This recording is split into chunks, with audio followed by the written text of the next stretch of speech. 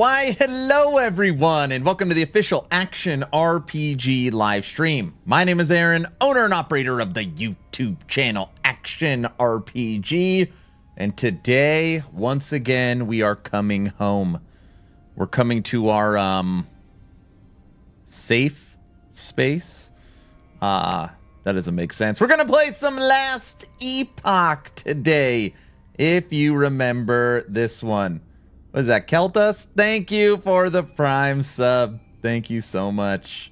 Hello, everyone. Hello. Today is going to be a special Friday. Happy Friday, everybody.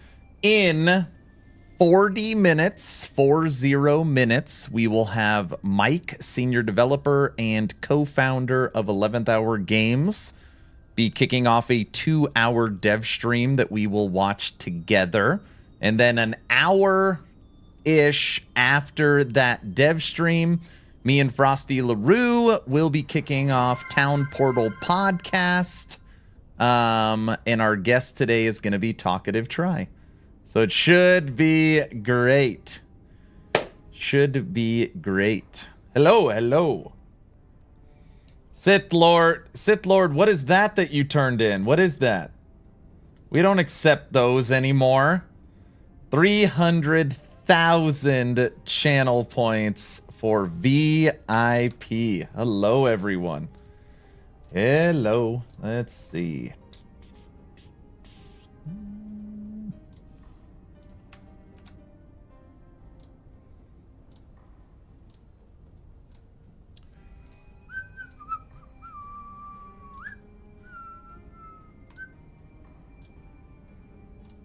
And voila. Look at that. Look at that. Podcast looks weird.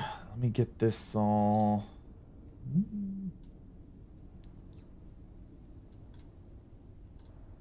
guess we could pull the timer over.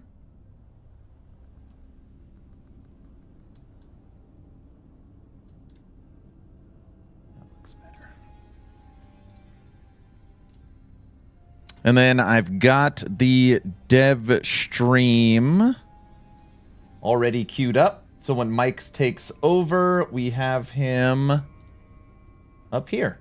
So we could play and watch together. So it should be a pretty good day.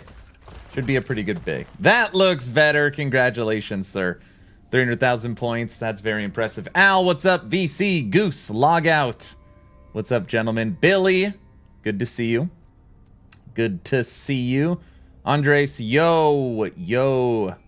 Kelthus, thank you for the Prime sub. Shin, Aaron, what's up? I'm ready for today. Just got off work a few minutes ago and got my food just now. Let's go. That's what I like to hear. The Am? Hello there. Hello. Z-Wire. The more I played PoE 2, the more I miss Last Epoch. Time to go back. PoE 2 is way too punishing and disrespecting of time. I do hear that a lot. Midnight, hello. Sith Lord, congratulations. I was at 299974 when you ended last night. Oh my gosh, all you needed was the countdown timer today to get the rest. Native, hello. I think 250,000 was from Subathon 2, I believe it. PoE 2 is super awesome, but since it's early access and lacks a lot of stuff, I keep wishing we had Last Epoch's SSF option and crafting, so the game is absolutely not forgotten. Wrong game, sir. Ellie died. What's up, Autobot? Guilty, what's up? Back to the better game. Nothing is more disrespecting than failing a 3LP slam. I don't know about that. I don't know about that. I mean, failing a 3LP slam does suck, for sure. But there has to be some RNG in the game, right? And normally I only hear that from people that strictly play COF. I don't think I've ever heard a Merchants Guild player say that. Which is okay. But yeah, it does suck.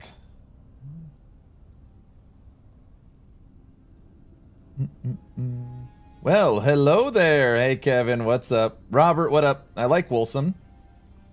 It was too crashy for my taste. Ellie is done. Servers are dead. What do you mean the servers are dead? I'm playing it right now. It's a weird take. The game's obviously online. It's been a while since I played last Epoch. Any updates on what's up with the game nowadays? It depends when the last time was you played.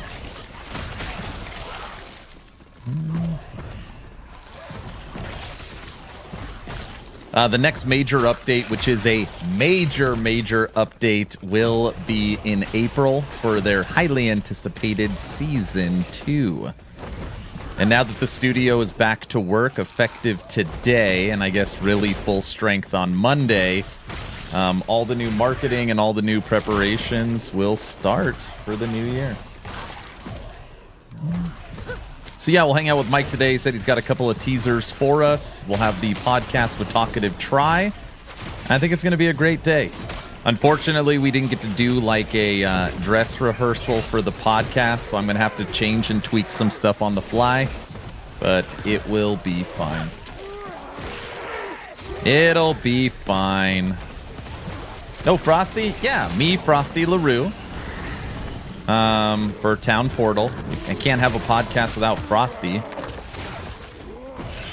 He can have one without me, because he's the important one, but I can't have one without him. Me, Frosty, and Talkative.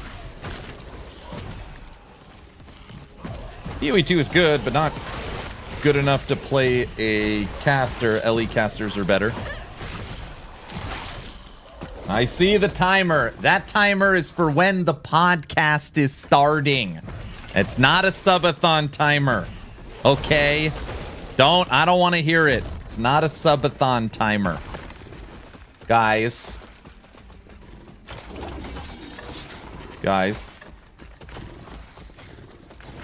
So don't look at it like that. Sir, what is this? Today's last Epoch day. We're going to watch the dev stream in 35 minutes.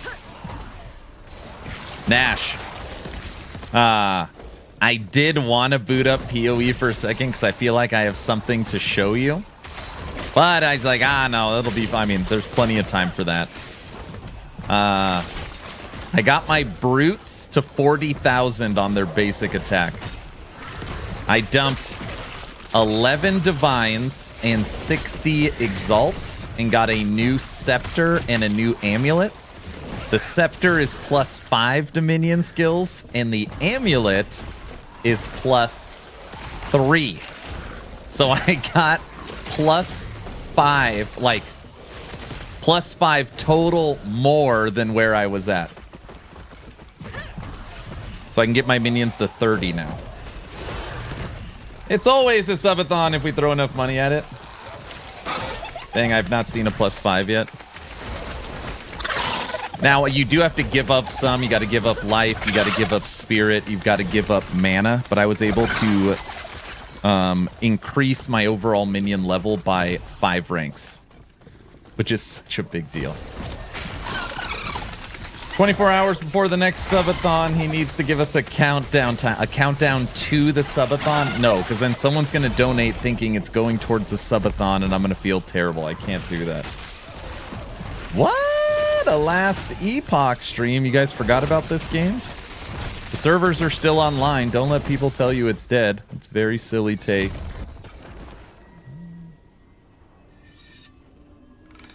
Dev stream is in 30 or so. Yeah, 32 minutes. 32 minutes. We've got it all ready to rock up here for when Mike takes over. So it should be good.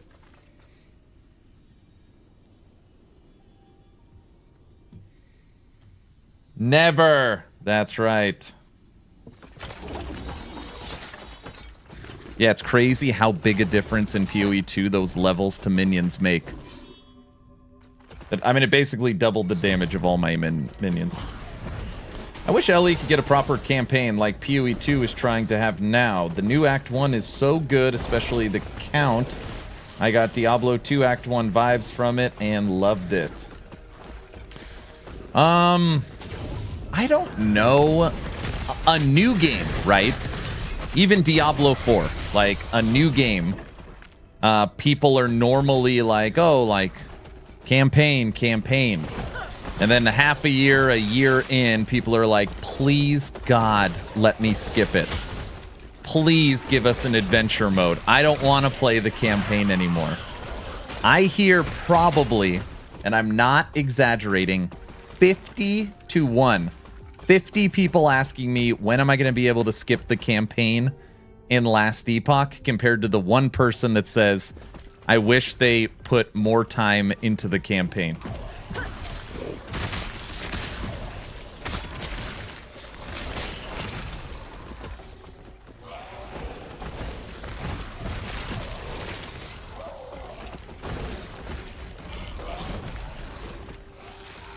Cleanest the stream has looked in a month. What's up, Cajun? How are you doing, sir?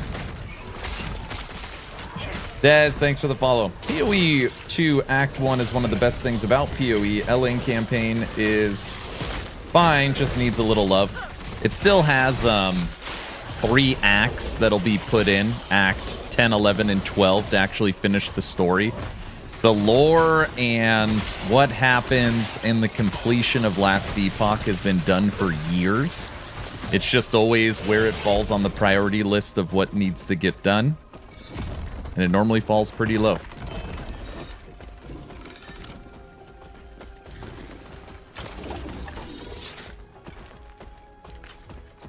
I do say skipping the campaign means skipping that Lagon boss, which is, you don't have to fight Lagon in the campaign. You can get all of your passives and idols once you hit Hyboria, which is Ice Horse. And then you can go to the Monolith and find a Temporal Sanctum key. And then once you get that Temporal Sanctum key, that dungeon skips you to the final act. I can't even tell you the last time I fought Lagon in the campaign. Very long time. What? Yeah, you don't need to fight him.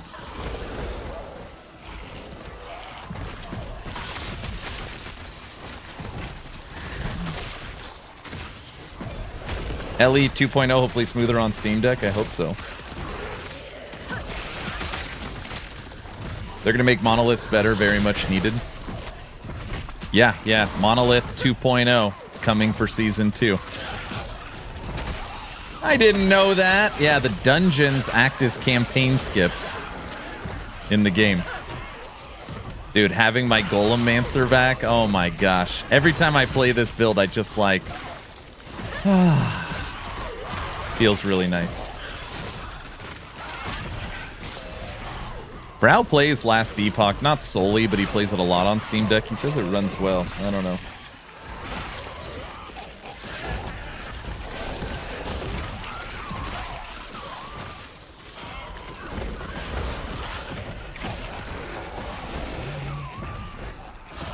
This is Aaron's rocking chair. It's exactly what it is.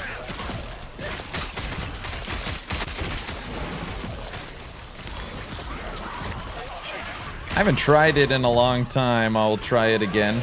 April is Season 2. We'll kick off another race. We'll have all the new builds, all the new boot camp videos. We'll have Subathon 3. April's going to be wild. April will be wild. It'll be good. Golems are my favorite thing in LE. They are made so well. Yeah, they're very cool. Very, very cool. My witch.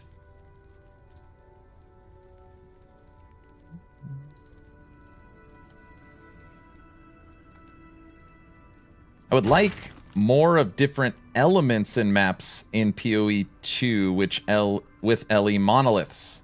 I'm hoping the new season brings some varied content to monos, and yes, I know you can't say anything. I'm just hoping. Yeah, I can't say anything.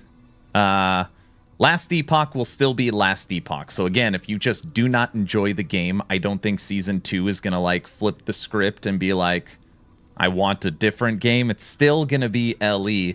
Just quality of life improvements, end game improvements, engine upgrade, new skills, new uniques, complete Sentinel overhaul, tombs and cemeteries, another faction skill tree. Like, there's lots coming for the new season.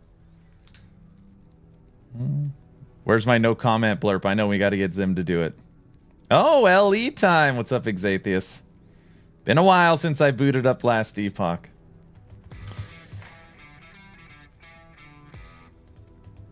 TLISS 7 reveal tomorrow. What? Sembiance, hello. Yes, I know. It's funny they picked a Saturday. Tomorrow we get the reveal of the January 9th Torchlight Infinite reveal. Tombs and cemeteries, question mark. Wait, I don't remember that part. What? What?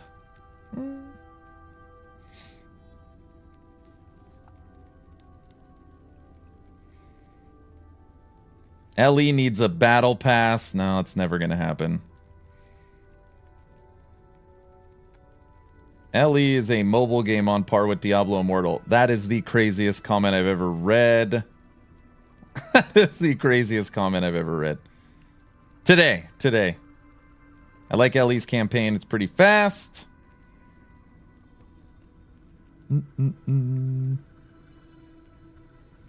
Adventure mode could be fun if it was spiced up, to be honest. Just something to walk you through maps and farm some stuff. Yeah, it'd be fun, like an alternate monolith.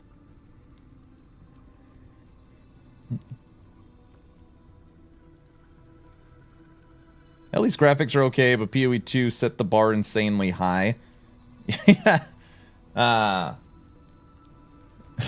Calling Last Epoch a mobile game is pretty crazy. It just makes me think the person doesn't play it. But, you know, again, just for understanding. Okay, hold on a second. This will be good. This will be good. Let me snooze, get out of here, ad. I've been covering Last Epoch for over 5 years. A very long time. Okay?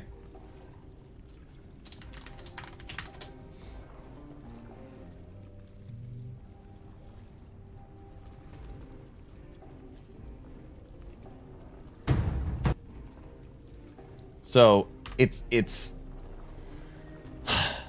I always say this, and I don't say this to be disrespectful.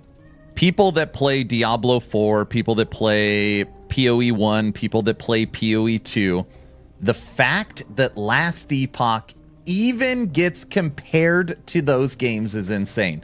When someone says Last Epoch looks okay, but it's no PoE 2, the fact that it's in the conversation is insane. Because a lot of people don't know what Last Epoch was. This is the Kickstarter for LE. The game I am playing right now. This is the same game.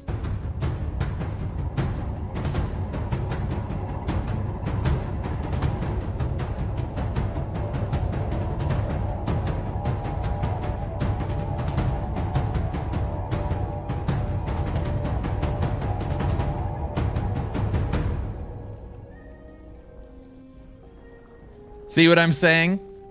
So you could sit there and be like, oh, you know, PoE 2 looks better or D4 looks better. Yeah, let's compare the budgets of the games. But there's something Last Epoch has that if you follow the game long enough, you would understand. It's got soul. It's got soul. What's up, Steve? What's up, Steve? Last Epoch has come a long way. Also, in my opinion, which, you know, you could debate it if you want, Last Epoch has the best crafting, the best loot filter, and the best inventory storage.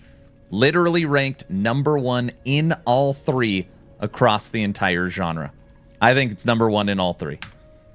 All three. LE equals quality of life, and it's only going to get better with Season 2. Mike has already talked about on the Friday streams that when it comes to storage and inventory, it's just going to get better.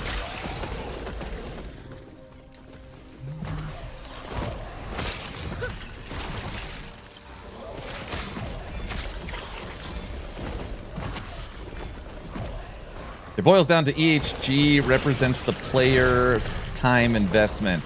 I keep trying WASD. So Judd on Reddit talked about that there is a prototype branch that EHG has for WASD. It just does require a lot of resources and time, but technically they are prototyping WASD for this game.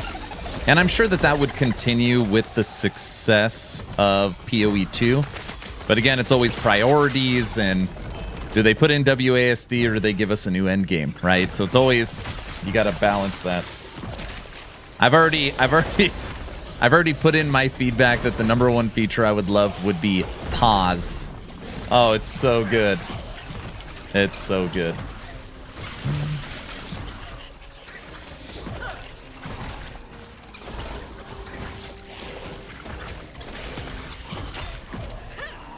Oh, pause is so good.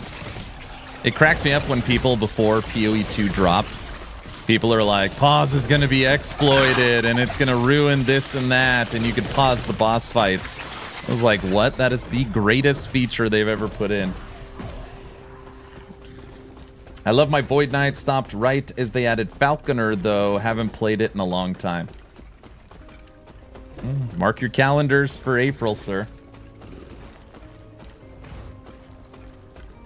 It's a very different view for everyone. Some say there's no challenge outside of hardcore in PoE 2. Some say it's too tough. Yep, we'll discuss that tonight with Talkative Try on the podcast. It's kind of some of the stuff I wanted to talk through. Too easy, too hard, just right. Kind of like the Three Bears, you know? I just hope that all the ARPGs just pick the best features off each other, but keep their own identity. Oh, for sure.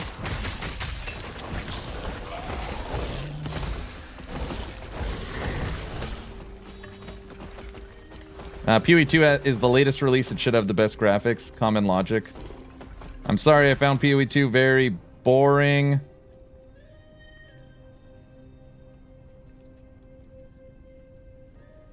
PoE 2's collision is so dumb. I'm just reading YouTube comments. PoE 2 needs a lot of work in the fun department, to be honest. It's got a great foundation, but here's hoping they do their magic.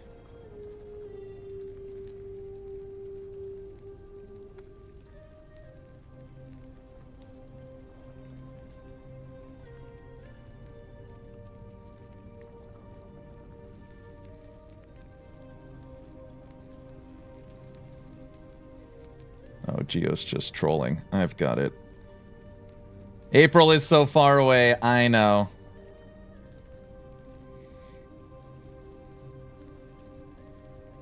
April so far away makes me sad. Makes me sad too. Old LE looks like Grim Dawn. I could see that. Preach. LE crafting and filter so good. Yep.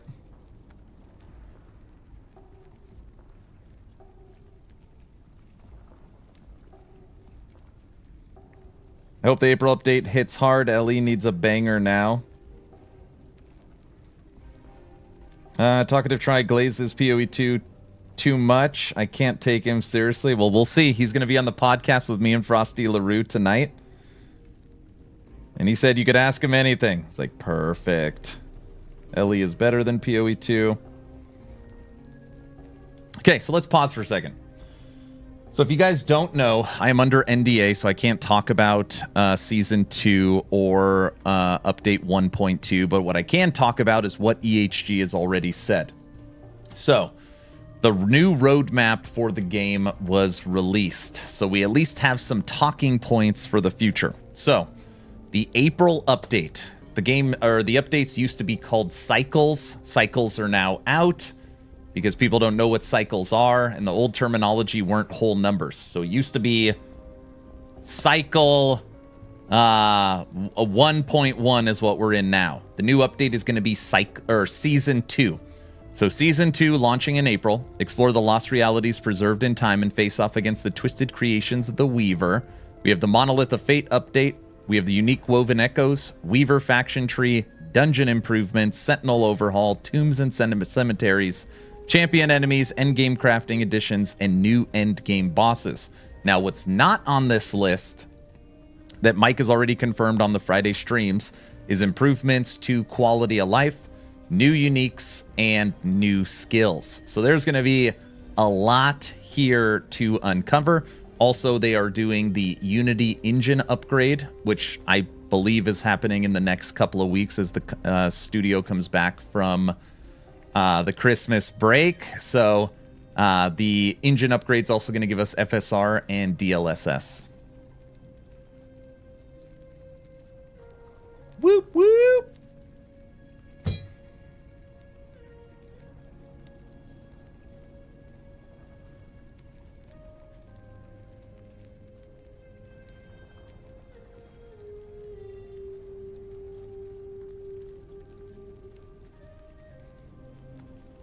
You've been playing Grim Dawn too? New end game crafting. Yep. JD, thanks for the Prime sub. All right, everybody, we're 15 minutes away from Mike, senior developer, co-founder of VHG, taking over. I miss Mike and his Friday live streams. Well, he is back today. He is back today. And he said he's got some good leaks, so hopefully they're good. Not just the fact that you can pause, but the fact that the game automatically pauses if the game crashes and will stay up for a while makes it so good. It's great. I want my flamethrower from Martyr in PoE2/LE. It was funny, yesterday we were playing PoE2, and I called the build Fire Ants. We are purposely igniting our skeletons, and we can have as many as 26 of them.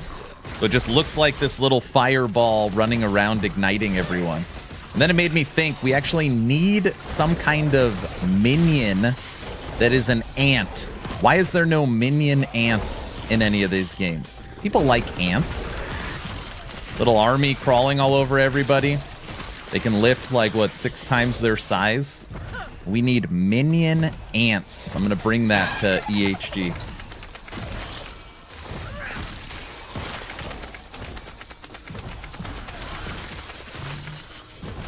Come here, lizard.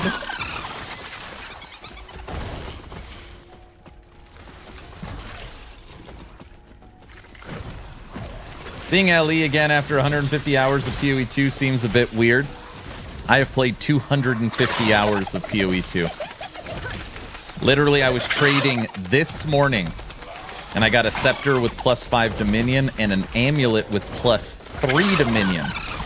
I added +5 to all of my minions this morning. I'm not a PoE2 hater. I'm not even a D4 hater. I believe that a rising tide lifts all ships. I think the success of PoE2 will just help for the success of the April season of LE.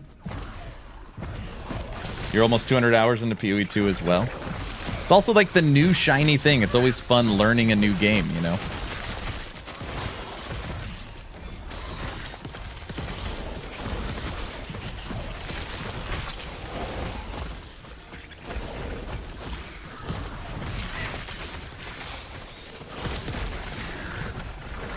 Man, if you've been playing minions, though, for PoE2, and then you switch over to minions in LE, woo! A little bit of a chef's kiss there.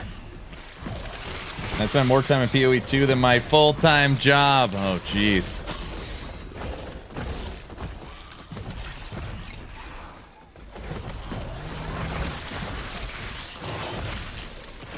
LE with COF, what I miss about action RPGs.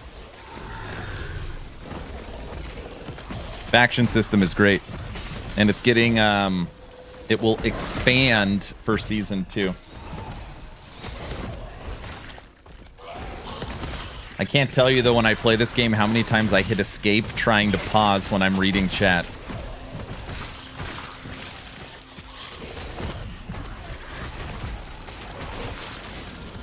I wish we can get a bit of COF in PoE.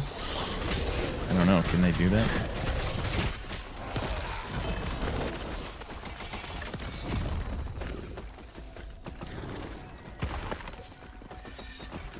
Do you prefer the change in calling seasons from cycles? Listen, I don't want to sit here and say they changed it because of me, but for over a year, I have had a campaign for EHG just begging, honestly, just begging. Just begging the studio to switch it from cycles to seasons. Everything I could possibly do with YouTube, Discord, and Twitch, I did to try and get in EHG's ear to get them to switch it. That is how happy, I mean, that is how much I cared about it. I even made a whole video segment on it.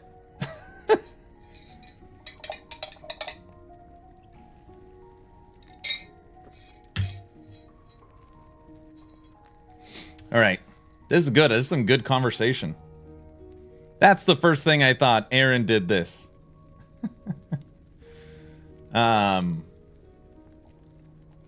Okay. I really like the boss mechanics in PoE 2. Every fight feels challenging as a new player. My primary complaint is that it's not obvious how to properly boost damage output on your skills. It's also up to the player to self-discover the combo system. Yeah, I do feel like, at least, you know, just so everybody knows, I see the writing on the wall. I tried to describe this yesterday. I know that the core of PoE 2 is excellent. The game is going to have a bright future. It's going to likely be #1 in the genre when it's done. I can't rate the game, though, on what it's going to be. I have to rate it on what it is. And yeah, there's a lot to be desired in PoE 2 right now. And I think the current version of early access, anytime I talk to somebody, it's like, oh, I'm playing Spark. I'm playing Spark. I'm playing Deadeye. Like, basically, if you don't want to fall behind just to inflation, it's pushing people to like 3 builds. So you got 1,000 skills, 1,000 supports, and 99% of people are playing the same crap. I hate that so much. Shady, thanks for the Prime sub again. But the bosses are great in PoE 2. I think it's its best part. Very true. I may have to start using a partner until I get a character over my wall in PoE 2 and then get a build right enough to carry me through endgame. Yep. We're going to get consistent news from EHG all the way through April, so don't worry.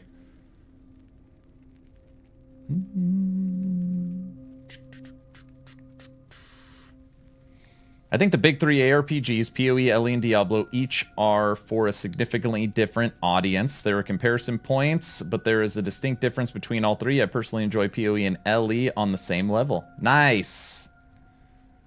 Oh my gosh, the person that just commented is called Bot. Bot Bandy. What if Bot Bandy ever wins one of my giveaways? Oh, that's going to be bad. That is going to be bad. This channel's all bots, if you didn't know that, so you're in the right place. Trevor, what's up, sir? And they need each other to be better for ARPGs. Yep. You should ask Mike about minion ants on the stream today. I hate ants in real life. Would be fun in the bug form. That's what I said. Swarmblade could have ant minions. Or maybe, when you put on this helmet or wear this item, it transforms your locusts into ants. Locusts are melee. That would work. See, that's a good idea. Tell the marketing department you could have world's first ant MTX, right? I don't think that's the marketing department, but it might be a good place to start.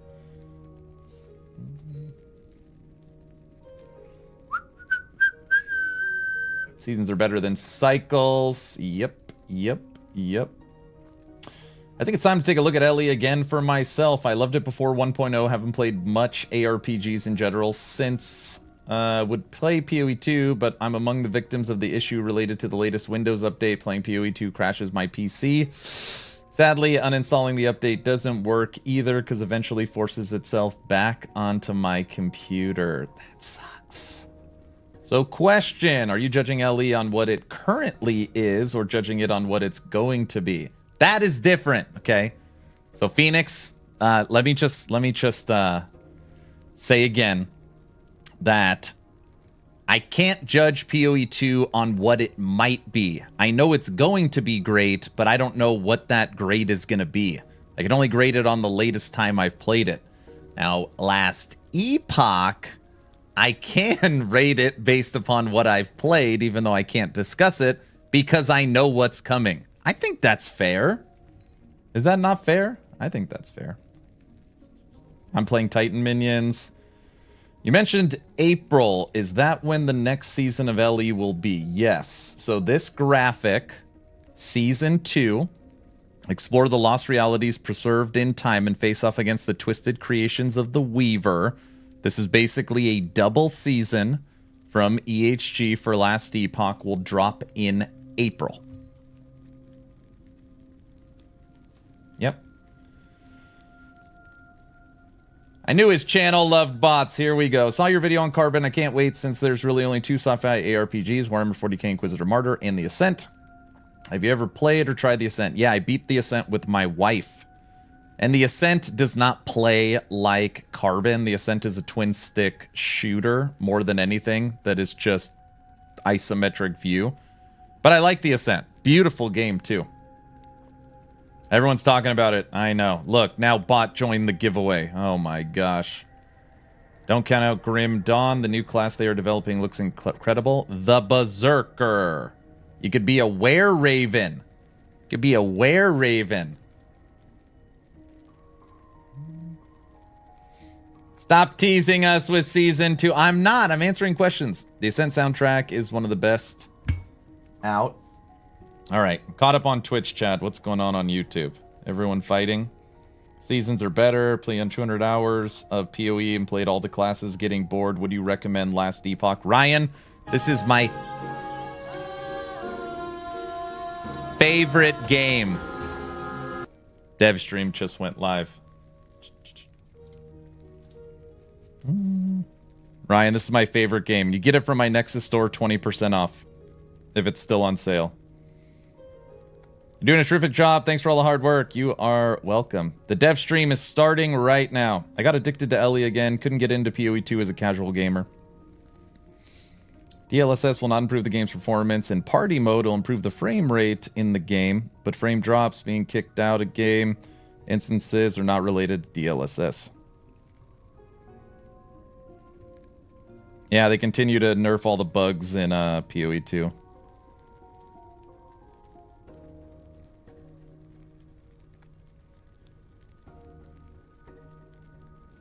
Uh-oh, Talkative Try is in YouTube. Uh-oh. The Glazer himself. Some say I cannot be taken seriously, so I say good. I'm taking Triceratops after all. Oh my gosh. Hey, I don't even know if you noticed Try, but where the hell is it? You see what the image is for the flyer in the background? Huh? It's a Triceratops. You see it? Huh? Everyone, Try will be joining the podcast with us in 3 hours and 30 minutes.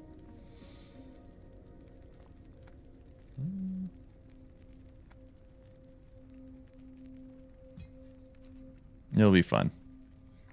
It'll be fun. All right, let's kill the audio on my stream. Or the game audio. We'll bring up Mike.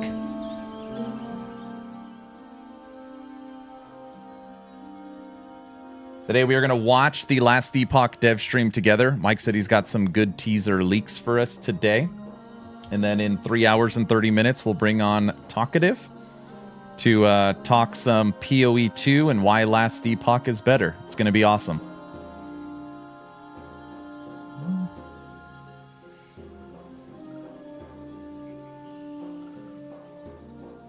Have a good stream beforehand, dude. You're welcome. I made a killing. So Netstalker, you were the guy that was abusing the bug? Hey, enjoy your haircut. I really hope that we will have fun in LE again, like we did a few months ago. We have a group of over 60 people. We are playing PoE 2 now, and we are waiting for LE. It's worth it.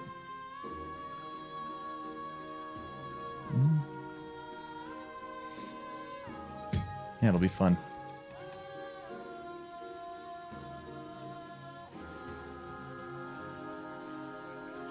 You know what? If I end up winning a key, re-roll it. There are people who need it more than me. So the joke is that this channel is botted. There's nobody that is real. It's just like an ongoing joke for years. And that every time I draw a giveaway, it's always a bot that wins. So the fact that bot is in your name, if you win, oh my gosh, I'll never hear the end of it. Bots always win everything. Here we go. Here we go. I already got to hear it.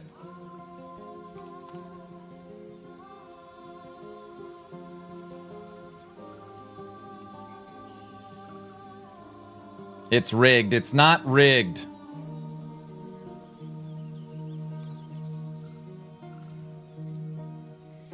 Aaron, how are you? I'm doing well, sir. How are you, Diesel? Can you move today? Today's going to be a fun stream. Dev chat with EHG and podcast with Talkative Try. Good afternoon, everybody, and welcome back to another Last Epoch Dev Stream. Hello, I'm your host, Mike. How's it going, everybody? Mike's back. We had a wonderful little break, and we're right back into it. So let's get going. I decided to start the new year off with a new character. We're gonna have some fun. Just gonna do a little bit early leveling. See what shenanigans we can get up to. Oh my gosh. He finally dumped Lich. He never made it to Empowered on Lich. Oh, it's so bad. Here, welcome. I saw a few already. Glad to have you here. If you have a question for me, I'll be happy to answer it. Please put @LastEpochGame in the questions so I see it and answer it. And as always, we do stream for charity, and that's above my head. And so all the everything from the stream goes to that. That's about it. Did he slim down since last I seen him? Yeah, he's lost like 50 pounds. Hope y'all having a wonderful time. Gotta get this. I love Last Where's Epoch. our What's first up, day? Billy? Well, let's get one of those.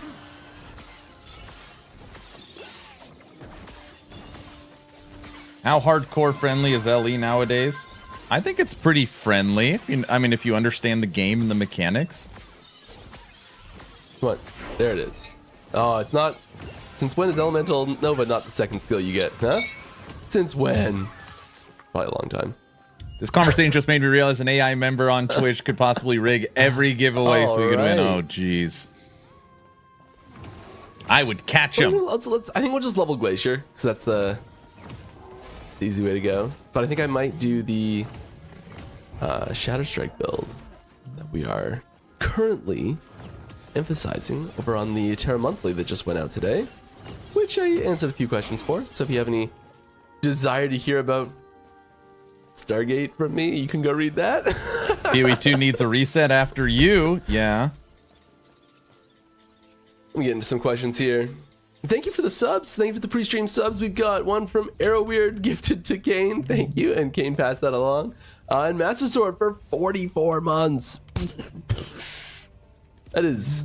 We do need to bring back bingo. We'll get that going again now that everything's I mentioned how long I've been normalizing. doing this, and I'm like, I think I just have to like look at like one of these like crazy high sub chains to like find out exactly how long it's been. And I think that's how long it's been. I think it's 40. Did you say anything about WASD? It just started. Granted, Judd, the game creator, did say on Reddit that they have a prototype version of LE with WASD. So they are testing it at least. First time here, loving the chill vibes. Hey, I appreciate that. Thanks, Solid. Terra Monthly was just released. Yeah, I'll cover that tomorrow. Hi, Aaron. Hi, Mike. I'll say this right now. After the stream, I think a little bit after the stream, I'm not sure when exactly, but I think that Aaron's got something cool planned. I don't know if I should say exactly what it is or not. But there will be something cool little follow up there for him. With some other people as well. Let me watch you fight. Who, if you're here, you probably know of them. First question from Steve. First question back. Yeah, new year, first one. You're looking incredible, mate. Congrats on the new life journey. Thank you very much. Appreciate it. Yeah, feeling good. All right. Just got into Last Epoch for the first time. and it has its hooks in me. Super excited for April. Aaron never has Me anything too. cool planned. Me What? Smoke. What? It smokes real bad. All right, you're right. That's true. Bingo, when we get the new engine, we could do that. All right. So looking forward to season 2. Me Where's too. our elemental nova? Ooh, let's take those and those. Are you going for the community spotlight build for the monthly newsletter? Yeah, I'm gonna give it a shot. Have you guys decided on a date to release the engine upgrade? No, I don't think so. I'm not sure though. I got back from holidays and I'm like, all right, let's crack open this triple-digit ping count and see what I can get started on.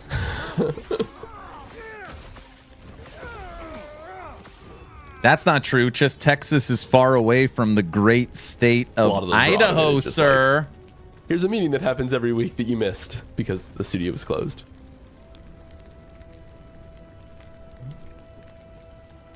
Oh yeah. Oh, you just got like a chest Shut crack your mouth. pop Texas thing. is the best. So I didn't say good. anything bad about Texas. Just All right, next Idaho's question. better. In the next season, will there be exclusive content we won't see in Legacy? That's a good question. I don't know the answer. I doubt it. What we did last time, and I sort of assume this is what we would do next time as well. So we're guessing here, but I think as Exathius we did must last ask time, that anything question. that was exclusive was eventually brought everywhere once it was like unlocked or once it was like completed in the initial new season. Exathius, did you I'm ask training that? myself use season I'm just instead of guessing cycle. it's you. We're getting okay at it. Get a passive. Let's get some damage. I didn't ask the Probably should question. take an Happy engine New instead, Year. Actually, that's okay. I got loot lizards everywhere. Let's go straight for Nova. Damage area.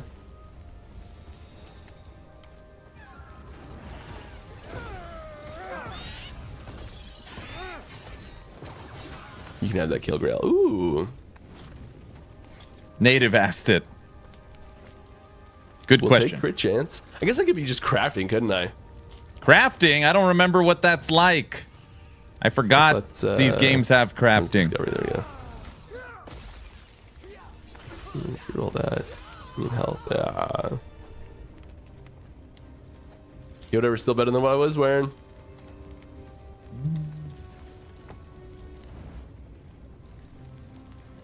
Yeah. I want to play a season rather than Legacy to try out MG. I see. You got to try out Come on. MG. It's the Like best. double clicking. Membrane of my mouse is going. All right. Yeah, so I don't think anything will be exclusive to Legacy. If anything, there might be a slight time delay on something. But I'm pretty sure everything's just Slight available everywhere. time delay on something. All right, next one. Hey, how are you? Pretty great. Can you tell us everything about season 2? I could. But I'd be wrong about half of it, and I'd get in a lot of trouble. I'm not going to. I'm sorry. Come on. If you tell him, then I could tell him. We're almost there. Something like that. Stuff equipped, so we can pitch the base ones. 'Cause you can't really upgrade those. Move Somebody should ask that speed. question. Do you feel really good about the April date, or can that be delayed again? That'd be a good question. Yeah.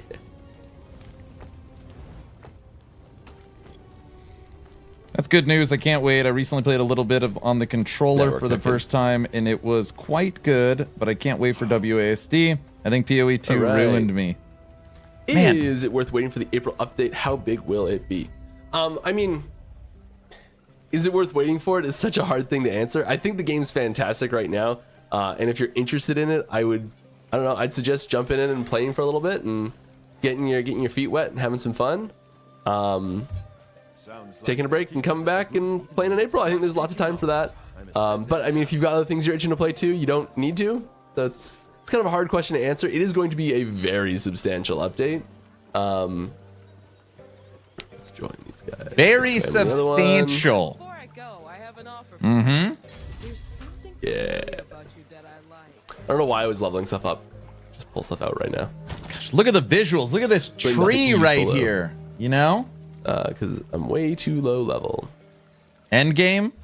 Yes. Substantial end game. Gonna be some. It could just be that I've been playing point and click action RPGs forever since I was in high school. We played WASD for PoE 2, and I immediately went back to point and click. I liked it way better. And it's just like, I feel like it's like driving on the other side of the road. I just couldn't get into it. But weirdly, I think it's okay on like V Rising. I don't know. Just put every unique on we can.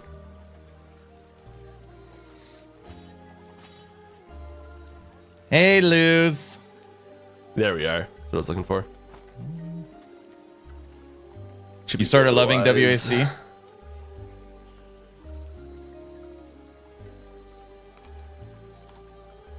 Man, the first thing I noticed when playing LE Slap a shield on, right? is 1, crafting, 2, movement skills. You forget, like, oh yeah, like every action RPG I play, I normally have a movement skill. I mean, we could just go straight into melee.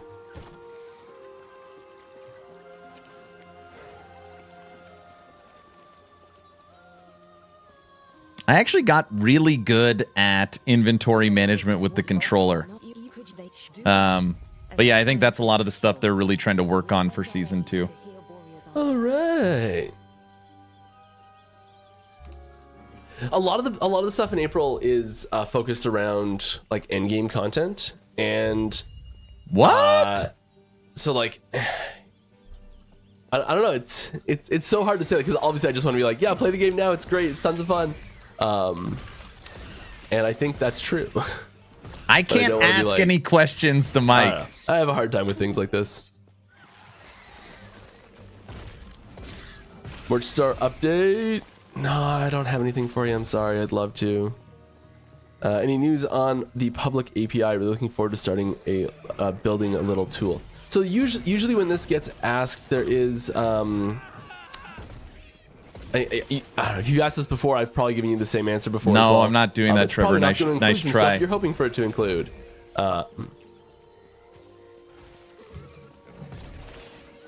But I think the API version that we do have is still in like preview mode.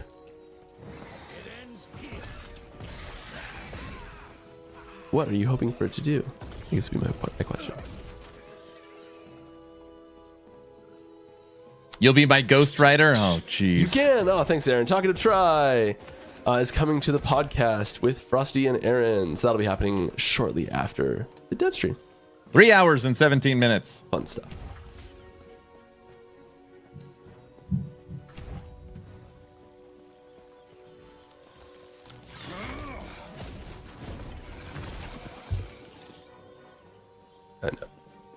No.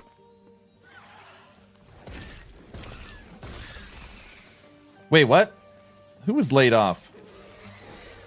Yeah, it's More okay. I got my questions? TV with Are my there any severance areas of the pay. games Oh my you guys gosh, need more Xathius, I'm community sorry, feedback sir. on? I mean, everywhere we always love feedback. I don't know if there's a specific area where we're like, ooh, I wish someone would start giving us feedback here. But yeah, I mean, there's always room for feedback in basically every section of the game. So if it's something that you're playing, I guess whatever you're naturally playing is where we want the feedback, really. There's also areas that we don't see much feedback from. It can kind of mean a couple things as well. It can mean that people just aren't playing it because they don't find it like enticing to do initially, or they aren't playing it because there's something about it that's not fun, so they stop doing it. Oh, that's good. You got your Sometimes job. the lack That's of still good. feedback You got something kinda, lined up. in a weird roundabout way is feedback.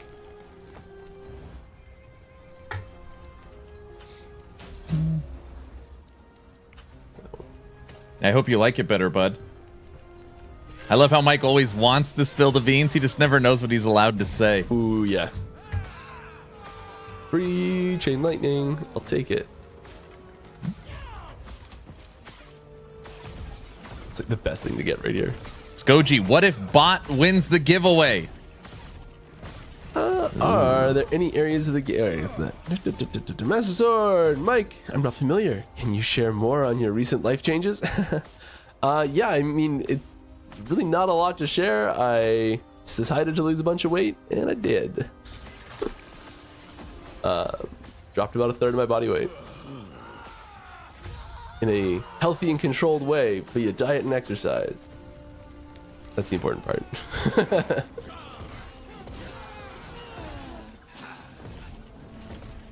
I always relate severance pay with laid off, so do I.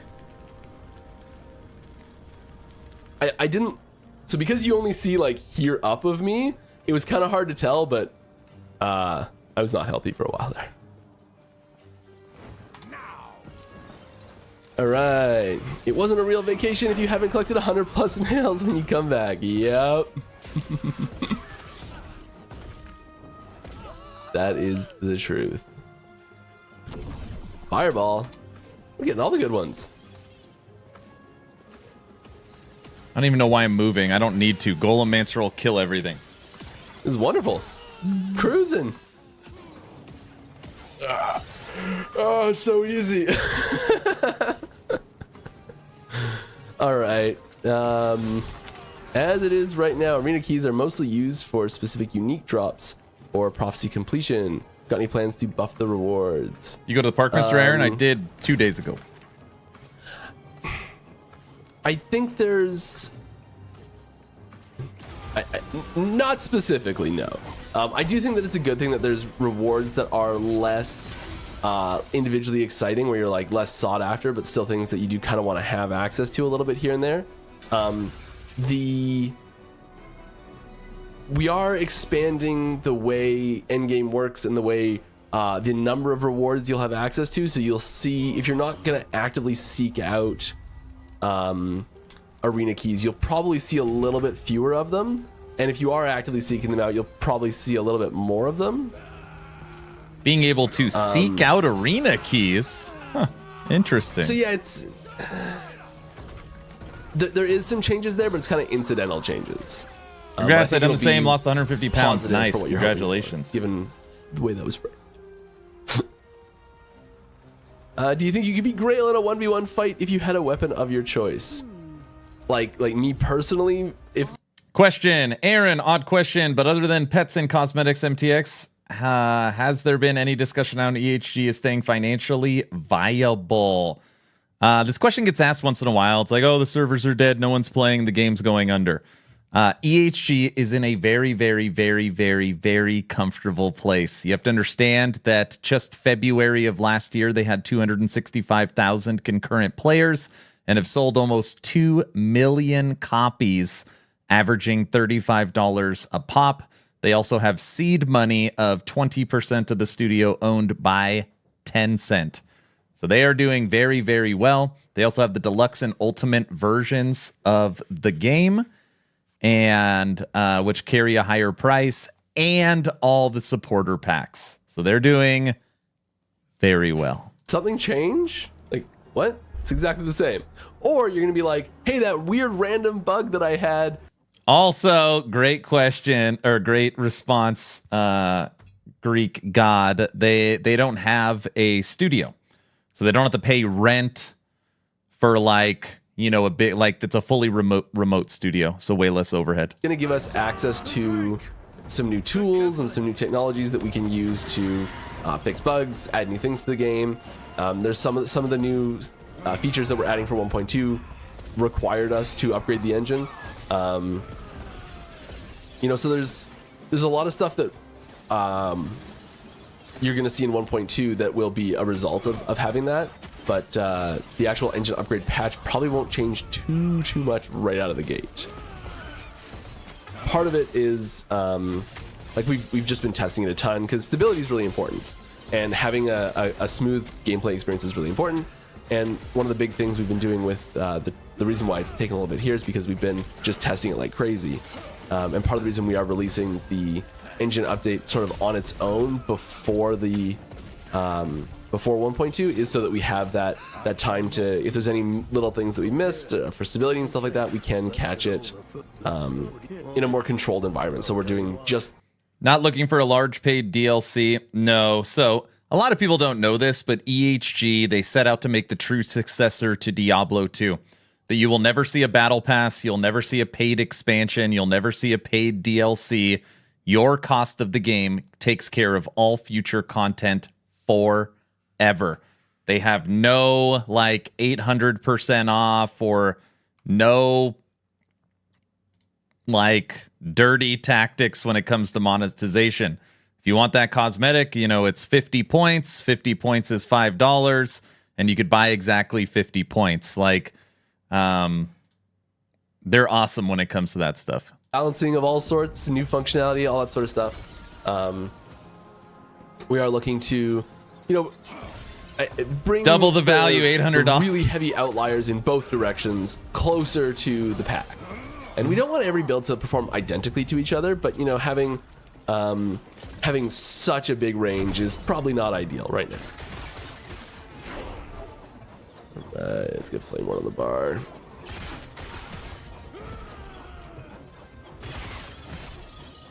Can't hurt to have it. Fools. I didn't even look what that one was. Yeah, I'll take that. I'm not a fan of Invincible MTX, right now? sadly. Yeah, you don't have to. That's why we love EHG, right? Oh, actually, you know, I'm wasting so much stuff right now. I've been playing PoE 2 and having a lot of fun, but it's crazy how bad visibility is compared. Oh, it's terrible. Yeah, it's terrible. You need to bring Bloom down another 100%. Did it actually get any better from the base version? I don't know.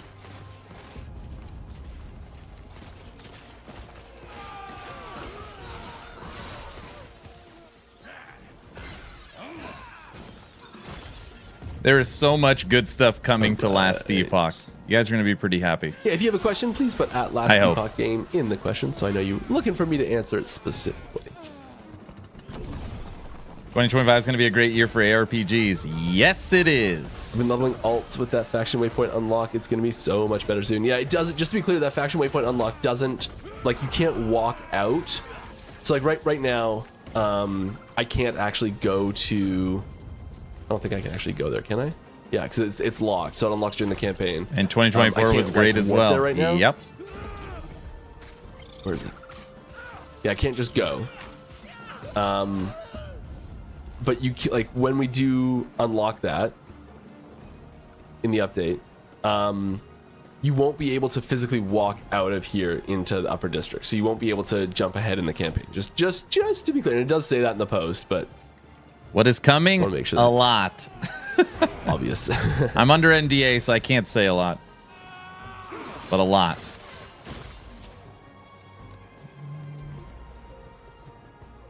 Outside of the big Sentinel skill changes, will the other classes also have some dramatic skill changes, interactions, or will they have more numerical updates?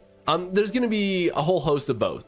So there's going to be, I would say, more mechanical changes on Sentinel than the other four combined, because there's a lot on Sentinel. But everyone gets something.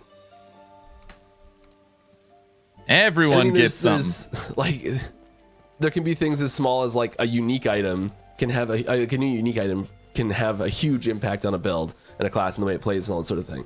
So, you know, like there's changes in passives, there's changes in skill trees, there's changes in all sorts of stuff all over the place. Sentinel is just by far getting the Patch most. is scheduled for April, season 2. We've said it by now. Volatile Reversal, one of its like core primary abilities that is used in just about every build, for the wrong reasons, is getting a complete overhaul. Base functionality, skill tree, the works, the way it interacts with other skills, items. Yeah, everything. Volatile Reversal is a And, new skill, basically. That has a huge ripple effect because basically every other skill in Sentinel was hanging on by a thread damage-wise, just because it was being propped up by Volatile Reversal. And so now that we've kind of taken that requirement for Volatile Reversal to be used away from the ability, Sentinel's my favorite. I didn't know it was getting a full everything else overhaul. needed to get a big buff. Sentinel overhaul is literally on the new roadmap. Monolith of Fate upgrade, unique woven echoes, Weaver faction tree, dungeon improvements, Sentinel overhaul, tombs and cemeteries, champion enemies, endgame crafting additions, and new endgame bosses, including new uniques, new skills, new quality of life. There's not much in the way of fire totems. Roadmap. Fire is kind of a low synergy element for. Titan Quest 2 just says winter. It's all we know. Winter, they said. that class that I'm remembering the name of right now and saying out loud to you, Shaman.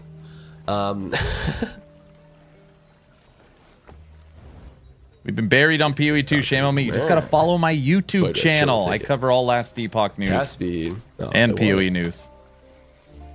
But I want it. Sure. This is something that's interesting. That Runes of Discovery don't take any forging potential, and they just can fill a white item up completely. So you can very quickly get, like, a lot of stats on some early items if you just want to just get something going. Everything okay? What that and what that we there? Are you stay safe, stay alive, and bring Balthus back.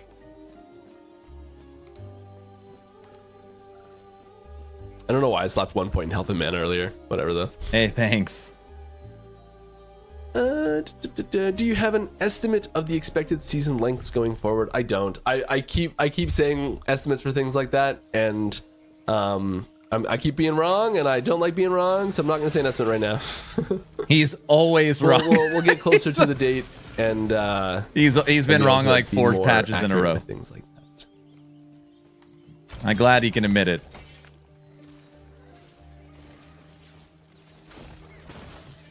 Tumble over to the wrong side.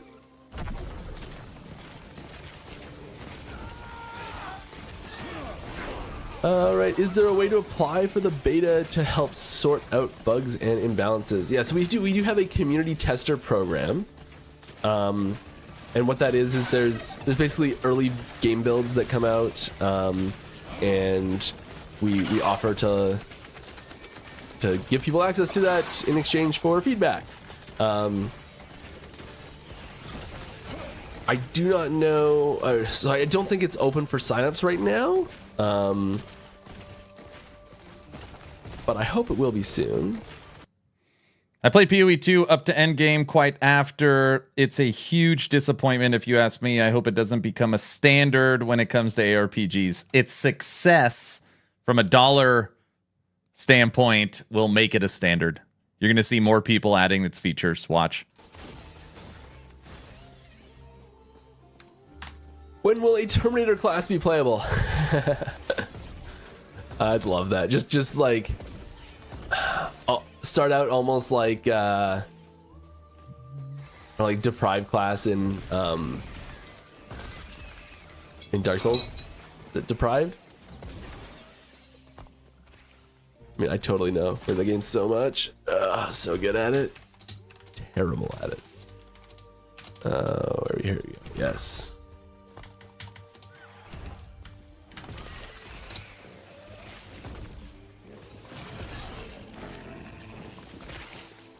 I'm so bad, but I'm so stubborn. So like, playing Elden Ring, I'm like, I will not change or fix my build. I can do this with skill that I don't have. 200 attempts later.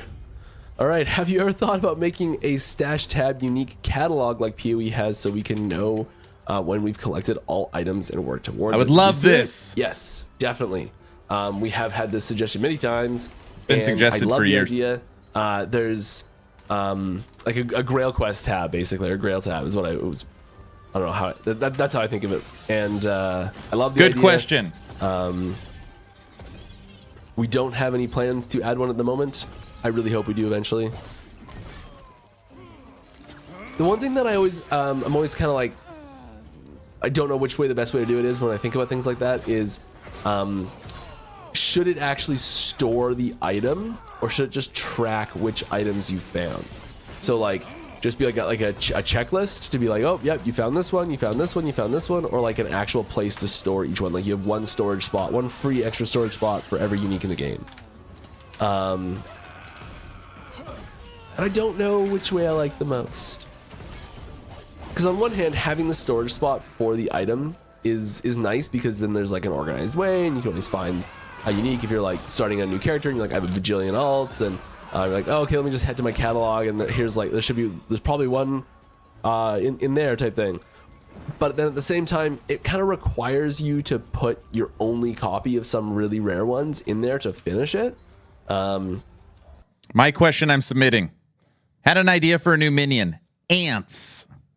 Quick, lift 6 times its weight, swarm. Thoughts? Question mark. Maybe Swarm Blade minion? Item changes locust to ants. Yeah.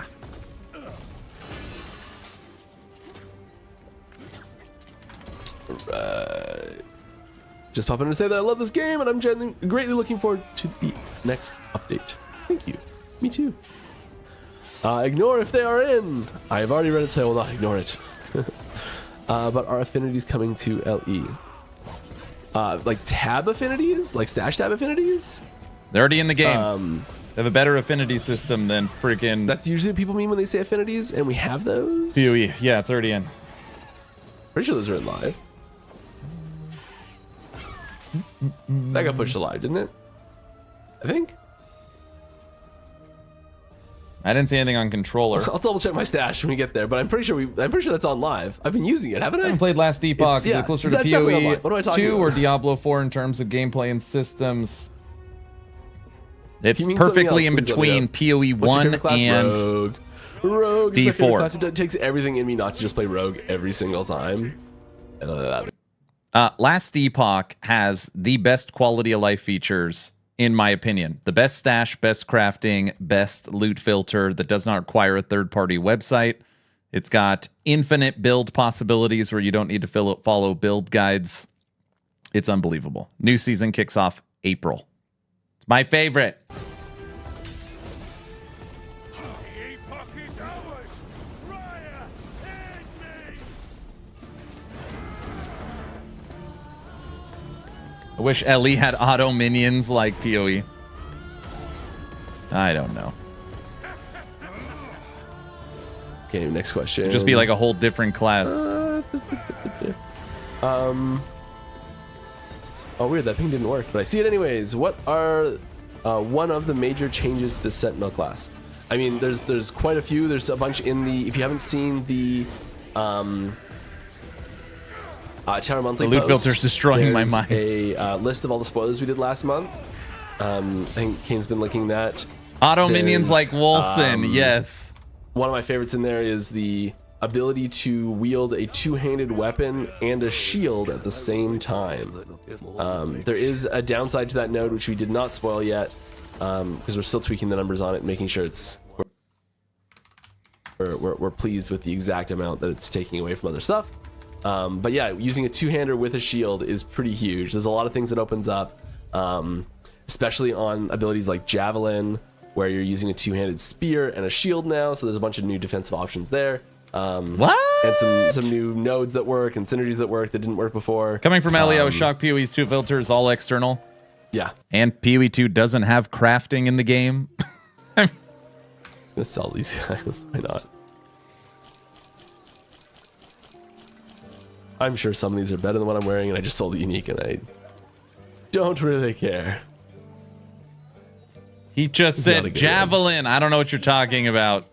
I didn't hear what he said. I'm so sorry to you too. This Wrong way. is best for us all. Will there be community events and races in the future like PoE had for the world first Shaper Kill and community leagues to keep the game alive between leagues? Yes. Definitely. We've done a few events, and there's been a few community-run events and things like that. We're Here's a very, community-made new unique. Big fans Oh, of you those can't sorts see of it. things, and we want to do more and more and more of them. We've been adding some tools on our back end to be able to do that more efficiently. Yeah. If you are not in my Discord, every single season, we do a community race. Join the Discord. You set a stash tab to a group of items, example idols. When you right-click the idol, it goes to that tab regardless if you're looking at the tab or not. Yeah, yes, we have that. Yep, it's the best inventory. It's got Yeah, full what do we call tab, that? splash tab affinity. Stash priorities, the priority tab priority. When you go to your stash, I could have just looked at it there. When you go to your stash, there's a, let's just go look. Summon 100 ants, kill the server, kill your frame Doesn't take rates. long. It's perfect. Back. When you come in here, you can, nope, not category, tab. If you right click on a tab, you can see this tab priority right here, and you can pick different weapon or miscellaneous types as well, and put specific things in there, and then you can pick specific properties of those things and other specific requirements and things like that. So it'll auto sort for you into those tabs. Mancer. Oh, brother.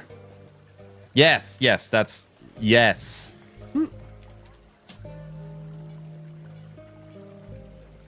Health regen, Keep soul enhancing feast. the game. Yeah, we will. Love it, the game and progression for improvement. Thank you. Give us Steam achievement, please. Yes. I want Steam achievements so bad. They're so nice. I lots of these things I've said before elsewhere, but like I love. So I play a fair bit of Civ as well, and there's so many ridiculous achievements in Civ that happen by accident all the time. Where you're just like, it pops up, and it's like, do this thing, and you're like, okay. I wonder what city it has that unlocked. One of my favorites being, it's use the great people, Michelangelo, Donatello, Raphael, and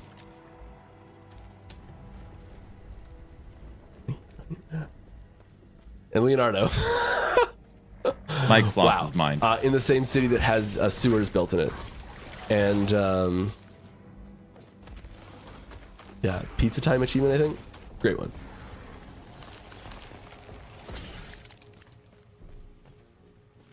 My 4-year-old likes to watch me play and would like it if you added more dinosaurs. Well, you know what? Good news. Not in this patch. The next act takes us to the ancient something we are era. working on quite a bit is a lot more ancient era Yep. dinosaur stuff. So you know what? We're working on it. Sure. I like being able to just say yes to things like that. Okay, but imagine for just a second, hear me. The ant minion actually like crawls on the enemy. You see what I'm saying? Like they're smaller ants and they can actually like, I know it's stupid. Eats them alive. I lose. We're going to do a no hands run right now. Any updates on a console release? No, we don't have any information regarding a potential console release. It's Ants something that that we deal really crawl want to do, damage. but there's a lot of groundwork that needs to get laid before we can really even commit to specifics there. We are doing a lot of work on like Steam Deck improvements and our just controller improvements in general. So we are in 1.2 adding in context and specialization specific controller targeting systems for every single ability in the game. So what does that mean? Because that was a big mouthful of technical mumbo jumbo that didn't really say much. Basically, when you cast Fireball, the controller stuff for season 2 is going to be ridiculous. And shoot Fireball at the most logical enemy. And if you have Fireball that has, probably maybe a bad example. If you have, it's a better one. Crawl damage is too OP. It needs to be nerfed. Okay, let's say you have a Ballista. Here's a good example. Ballista has certain nodes in Ballista where Stonks, I don't know what you're talking about. You really want to cast it near you so that it will get buffs, because it buffs you and you buff it. Golomancer's going to work right now. But then there's nodes where it's got like a tripwire between the two ballistas, get tripwire between them, and they explode and they deal damage to enemies near them. So you want to place the ballista near your enemies. And so depending on which specialization you've picked, it will either place them close to you or close to enemies. So it's context specific targeting for each individual ability based on how you specialized it. Yeah. So it's going to be a lot more smooth to play on Where's controller. medic? And so it has like a each one of them has a primary targeting, a secondary fallback targeting, and then the default is just whatever it currently does now in the game. Where's If it Brow just at? can't He's supposed to find be a proud good of me for option playing for LE. primary and Brow? secondary. Brow?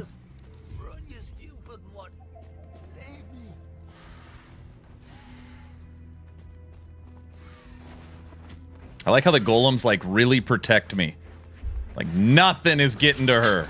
It's like my dragons. Game of Thrones, my 3 dragons. We shall avenge you. All right. I hope you had a great holiday and looking forward to the updates to LE. Hoping the controller keybinds can be customized so that a button. Aaron, do you have any thoughts about LE could take from PoE, or have you done a video on it? I have not done a video on it. I like the pause feature. That is number one. I like the way the Atlas looks. I think that the monolith can use like a dress up from a visual perspective because people like shiny colors. And I love their take on point and click. A way to rebind controller inputs. And The Golem Queen, just Steam does it as well, so you can like remap your buttons on your controller in Steam anyways, and then it'll just map to a different button. It'll say the wrong button, which can sometimes be disorienting to people. But welcome to the life of owning Switch controllers for PC. Yeah, monos are getting an overall. Take off the cradle actually, as it will connect to the game. Point and click is so good in PoE too. How does it feel when you see big names like Diablo and PoE take things that you created, introduce them, put them into their games? I mean, like there's.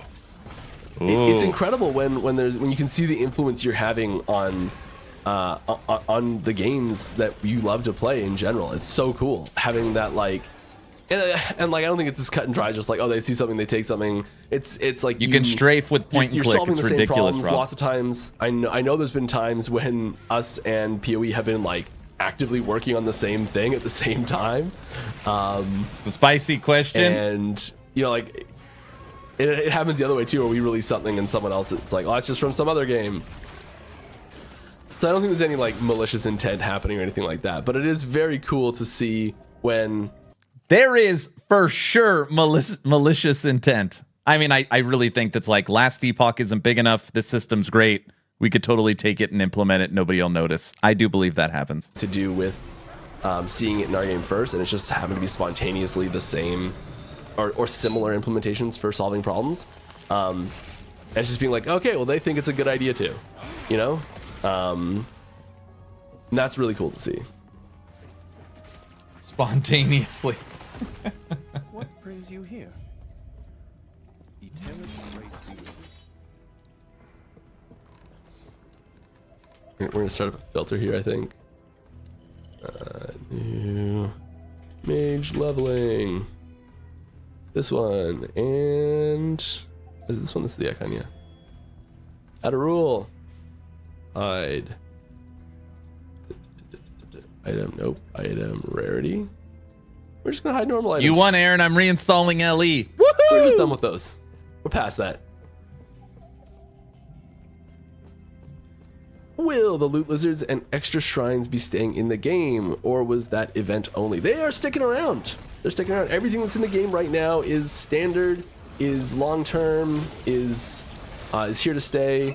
I mean, there's like nodes on certain things that might get adjusted and stuff like that. But yeah, mechanics, features you see right now, they're in the game. They're here. Why did you uninstall it? Getting updates, like there's certain shrines that are being tweaked in how they work. Certain like spawn rates and drop rates on loot lizards are being adjusted so that they're, I think, a little bit less frequent and a little bit more exciting. Good. And you know, things like that. So we're making tweaks and adjustments to all those things, but the features and the functionality, the core, the way it works, everything, that's all here to stay. Ooh, look at that! What We is don't it? hate those. We don't hate those at all. I do have a pair I could have just pulled down. Oh, you solved your space It's problem? cool to find it yourself.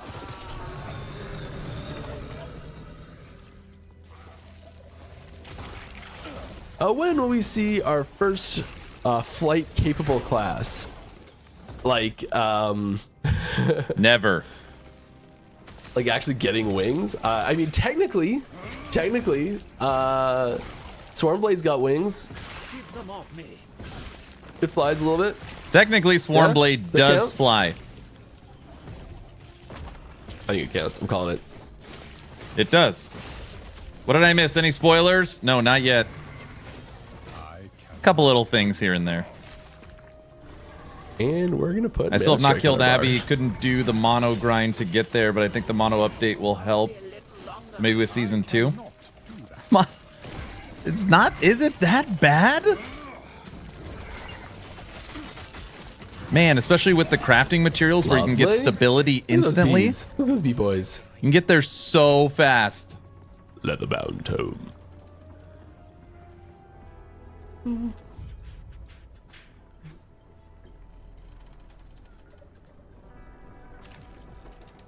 Don't forget to put at last Epoch game in the question if you'd like me to answer it.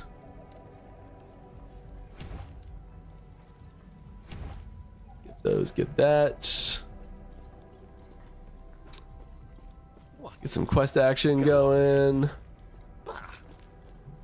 Give me some idols. Now, it would we every the gods. What makes PoE2's Atlas good where the Monolith and LE is bad? This is the stuff I can't... I've played 250 hours of PoE2. Or are they both Yes, bad? please. I'm trying to figure this out. Or is one just new and shiny so people like it still? Few It's idols not. Here. Mana, lightning res, ward retention, and health. Great one to have. It's the same thing. Armor and LE res, sure. Both are basic. Sure. I'm not saying PoE2's Atlas Why is better. not? Could probably snag a couple more uniques here for leveling in a minute. Probably should have done it there. Whatever. We're cruising. When I played Monolith for a while, I Are there started to any question my quality life. of life planned for the next up cycle season? We're calling them seasons now. Yes, there's lots of quality of life stuff planned for next season. Yeah, there's lots of cool stuff all over the place. Unrelated, but I feel like let's share some stuff right now. Leak. Teaser 1, here we go. I only have 2 today, but they're both cool. So, this is the first one. This is an update for a Sentinel node. I'm pretty sure, I'm like 90% sure we haven't shared this one yet. If we have already, I'm sorry. But here we go.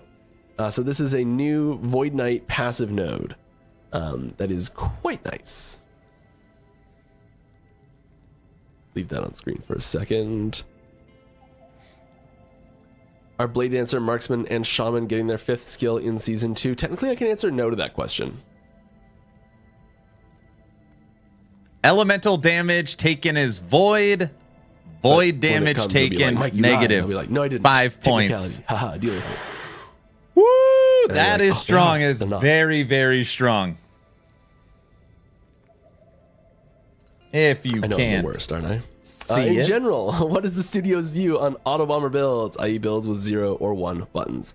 You can't really see it. I think the company line on it is probably for the most part builds that They don't like engage a it. player a little bit more are generally more desirable for us to have in high quantities at the end game. We like active playstyles being fun, engaging, and high power.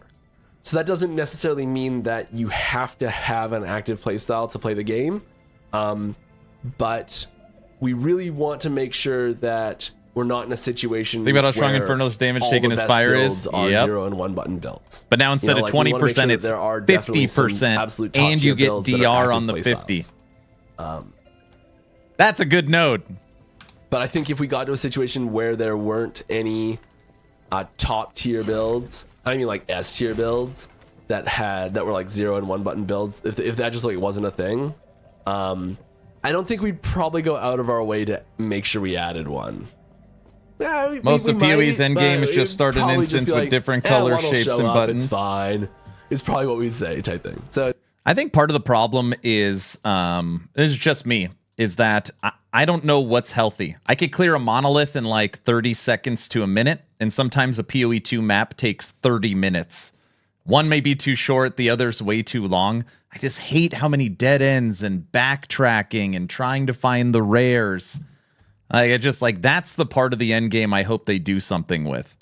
Is like these huge, massive maps where it's just every map, it's like, where's Waldo? I'm just trying to find the Easter egg. you know that some people don't like to have that super active play style.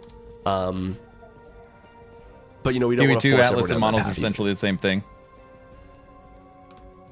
Oh my goodness. Thanks, Kane.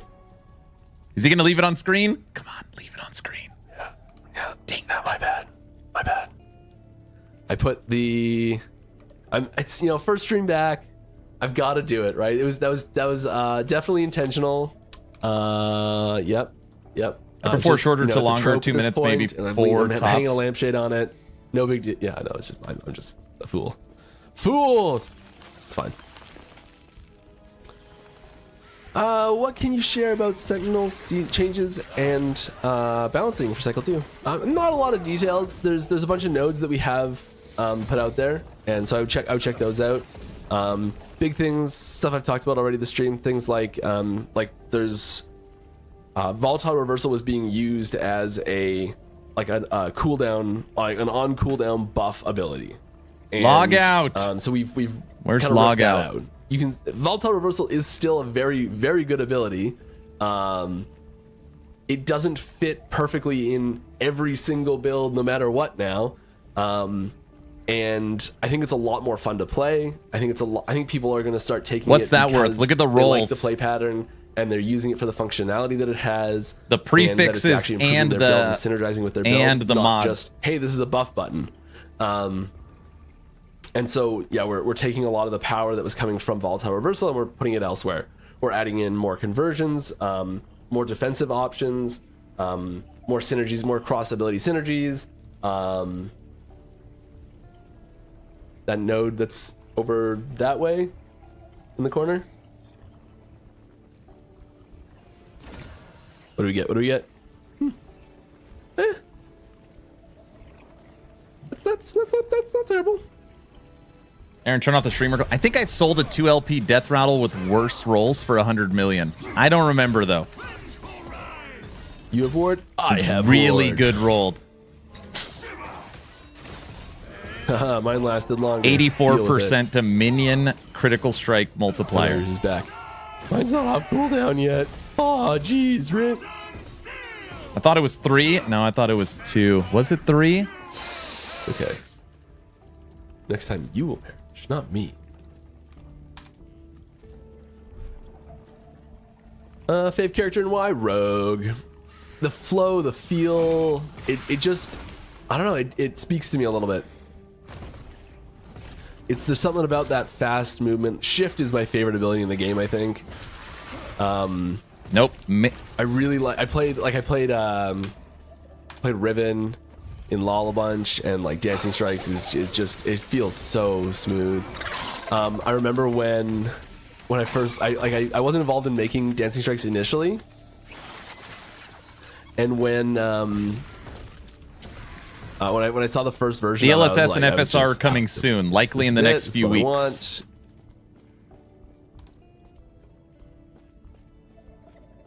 Then we made the skill tree.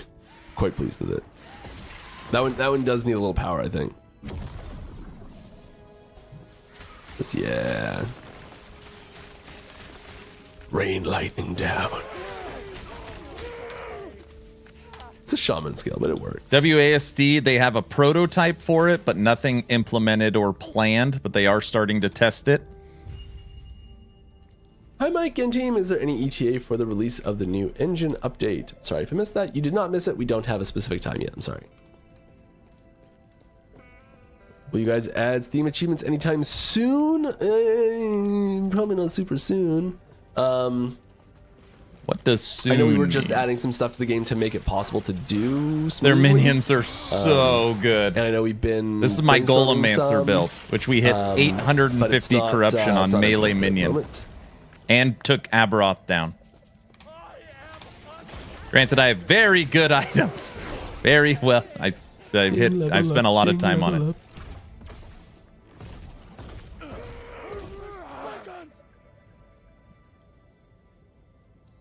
Have I noticed the bug? Probably.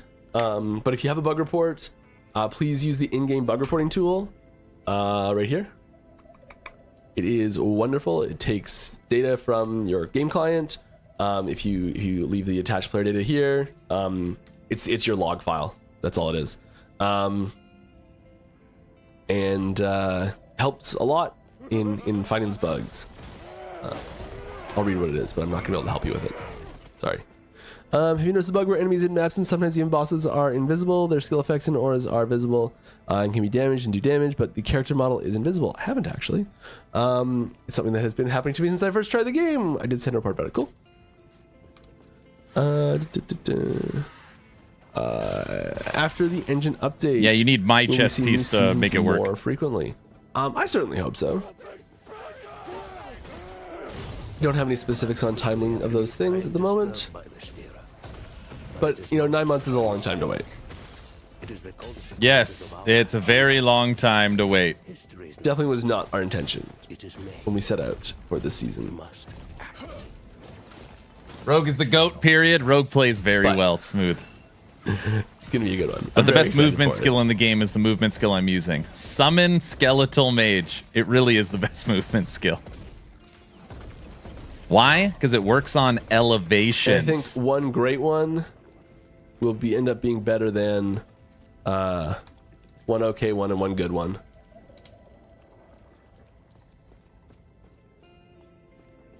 But Leap can't go up and down mountains. When can we expect the new cycle? About February? Asking my friend. Nope. The new season is in April. We do have that announced already, so this was not an announcement, just for the record. Mike announced it. It's April.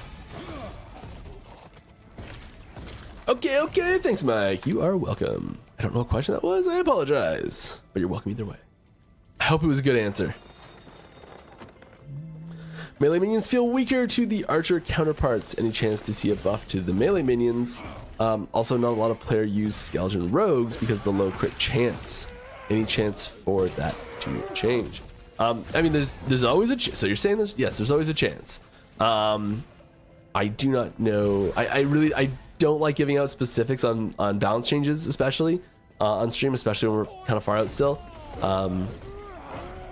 Just because a lot of those number tweaks happen in the second half of the cycle, the development cycle. So it's there's a lot of stuff like that comes from feedback from the CT program that we talked about earlier, and just like once we get closer and more features are in, and we're doing internal play tests, and people are giving feedback internally too. So there's things like that will start to get solidified a little bit more as we go forward. I don't have specific details for you right now.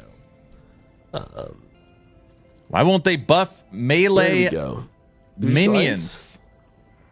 How did Mike open it? Nice, and Escape, just stack bug pure report. cold? Sure, why not? Escape, report a bug. Very easy. We're going down here, aren't we? Yeah. Ice Vortex can be good too. Might do that. I assume you played PoE 2 over the break a little bit, not as much as I wanted to. I have finished Act 1. I request no spoilers. I know I'm really not very far at all. I finished Act 1 on 4 characters now, because I keep I don't know, going back.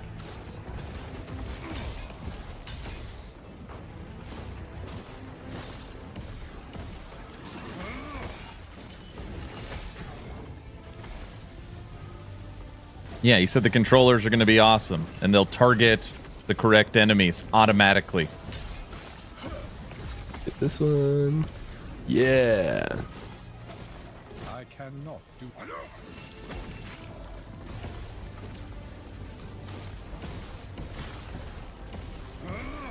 Going down. Very nice. Very nice. How it should be. Anything from the game that you just loved and made you think about a way to implement something similar in LE? Yeah, it's the dumbest little thing ever. The ability to pin a tooltip and move it around the screen is so glorious. If anyone from PoE2 or from GGG made that, I love you. Whoever you are, you're wonderful. It's great. Thank you. How do you pin the tooltip?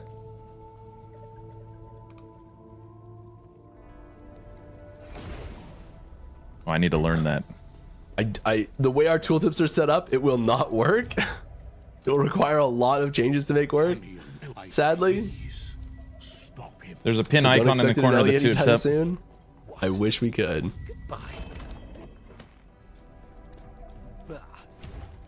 Volcanic orb, love it. Should we see what else we can do? I'm sure we've got something. I struggle with the controller on PoE 2, often hitting walls, especially with boss fights. Playing couch co-op is amazing. Would love that in LE. Probably right there. That's probably them. The unique tab, because I had this one set up already.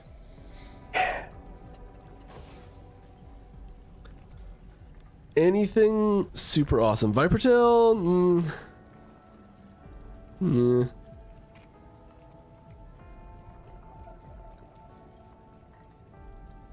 What's useful? This is not useful, is it? Not really.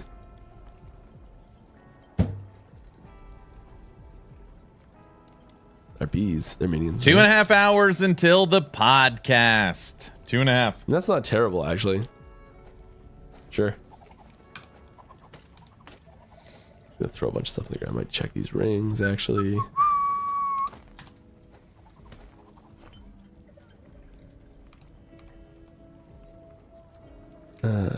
Fade, Fear Leap, Traversal, Taste of Blood.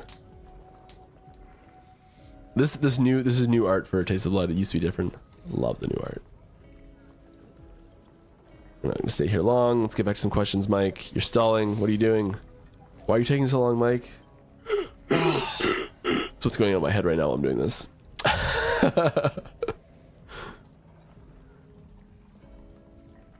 I mean, I don't hate that. I'm not using it much. We're gonna get teleport soon. Went through the Exalt crafting ring lottery. Finally got one to work with my dexterity necrotic instead. resistance. Nice. Sure. The smallest upgrade of all time. Not do that. Hey, person. Oh, we've got MTX we can wear. Never have MTX I can wear. MTX. Put something cool on. Oh yeah. Oh yeah. We're going that set. That's happening. Don't put the wings on. Which one to be like? Do you love the pedals? Don't do backpack. it. It's got my face on it. Can't There, not wear something with my backpack face works. on it.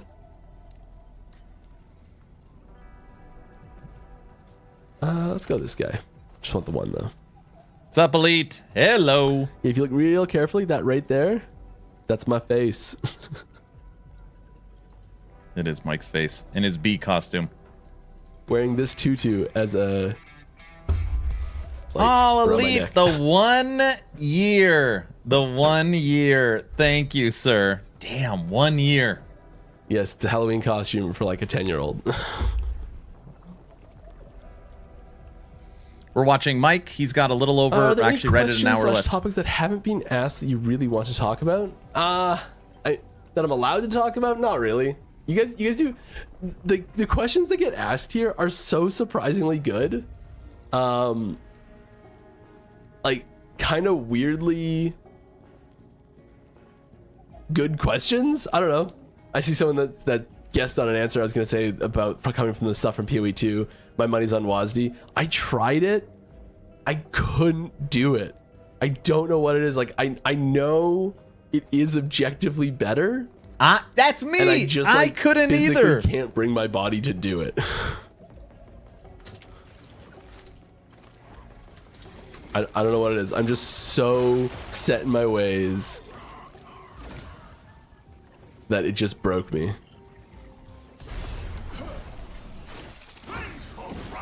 Couldn't do it either. Ooh.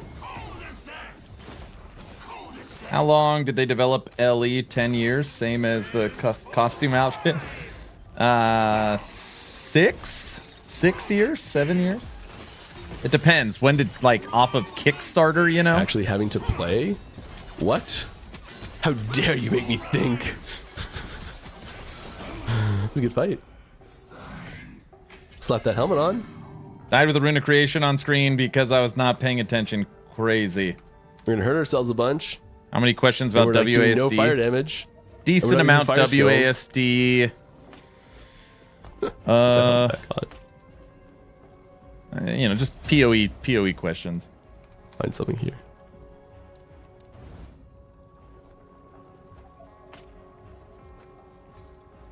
Oh boy. Took me a while to get used to the keyboard, but now I'm not sure I could go back to just the Quick mouse. upgrades. I hear that. I read that a lot. Upgrades. People say, took me a while to get used to it. Now I can't live without it.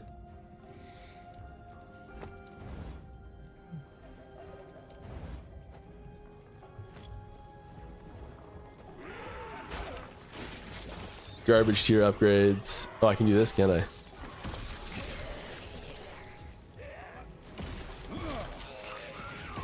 Don't need to do this at all. Completely unnecessary.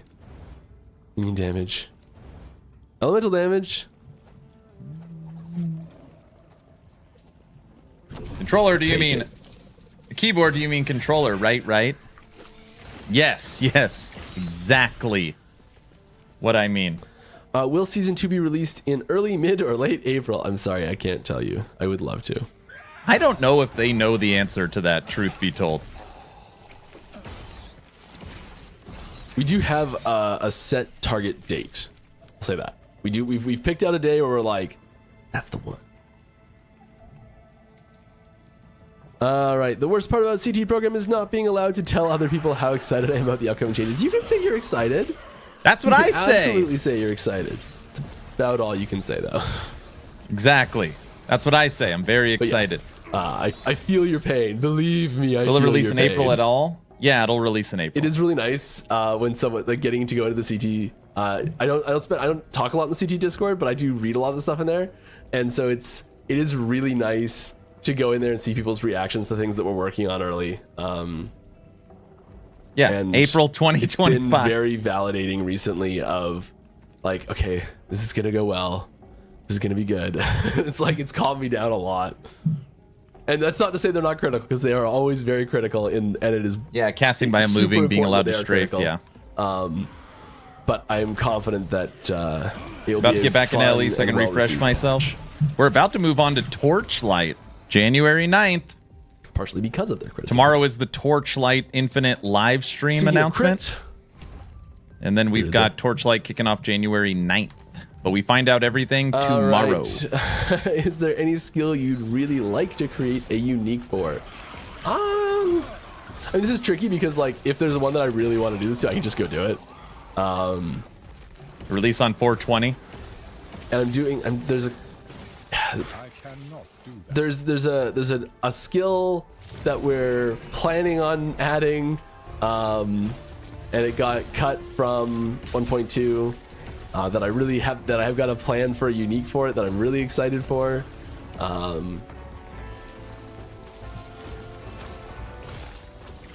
That I know is kind of a cop-out answer because I can't talk about it at all.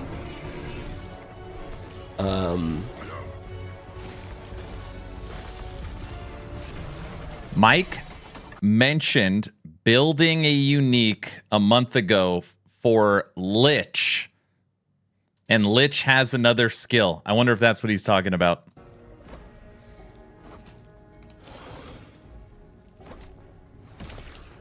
I heard something fighting me. Probably Sabretooth. Sabretooth is it's an ability that's been sitting on the sidelines because I got to talk to the wife, like but a I visual might be update streaming tomorrow and just a for base the functionality Torchlight event. And I've really loved the vibe of Sabretooth. It's one of my I think it's one of Sabretooth or Raptor are my favorite two summons for Primalist. And I'd really like to make an item that Sabretooth pack? that like plays into the low minion count, either Sabretooth or Raptor style. One big Sabretooth. That's what I'd love to do. Snowstorm tomorrow's inbound? Brow? Definitely not writing that down right now.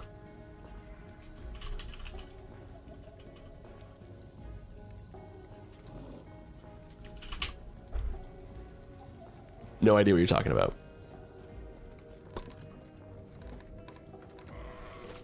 Entire Midwest supposed to get wrecked.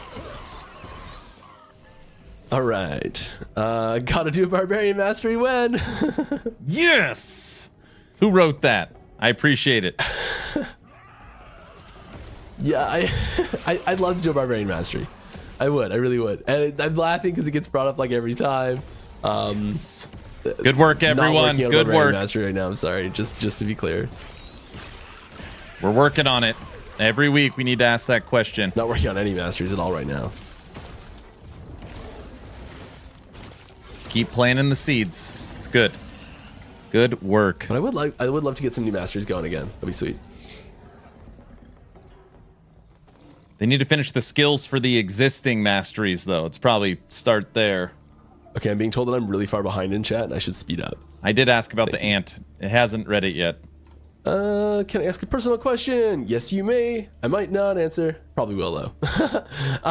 What is your favorite pet build and why? Maybe even outside LE. I really like builds in games that I'll give an I'll give an in and out of LE example. I really like builds that shouldn't work, that are like, well, that's you think I not can what get the more class is trying corruption to with do. your golem build in COF type build. Yes. So like, one of my favorite builds ever in D2, my favorite games ever, was is Enchantress, which is like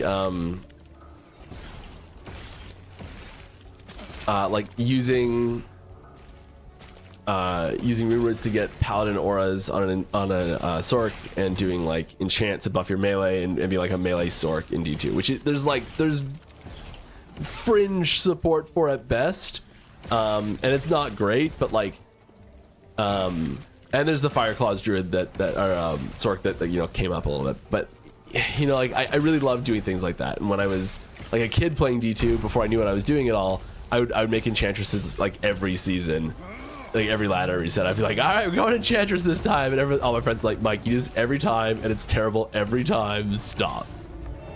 Oh, Nope, I Mike. refuse. And we're leveling, and they're hitting every single attack because enchant gives a bajillion attack rating, and then who's confused? I'd love to see. Never mind. So I love builds like that, and so coming back to my Maybe favorite rare build, idols class that in drop LE, with like a other two-handed, classes skills. They've talked about that. A two-handed blade dancer, I'm a big fan of, because it's like it's melee, and there's like support for lots of melee stuff, but it really wants to do dual wielding, and you know, like having that like twist on it. I love doing stuff like that.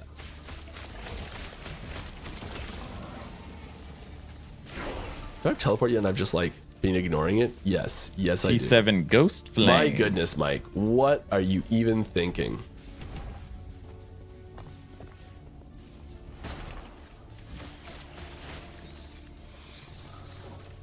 Like, why am I not using teleport? I feel like I should have it by now, right?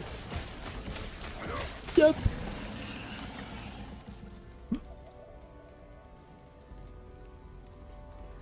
All right, I'd go for storage spot list. Oh, this is the unique. Oh my god, I'm far behind. But it gives you a minimum roll, so you take it out. Yeah. Like it like bricks the item when you put it in, so you can still use it if you want. I feel like if we were gonna put it in, you might as well be able to use it when you take it out. Normally, you might as well just save the item. He's way far behind. I had an idea for a new minion. Ants! They're quick and lift 6 times its weight. Swarm thoughts. Maybe Swarmblade minion item changes locust to ant. Isn't there some like scale issue with the whole like ants lifting 6 times their weight on like on full size, full scale stuff where it doesn't work anymore because they get too large and they collapse under their own weight or something? There's my question.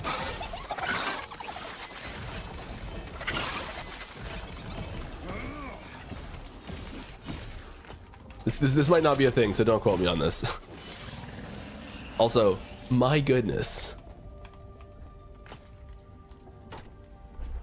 That was some loot drops right there. So they're gonna do it, right? It's our second Prism Wraps this run. That's hilarious. Yeah.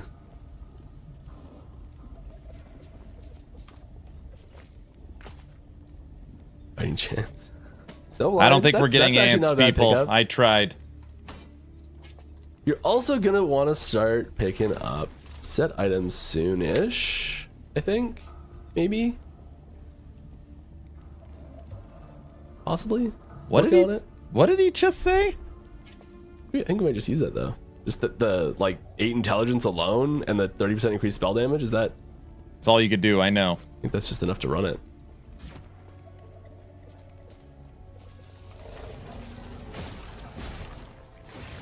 You think it's a good idea? I need to get another unique so I can make it happen. There could be a boss ant called Aaron. It's a good idea too. I like that one. Boss ant named Jemima. Set items. Why would we want to start picking those up? HMY. I don't know. Don't know what that acronym means. Uh-oh. Any plans for new MTX? Thanks. Yes, there are new cosmetics coming down the pipe, and they're pretty cool.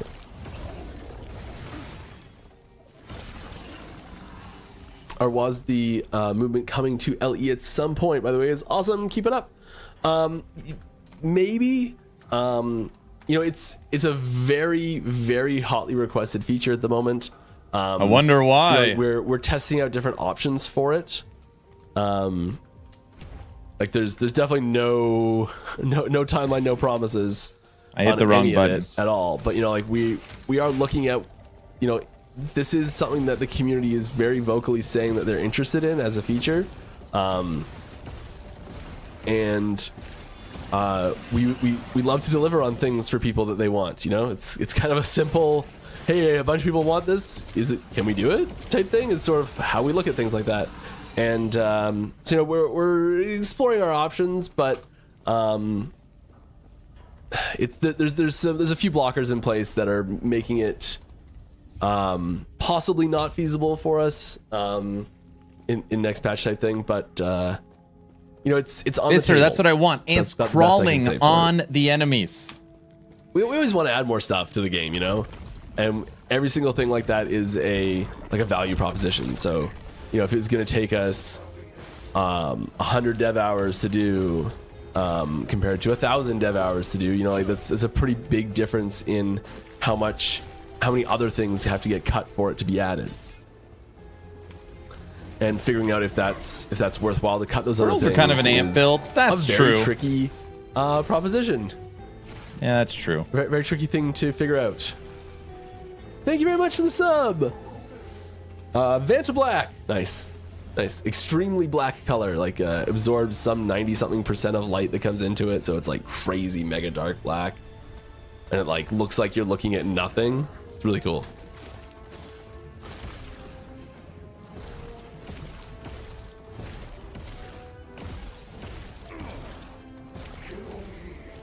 Sets.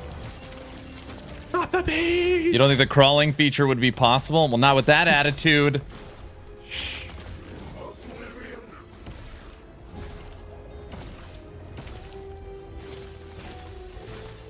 More questions. Guns as a new weapon when? I mean, we don't have any immediate plans for guns and future tech and things like that. You know, it's a time travel game. It's not impossible.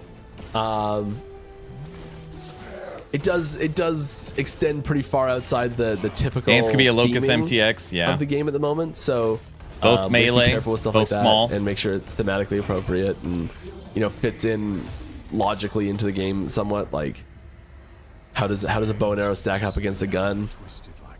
Certain situations it's great.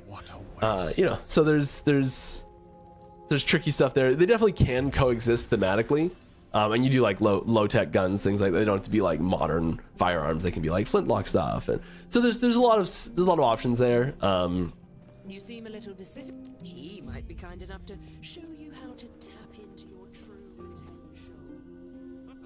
potential. I'm going to look up and make sure what build was in that Terra Monthly thing. Why pick them up picked the now right if they are going to be Spellblade, making I changes to believe. them versus keeping an eye on them? Yes, it was would be a Spellblade. better suggestion, right? They back, so if when an item changes, it'll change. They'll Even revert though it. we've been playing Glacier. So when you look at your items, they'll be updated. You won't have to That's right, son of a- re-find them. It's fine. It counts. You've if I then Choose mastery, Spellblade. and focus on the Confirm.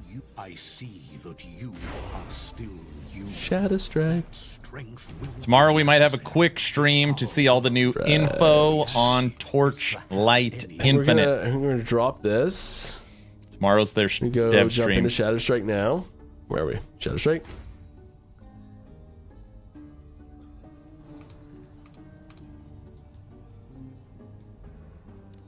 Cool.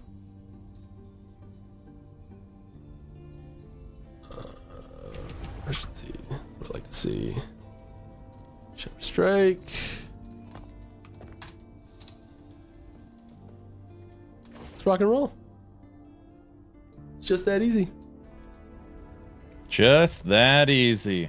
I do love the idea of doing the campaign at least once per season, but has any thought gone into letting alts skip campaign and farm idle slots and passives in monoliths? So we do still want to have that leveling process be part of the new character experience. Having that level, and I very intentionally said the leveling process there, just to be clear. Having ways to make that leveling process customizable the based on a player's campaign. experience and skill and resources is really important to us. Restricting I think restricting the idle and passive unlocks to the campaign has is probably as you point out, it's probably putting a bit of a wet blanket on the ideas of what I just said, of like giving players the opportunities to customize that leveling experience more, but forcing them down a specific subset of quests that exist in the campaign specifically is probably Skip button in PoE 2 and Last Epoch would be so nice. Have an adventure mode in each. PoE 2's never happening. Freedom we're trying to allow in that leveling process. Kind of a roundabout way of saying, yeah, we're looking at expanding how you can get those unlocks. And because we've this idea has been in the game for a long time. Like it says, there's 1 of 8 idle slot rewards that have been completed, but there's something like 15 places in the campaign that you can get. Why skip the campaign? I pay for the game. Why skip 90% of it? Because they want to get to the mapping, sir. And then passive is the same way. So it's like do 15 of these 20 quests. And in PoE 2, they said so over our we dead wanna body. They're never going to have more campaign ways skip. that aren't exclusively campaign side quests to be able to unlock those rewards. Still having them available in the campaign. Medic is but here. also What's I'd say up, maybe sir? having ways to earn them in endgame could be really positive, where an experienced player who maybe doesn't need that power for their build to have a good time early, who can get by with a lower power build early, and then still unlock those things so their character's maximum potential isn't reduced later. Uh-oh. Controller's not working. Wonder if it's not plugged in. Dang it. Which allows you to take advantage of the campaign skips that are already in the game more aggressively. Thank you. There is an old passage to the surface. Because the campaign skips, if you don't happen to not know, there's dungeons that have sections that let you skip big chunks of the campaign. Which we could do. We could probably do one of them. Campaign in LE is so we're just about to easy. get to one. Also, Should you we could try just Lightless Arbor have a friend on level jump appropriate? you. Also, you could jump through the dungeons. I must have a key. And they talk about making it might easier not in have the a key. future. Lightless? Yeah, lots of keys. Let's try And it. you get leveling items.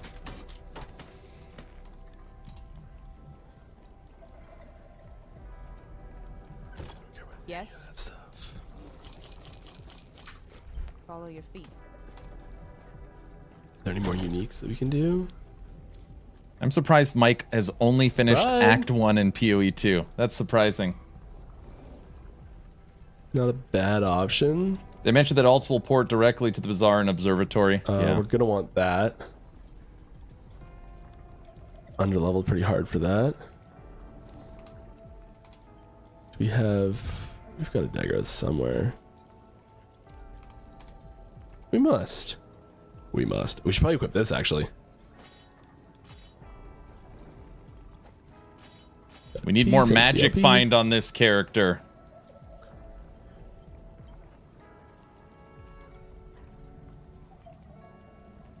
More cool stuff, more cool stuff. Going once, going twice. There we are. That's what I want. Too low level. Not far off though. 37. Okay. I knew I had one floating around. Dwell on regrets.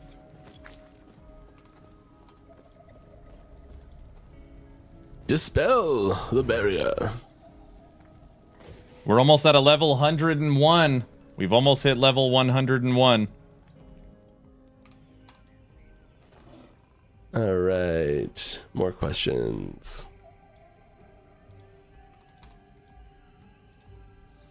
Not true. You would have heard it. Staves with shield. Yep. Yeah. Two-handed. I think it's any two-handed weapon with a shield. I think that's what the note, how the note is worded. I have been capped on character slots for quite a while now. Wow. Any movement on getting extra paid character slots? We don't want to pay for extra character slots, but I do think we want to add more character slots. So I don't think you should have to pay for it, but I think how far can you go past 100? You can't, but the bar keeps filling. Yeah. Offline, there's basically no limit, but online there is. And I know we changed something recently that should make it easier to add more as well. Do you know what that means? PC load ladder? Sorry if I missed it. What but were there any plans to slow, to allow A button on controllers to be bound to an ability? I don't think we have any plans. I don't know. Medic, lots of controller talk today. But you can rebind the controller mapping outside of the game to allow it if you want, if you're really itching for it. Our WASD movement coming to LE at some point. Other games also keep good work. Yeah. Oh yeah, that was a repost because the one didn't. It wasn't pinging me, and I saw it anyway. So I'm like, I'm just gonna answer it. Will these set item changes be in season 2? Maybe. What? Is there any plan to add an option for focusing lenses in tab priority? No, but I think we should, shouldn't we? There's a couple lens. You missed it. All the controller lens talk. Quality of life thing that we were adding. I forget what it was. I don't think it was that though. Controller skills will automatically prioritize the correct enemy or some crap. Fantasy. A lot of paladin builds focus on wands for spell damage, and running around with a little stick is a little underwhelming for a paladin. Things like converting weapon damage to spell damage come to mind, similar to nodes that Spellblade has. Yeah, there's things like that we've been looking at. I can't get into specifics on things like that, but yeah, that is an issue where you have this like off-theme weapon. Like, it's great to have off-theme weapons be optional and ways that you can like build into them and do cool stuff that like kind of you're breaking the game. But I think having the game break the convention itself is generally not ideal as like the default way. If it breaks the convention as like a weird optional roundabout way, it's fine, but having it be like the main way to play is best, I think. New skills coming to season 2. Yes, there are new skills coming to season 2. Really? They're gonna be sweet. What? We have mana problems all of a sudden. New skills? We are gonna need to deal with those ASAP. EHG have announced that the next update would encompass things from the next, I think it's 2 updates we're supposed to say. Next Summon is the Ant, next TO confirmed. listed on the old roadmap, but the new one we have nothing about Ancient Era, Primal Hunt, or Primal Uniques. That is a true statement. Yeah, that's We axed. do not have anything about those 2 things on there. It is not a complete combination of the things that were on the old roadmap. It is that there is stuff that was going to go in each of them that's coming to this one.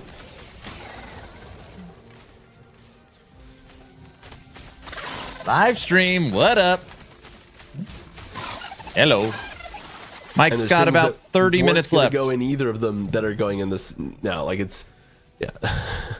there's things that were gonna go in 1.2, things that were gonna go in 1.3, and things that weren't gonna go in either one of them. And all 3 of those things are going into one. But it's not like everything from each. Why this movement skill is the best. Look where I am on this Apologize if there's bridge. Some confusion there.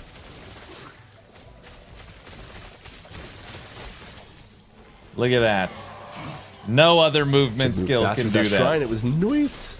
What do I get? Speaking of wands, reach the grave. It's a single ant. Oh Useless gosh. for me on this build. That's okay.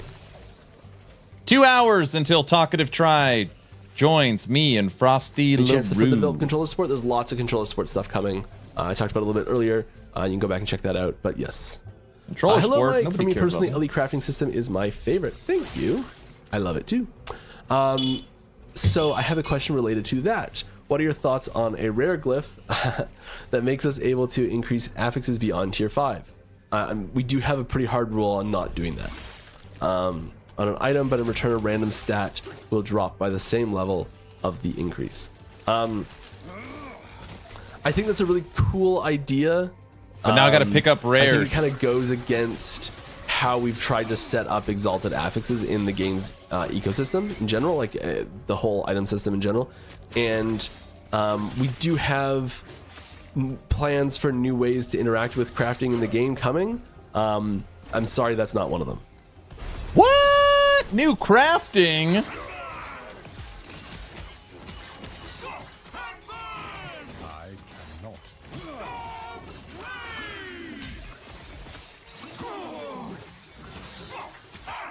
Love your builds, action RPG, so many want to try. My favorites are Golemancer Raptor Pack. All right. I may try to Questions. combine Is Golemancer Shuddering and Fire. going to be streamlined? It's kind of Minesweeper-like chore trying to shatter full inventory. Oh. I'm glad you I like don't them. think we have anything for that right now, but I understand the frustration. Any thoughts of stealing an idea from 40k Inquisitor? They have an in-game achievement for a class-specific thing, say cast 10,000 smites. It gives +1 stat, so you're incentivized to try out different playstyles without being super needed to get them all. Xathius, was that your question? We definitely talked about things like that, actually. I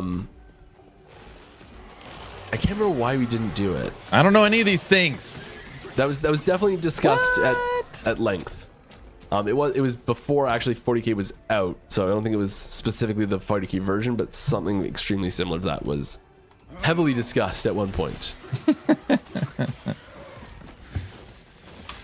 News to me. Mike still has another teaser. One more. Keep this train rolling. We're at 16. We're 16, appropriately leveled. Mike. For Shay. There's an Inquisitor question, so I thought you asked.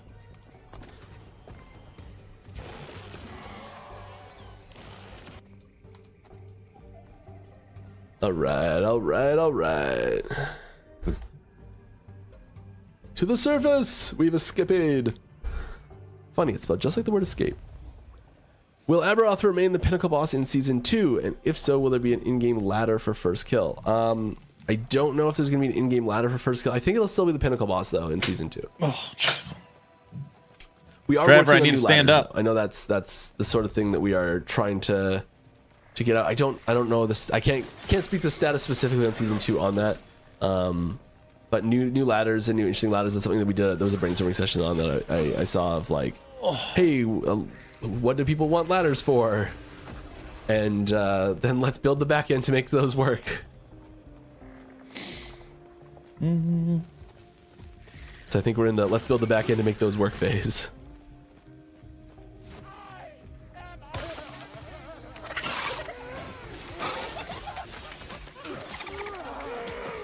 Let's go to the bazaar. I cannot do that. Treasure. Thank you. You use ladders to get on high things? No. Aaron's will. 3 LP. What about bringing in something similar to raids with more than 4 people per party? Raids taking an hour or 2 per raid or something. It would be super cool to see more social type things put into the game. We're really hesitant to bring content into the game that requires more than one person to complete. Yep. Against the I think if we did start doing design raid style decision. content, it would need to be things where you could like hire mercenary parties to like do it with you. 11th Hour Games will never put something in the game that requires a party. It's part of their game design philosophy. To be putting in that possibly borderline, goes against some stuff we want to do with the game. So it's low probability, I would say, but maybe in the future. It's a new style of content to add to the game, and at some point we're going to be looking for those and being like, where can we find one? You know. I think this is necessary to just get that ward decay threshold. I do want to acknowledge there's more WASD questions, and I've talked about that a few times. It's in the we'd love to, don't know if it's feasible to do category. Oh, it's so funny. It just cracks me up. Anytime there's a new game, like D4 comes out, and it's like all they get hit with is like, hey, adventure mode and mounts and open world and PvP, right? Because they take like a game you've recently played, you want that feature. So now that PoE 2's out, WASD movement, and you're hearing all the pause the game. It's really good to have. We're like, no, let's get a good quality version of it, not make a janky version of it.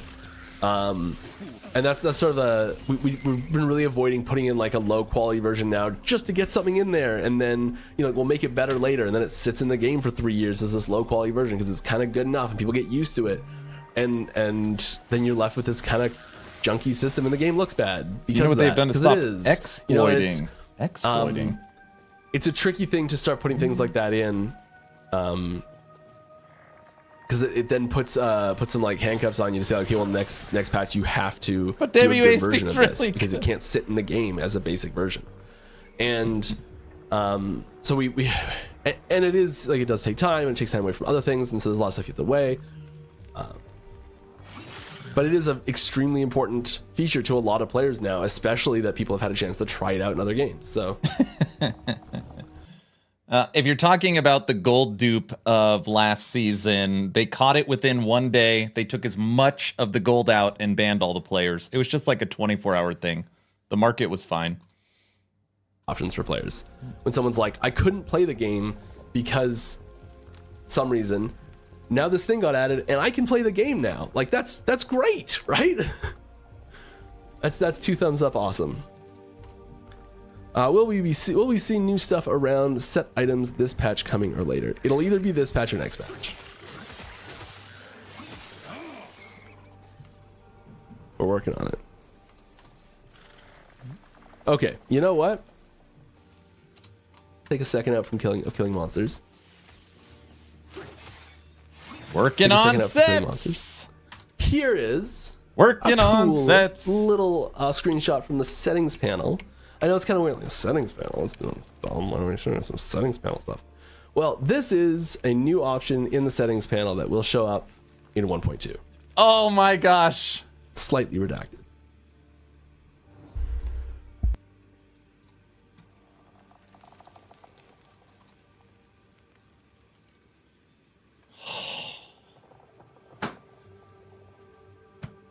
They showed it! They showed it! OMG! Hallelujah! Hallelujah! Yes, I'm standing. Woo! Oh my gosh. I've been biting my tongue on this one. Stick it down in the corner. Let's keep playing. Biting my tongue. Down to the live and see what people are saying about it. Sorry, I'll get to your questions on it eventually. I apologize.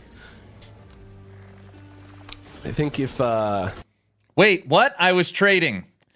In the settings menu for Season 2, you will have the option to send common shards straight to storage, send common runes straight to storage, send common glyphs straight to storage, rare of the same, send keys straight to storage. And then on here, it says send redacted straight to storage, which means there will be another thing not yet announced.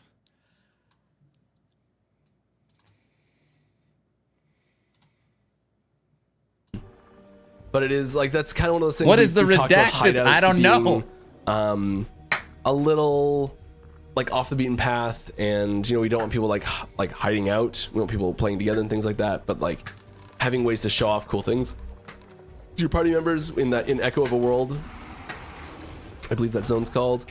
You guys, Rest is we never is the scene code if you want have to push this button again. Transfer and- materials. Never I think it's a great idea. again. Dual class for the future, maybe like a druid necromancer that uses minions from both classes or without a setback. Shut up and I take love this my idea. money. We This is won. not the first I time I've seen this know. suggested either. But yeah, I think it's great having like classes that combine multiple. It is really tricky because there's lots of things that are set up very specifically in the lower sections of the trees to synergize with other classes, and mixing and matching those causes some weird stuff to Such a happen. big quality of life. And it might cause us to like nerf some nodes or like I think we probably have to have certain nodes that were like, this just doesn't work if you're a hybrid class, like or a multi-class or a mixed class or whatever you want to call it. Yes. So I think there's a lot of fine-tuned balance stuff that would happen that would there'd be a lot of spanners in the works type thing. But I would love to do it. I think it'd be a ton of fun. Okay. Or the other thing as well is just like having items that give. Okay, I'm sorry. I just have to say one more thing. You will notice on here as well that it says send keys straight to storage. Send keys. Key storage? But, you know, all things like that are stuff we like to explore. Keyring, GG. It's such a huge quality of life Any inbound. chance to further Don't develop act control like you support? don't Yes, a bunch of stuff feels clunky in the state it is right now. Being able to lean back and slay stuff is so relaxing in other ARPGs. Yeah, there's a bunch of targeting stuff coming this patch, and a bunch of like little menu stuff. I say little, it's a ton of hard work, but there's lots of stuff of like how menus are organized and certain hotkeys and things like that that's being improved, and lots of fixes and stuff like that for there too. But like the targeting. Subscribed. Walker just subscribed tier 3 for 6 months in advance. Dude, thank you so much. Wow. Thank you, Walker. That is huge. It means so much. Thank you, sir. Quality of life question: removing and equipping an item with a plus X to skill affix always results in the skills with unused skill points. Is there a way to remember Thank you, this? sir. Sometimes for boss fights you want to swap items, and you always end up with unused skill points.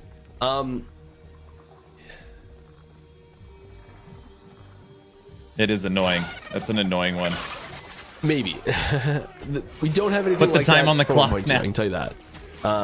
This is one of those things that it is a little frustrating for players, and we do get feedback on this category a fair bit. So I think that there is an issue to be solved. I'm not sure if that's the best way to solve it. It might be. I'm so happy he put up the storage leak. Oh my gosh. But I do think that there is an issue to solve there.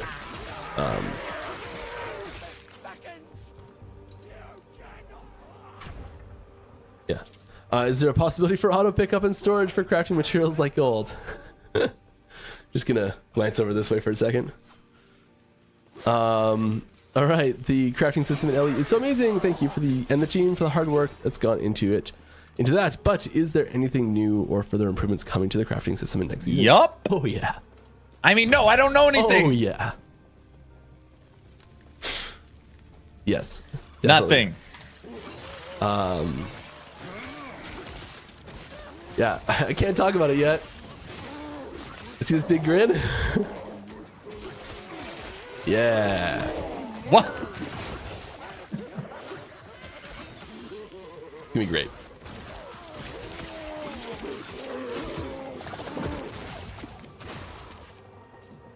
Nice. There's changes to things in these categories coming. There's additions, there's removal, and it's a good thing. Trust me. There's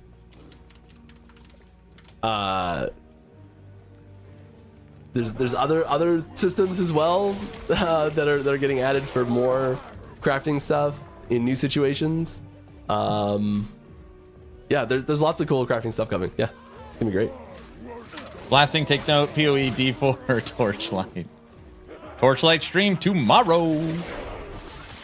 There was one meeting that I was sitting in. I was typing up like a recap from last meeting or something like that. I can't remember what it was I was doing, and someone made an offhand comment like, I really wish we could just do this, and it's like something like, oh, we'll never be able to do that, and someone else is like, we can do that, and I'm like, whoa, did I just hear what I think I just heard?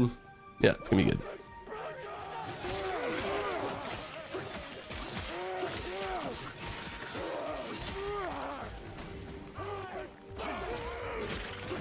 All right, I'm excited for the crafting changes. I don't know if you can tell. Is there a possibility to get a skip campaign after beating one time like Diablo? I talked about this a little bit earlier. I hope you were there for that. Essentially, we're not planning on that, but we do want to increase the freedom people have to customize their character leveling experience, so that more advanced players are able to new crafting changes. I don't know. Easier, have it be faster, have it be like more challenging. But you know, if you're experienced player and you have a good build and you have maybe items that's an alt character, so you can jump ahead faster, and there's you have less risk of forgetting of having stuff be left behind. So we don't a lot of times where it's like, okay, yeah, you can jump ahead and you can do it, and like, but I still have to go back and get these things. That's kind of a key point that we want to sort of fix. I did go past. I could go back for this. I thought we were going to do Lightless Arbor. We're going to go back. Do we have the waypoint here yet?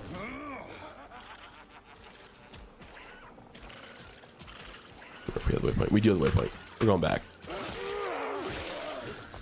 We're going back. We're gonna go try it. I don't think we have time to do it. This might do it next time. We'll start the next. Which way is it? It's up there. I walked right past it. Are you going to update the unique models to match the thumbnail when you equip them? For example, the body unique looks different. It's something that we're working on. It's going to take a long time to get them all in. There's not 1.2 is not going to be a huge update that include a huge update as far as unique body armors looking like the actual body armors. I'm sorry.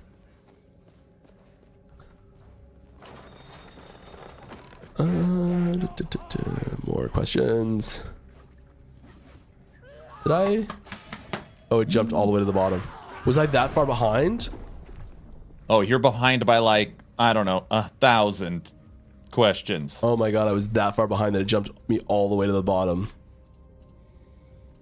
Oh, I'm so sorry. Okay, I'm just gonna scroll up and answer some questions here. Let's speedrun some questions.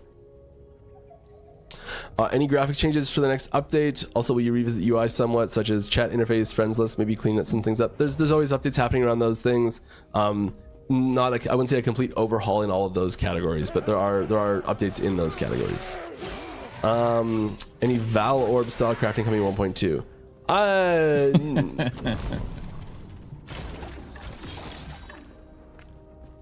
No. It's just the same. I play PoE 2. It looks better than last Epoch. Are you going to make it look like PoE? A Psyker build in last Epoch. Psyker. It's the same stuff. Like a Mesmer from Guild Wars? That's about the best thing that sounds like to me. I'm sure it's from a game that I should have played and haven't.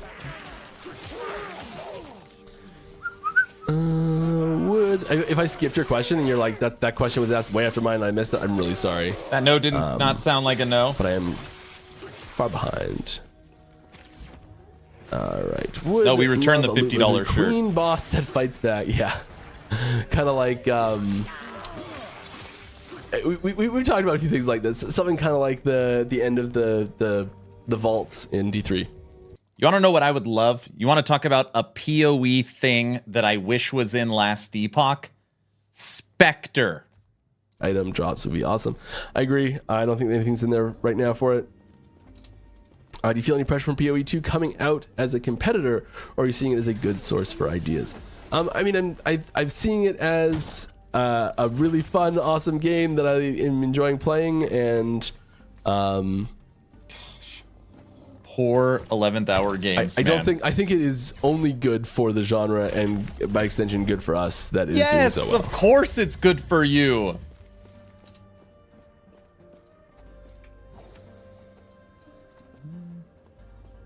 Are you The question was, are you threatened by PoE 2? The question is, can we get out of here? Gosh. I might just not be strong enough to do this. I may have to go put on some better uniques. My goodness. I hate these people. Okay, this is gonna be tight. But I need to answer questions. The more ARPGs, the merrier. I can Yes. finally talk about auto storage. Thank you. You're welcome, Air Weird. Auto Looks like people are enjoying storage. this. That's great. This is not auto pickup. Sorry to be clear. This is it's skipping this button.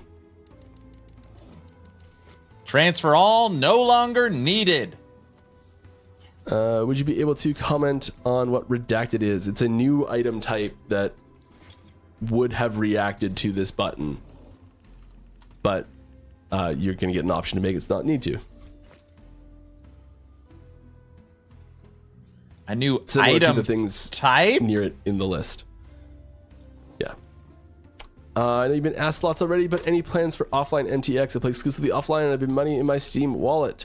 I don't think we have. I don't think I that's being asked that actively question. pursued at the Terrible moment, but I think it question. is something that would be nice to do if we could. Can you reveal any ideas, build and class wise, you had to drop due to them adding too much complexity? Oh, good question. Warlock. Corpses. I mean, there's tons of stuff. Off the top of my head, can I think of one? It's a good example. Not really. Yes, here we go. And something that might hopefully come back. I have faith because we now have ways to interact with other abilities. We had the idea of like a one player casts tornado and another player casts fireball. It hits the tornado, turns the tornado into a fire tornado, and does a bunch of extra damage and all sorts of stuff. Diesel, that's your question. And that got pulled, and that's why we actually have the fire tornado node. Oh wow, that's so exciting. Will redacted also be able to redacted, or is that a That season it 2 is. thing? Yep. The redacted line is coming in season 2. The little screenshot there is a screenshot from what season 2 will look like, and we just that's Photoshop after the fact. You wanted to go do Lightless Arbor, I think. Thank you for the reminder. Morning, Mike. First time able to catch a stream live, which is great.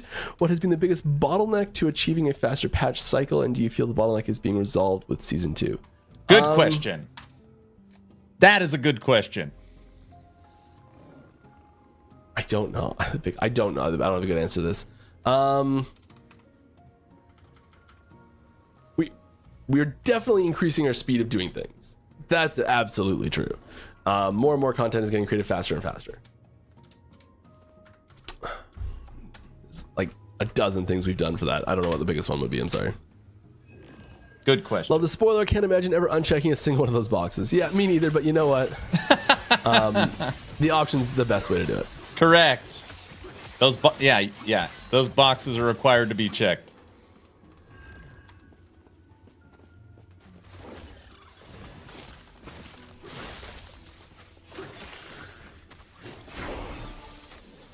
Happy New Year, Mike and Ichi. Thank you. Happy New Year to you too. Oh, new specialization slot. Oh, gotta get that using. We might go a little long here. If everyone's or we're throwing it over to Aaron after this. I don't know what the timing of that is.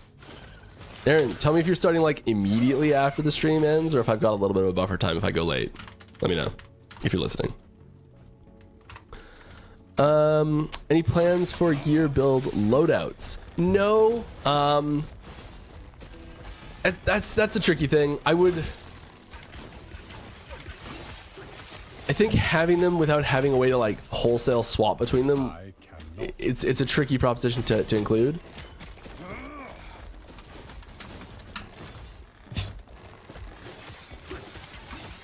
Mike is gonna rate us for the podcast.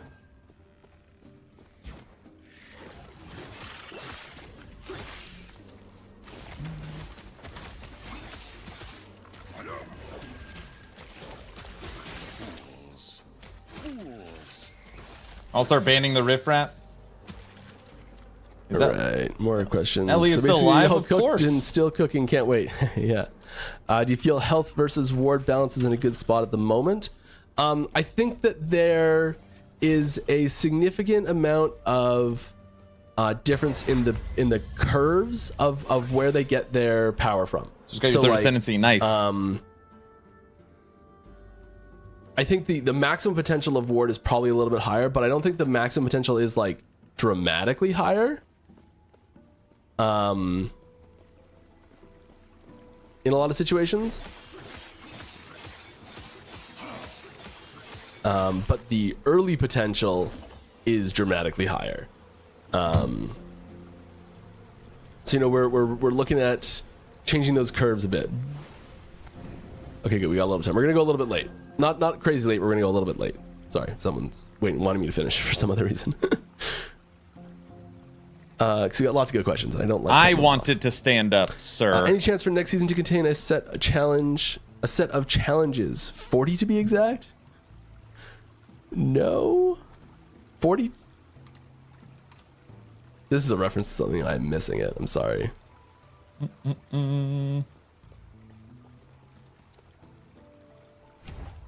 You're proud of Don't know me? what the Thank reference is you. to.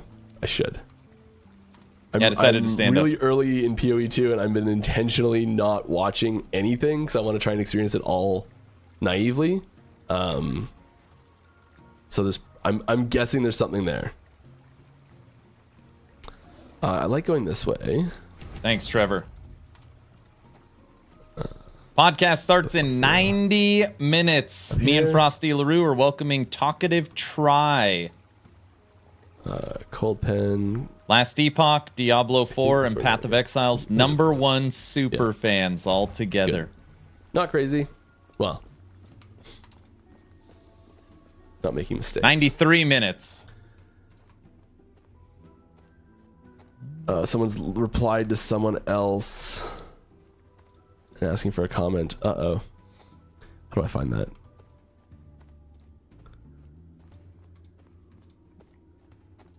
Oh, it's just a joke. Okay, cool.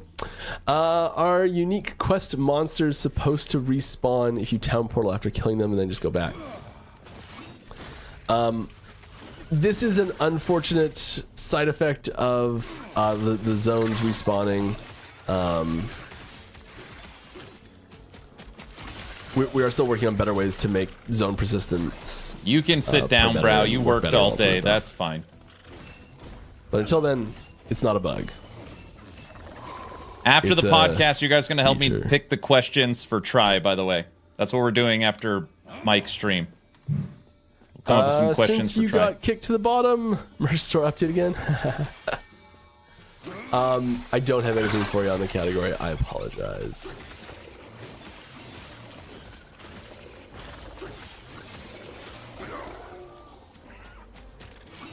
These bees are MVP of this build.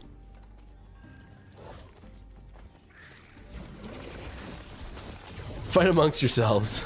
I cannot do that. Bees! If you didn't know, mages, exiled mages, will fight. They're enemies to everyone. They'll fight each other, and so you can actually use the exiled mages to kill things. If you want.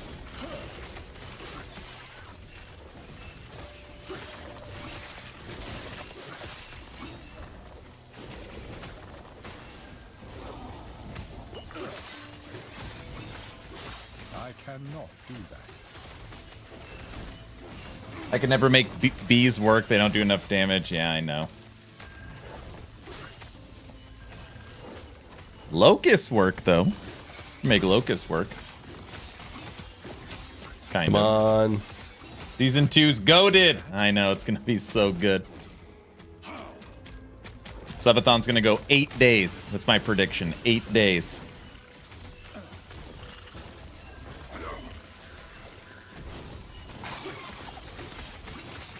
Come on. This looks like PoE 2, but Zero fun. damage here. I need to fix that. What? This is Golemancer. You mean 80 days. 8 days. Subathon 3 will go 8 days. Sub gives a 2-second time Not extension. bad.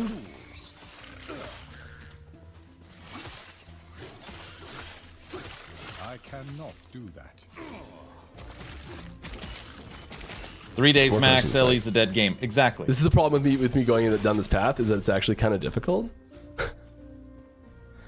Since you got kicked the bottom, thanks to deterministic crafting. Not entirely, but you know, deterministic elements I think are really great. Volcanic orb tree getting any love? Not a ton.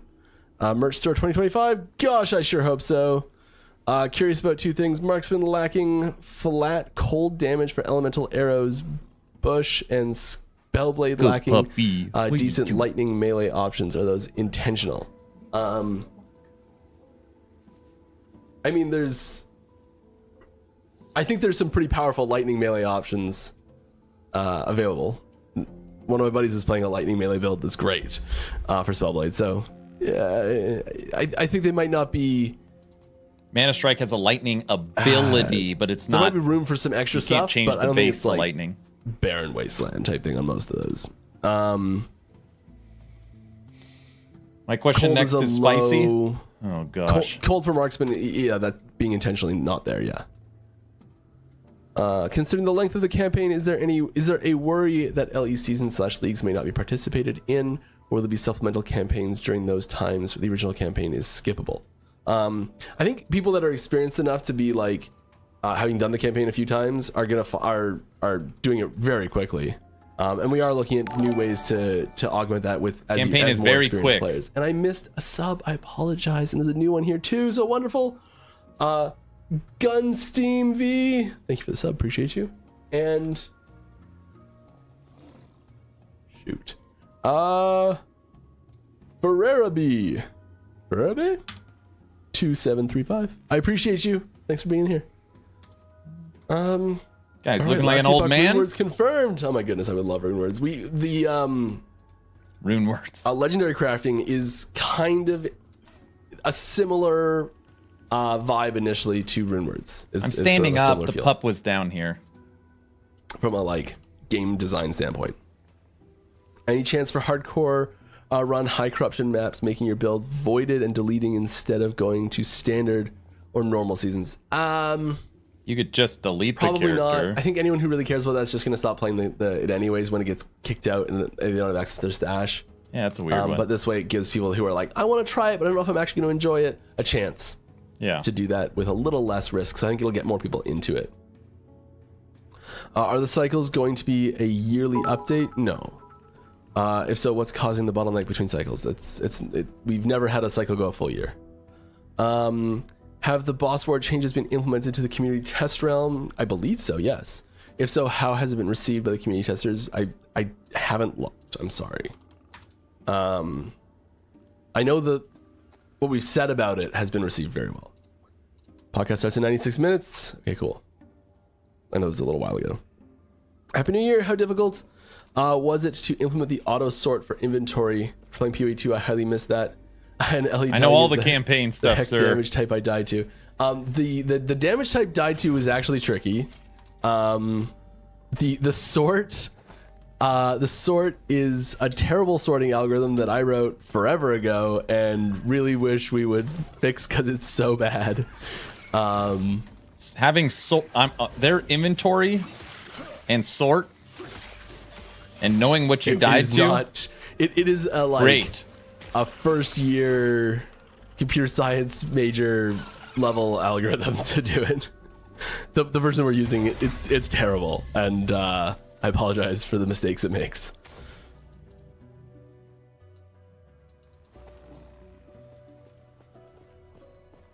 Hairline ran away This years guy. ago. Same. There is a way to get this character to join you at the end of time. Yep. You could grow a Spriggan.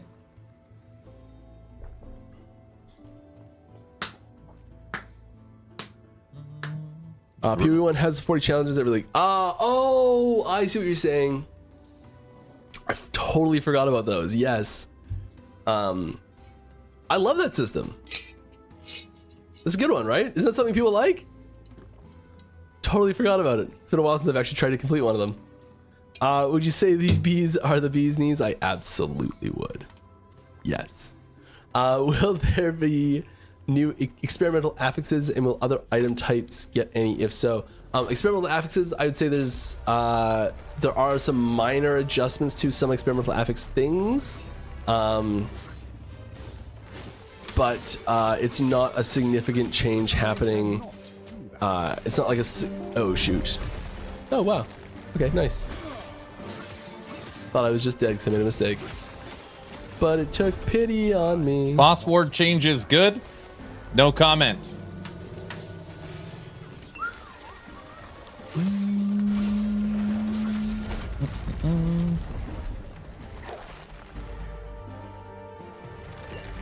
Oh gosh. Dead.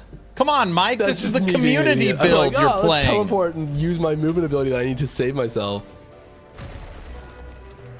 Oh, and You of can course say if can't you redo like it. That's not NDA. I don't remember. I forgot that wasn't an option. Hit pause. What happened? I would have picked my gear out more carefully. Oh, we just got a rune of creation. You should have used the Okay, controller. we're over time. And next time, I'm not going to finish here. I'm going to answer a bunch more questions. Next time, I'm going to actually do that, and I'm going to succeed. So I'm going to take a second and actually put some better gear on. And I'm going to play not like an idiot, and we're going to do it. Clearly, Spellblade needs a Let's answer some questions to round this out. Clearly. I haven't played in a while, but my fave skill is Hammer Throw. There wasn't any good modifiers to it for lightning damage besides idols. Has this been changed, or will this be a new changed in the new season? I don't think there's significant lightning damage updates in 1.2 to Hammer Throw. I don't think it's in 1.2. Since you are balancing around 300 corruption-ish, any plans for balancing favor and loot in a way where people won't feel forced to play 700 plus corruption if they want maximum efficiency?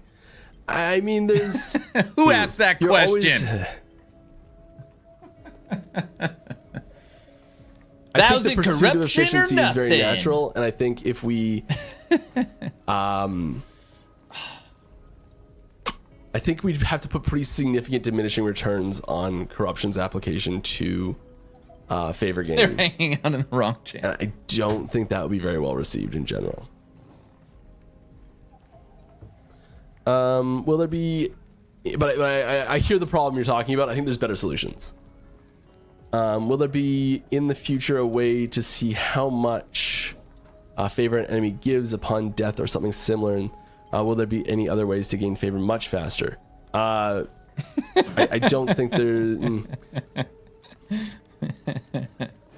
I understand this. I'm sorry for the non-answer here again. I understand the problem you're getting at, and we do have some changes to address that feeling. I want to skip the campaign. There's I want the faction given to me. I want to skip regular monos. I want to skip everything. And there's no end game. You can figure it out that way if you want. But there's nothing to do in last Epoch. The concern is heard and understood, and we are making adjustments. Serious on that Coder, category. thanks for the prime sub. But I can't really talk about it yet. Sorry. Yeah. Not a question, but I just really appreciate the way you guys give an option to pursue trade skip or solo Ellie, play the and game is increasing rewards. It's the best way I've seen done in all ARPGs. Thank you. I heard the controller updates will be amazing. They are pretty good. Does that mean traversal skill ground targeting has been updated, possibly to mimic the shield charge ability? Medic, is where it that your continues to question? Traverse until the button is released. So there's no, like, so if you're targeting teleport won't let you like hold down teleport button and it like Dash, it's the exact moves the same. cursor out, and then like once It's you let faster, go, it actually. teleports you. We still want that teleport to happen immediately when you first press the button, and that delay time, it feels terrible with an ability that needs to happen instantly. So it's still gonna try and pick a point, but it's gonna pick it a little bit smarter. The controller following is a thing. It's big. Actually, a lot bit smarter, but yeah. If GGG had New Year's resolutions, what would it be? If GGG had New Year's if EHG, I think that's it must be EHG. What about you? Obviously, you tackled weight loss like a champ. Any personal goals this year? I see what you're saying. I actually started the weight loss thing on April 1st, not January 1st. You can't say anything about it. Don't know why. Just sort of started. But I think, just tons more content. I think that would be the big. Just like this is 2025 is going to be last Epoch's. I hope the most content released that we've had. That would be my goal. That'd be my personal goal. It's just like get as much content out as possible. And like that's a good goal. I know the main project I'm working on right now that's for post 1.2. It like the number, like we're like, okay, we need this many of this thing. Mike, start now because it's gonna take you a long time. Like that number is an absurd number where I'm like, we're gonna do it. We can do it, but like, it's crazy. when that gets revealed, you'll be like, I see what you've been doing for the last year, Mike. Yeah. So yeah, lots of content. I think that's the big thing. It's just this is the future content, is content, bright. content, I thought content. this game is dead. All right. Can we skip the campaign, mid game, end game, and alts? Just put game skip so I can complain about no content. I think this is a bit of a meme. Brow, that's you. Has to be Brow. I think that there's like having. I think that the That's be Brow's cute question. the lack of variety in the campaign hurts it a bit for returning players, for people who've like been playing the last Epoch for 5 years and have done the campaign 100 times, and that there is a lack of variety there. I think it hurts it quite a bit. Stupid meteor belt. And I do really want to add more variety to that, and like get more dungeons in, get more mechanics in, get more like seasonal style mechanics that show up and affect the campaign experience and things like that.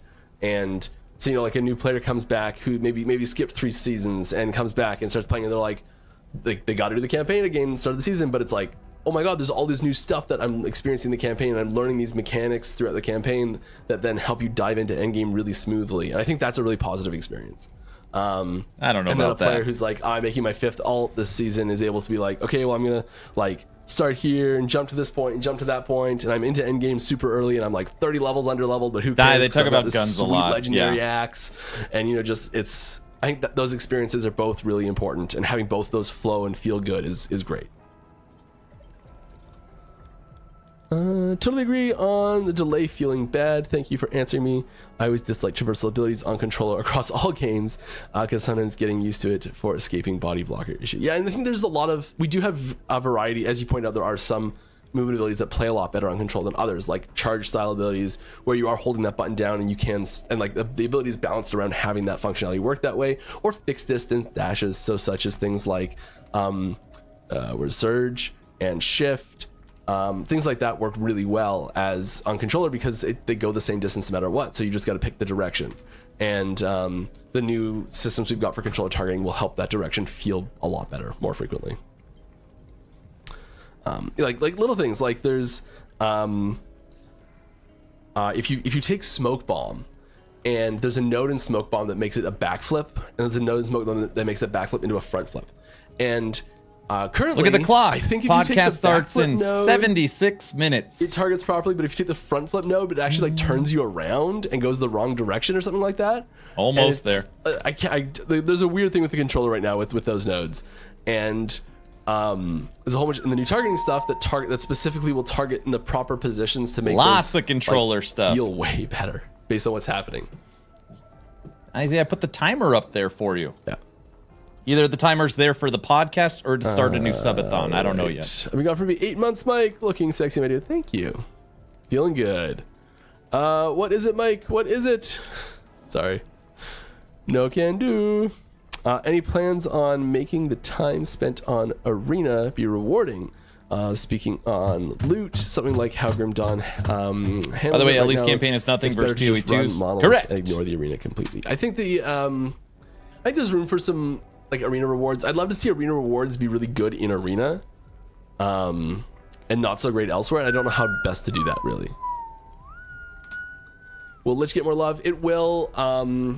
Some of the stuff we wanted to do for Lich didn't make it into 1.2. I knew it was that's the skill he was talking about. It has to be. There's also, I think, there's some stuff though. It's not nothing, but there's, yeah. There's also, I think, a smoke bomb interaction where you're inside the smoke. You can't work with other abilities, but it doesn't throw at feet. Do a subathon countdown. Yeah, No, it would be a great option. It hasn't happened yet. Yeah, exactly that. So yeah, there's The it throws that one at your feet countdown. every single time, so that it doesn't throw outside of where you are, so it actually works. And there's another one where it uses a range shot Lizards. and makes sure There's to throw 1,000 that of one really them. far away at an enemy specifically, because you're using it to like blind and debuff enemies instead of buff yourself. So yeah, there's smoke bomb was a ton of context specific, like specialization and context specific targeting. US options Lich. that it will like Lich needs it checks the, like, okay, there's enemies much over here, love. there's enemies over here, you're facing this direction, and it uses all of that information to pick the best target in that situation. And there's going to be some things that aren't perfect in the initial version, because there's a bajillion combinations, and we've tried to hit every combination we can, and we've been testing it, but I'm sure someone's going to come with a build and be like, no, in this weird build situation I want to throw really far away even though it buffs, and we're like, okay, well, let's find out a way to make it learn that. So yeah, I think it'll be like 98% amazing, and there'll be a few edge cases that we'll need to fix still. Just want to thank you guys for thinking of controller players. But most of all, thank you for the hybrid controllers support. It's an amazing feature in your game. Yeah, you're welcome. Glad you That's like medic. it. Medic. Bravo, sir. Thank you for the love. Thoughts on your controller players. We appreciate it. You're welcome, guys. This is great. Range judgment when using a staff skill node when? Ooh, range judgment when using a staff skill. That's a cool idea. One of those had to be medic. I have no idea. Now must be another medic out there. Oh, brother. This is a very late character sheet rework reminder. Yeah, oh my god. I'm sorry, it's not done yet. We're getting close to the end of here. I think this is, if you have any questions, give it a couple minutes. If you got any more last second ones, drop that in. Cyborg, I appreciate it. It's a good one. I had a big problem targeting buffs on minions. Will the controller patches fix that? It'll definitely help a lot. Because yes, that is a problem one where it targets the specific Minions? spot. There's still some like stuff happening where even if you get the targeting perfect, it doesn't always hit the thing you want it to hit exactly, but it does. It will target the abilities a lot more accurately. It'll target on an enemy. It might not be the exact, on an ally. It might not be the exact ally. When I you killed want to target, Aberoth with this but it'll build, try and we do were its best based using on a what the controller. ability is. So like it'll try and figure out if you should probably be targeting like the biggest thing or the smallest thing or the highest health or the lowest health, and it'll try and do that automatically. And it doesn't always get it perfectly right, but it's a lot better than it was before. It can survey the battlefield pretty well and figure out where best to do stuff. What was your favorite treat to enjoy during your holiday away? Favorite treat? I mean, I didn't get one this year because I was trying to be good. But my okay, here's what we made these. It's like caramel corn, chocolate, almonds, and cashews that we like big families, so we like can't get like proper presents for every single person, so we make gigantic batches of that instead and hand them out. So I had a little bit of that. It was really good. You're not allowed to eat But cherry that, chocolate Mike. orange is my like favorite Christmas treat, and I didn't get one this year. It's okay. It was intentional. Wow, targeting buffs for controllers gonna get fixed? Your Yep. favorite class? What's your least favorite thematically, not balance wise? Don't you say necro. Don't do it. I don't know. Don't do it. You know what? Probably actually Mage, I think. Okay. I think. I don't know, I really like it though. Like, my least favorite is still an 8 out of 10. All right, here, we're just gonna wrap this up, I think. Dev kits win. I'm tired of hand rolling JSON. I don't have anything. I'm sorry, I don't have anything for you on that front. It doesn't have to be sweets. That's a good point. I made, my wife got a cookbook as a present from her dad 9 years ago now, and we've never made, it's a like ridiculously fancy cookbook, and we've never made anything out of it because we're just like, all the recipes that start with like 3 days before, start doing this. And so I made dinner out of that. And that was amazing. That was amazing. It's the first time I've ever bought tenderloin. It was like my wife's big Christmas present. It was like dinner that I made. I'd like to see one of those bags. Melee Lich. Yeah, that's probably his least favorite. But yes, it took the first one of the recipes started with 3 days before the meal. Are they adding WASD next cycle? No, it's not that easy. And we they have didn't a even eat prototype it for it, though. We were all too full. Are you playing PoE 2 and like it? Anyways, okay, that'll about do it for me. We're gonna wrap this up. Let's head on over to Aaron. He's got a podcast starting. Thanks, Mike. All right, Mike's headed over.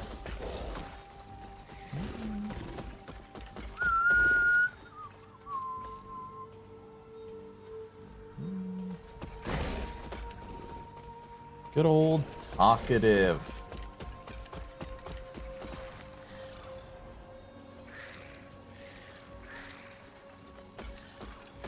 The last Epoch dev looks way healthier than the last time last year.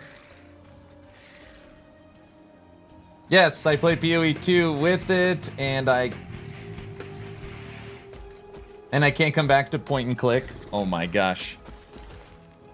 Hello! Hello. Welcome, everybody. Welcome. Hello. Thank you, Mike, for the raid. Everybody, we have a podcast kicking off. You see the timer right above me.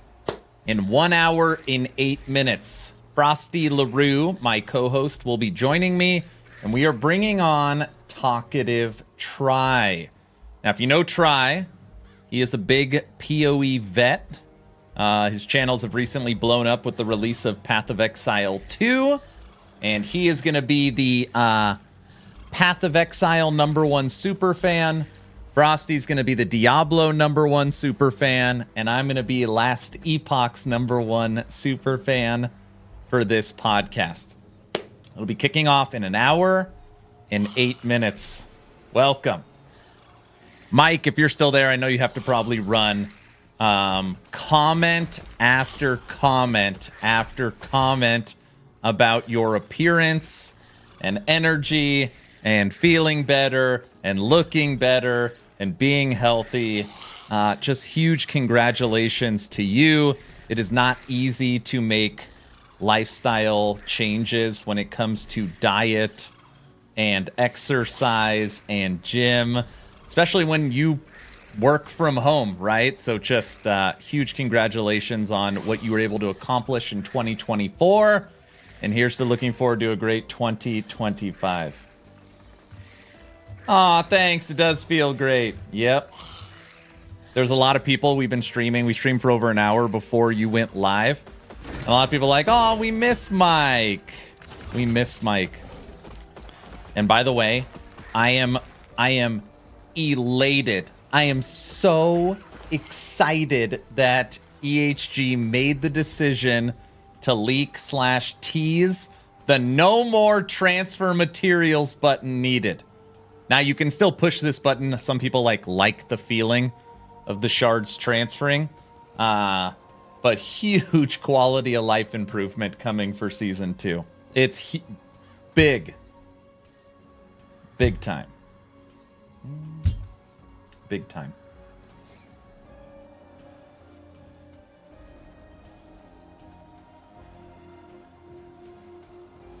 Yes, Aaron is on. Blizzard's not hit till Sunday. Right? Facts. Huge. Huge. Yes, I'm sure. Ellie is going to be the true blaster of the ARPG scene. Man, it is just going to be so nice when April rolls around. And you know, we can all experience all the new stuff that they've been working hard in the background. Start drawing some real comparisons versus Diablo and PoE compared to what EHG's been working on. Just get Last Epoch back in the conversation. Obviously, this 9-10 month cycle has sucked because we all love the game and we're waiting for more content. But I'm really hoping that this is like almost a new 1.0. Like, all right, you had your 1.0, you launched the game. But this is kind of like almost the relaunch based upon the launch feedback. It's going to be really good. It's going to be really good. Something about the vacuum effect gets me every time. There's a lot of people that like it. That's probably why they didn't fully change it, where now it's an option. If you like how it is, keep it. If you don't like it, it'll just auto transfer in. Yeah. So we're running the podcast in an hour. After the podcast, in the post show, I do have a free copy of Path of Exile 2 Early Access that we will be drawing as a giveaway. So as long as you're following on Twitch or subbed on YouTube, type in !giveaway. We're going to play Last Epoch for about an hour before it starts. Oh, damn. This is going to be good stuff. Frostylaroo's already ready to go.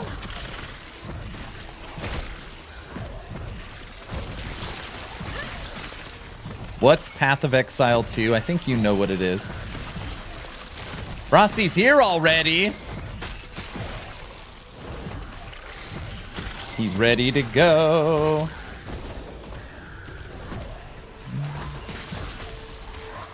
And then tomorrow we might do a short stream. Normally Saturdays are my day off. But tomorrow we have the full live stream from XD breaking down Torchlight Infinite's new season that starts January 9th. So we might do a 1-2 hour stream tomorrow just to watch that together.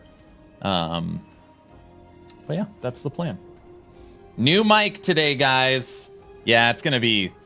I'm probably gonna have to duct tape everything together when it starts. I tried... Since we didn't get to do like a dry run, you know, I try to make my best guess on things. But it should be fine. It should be fine. You should start bringing on some of the people who support you on the podcast.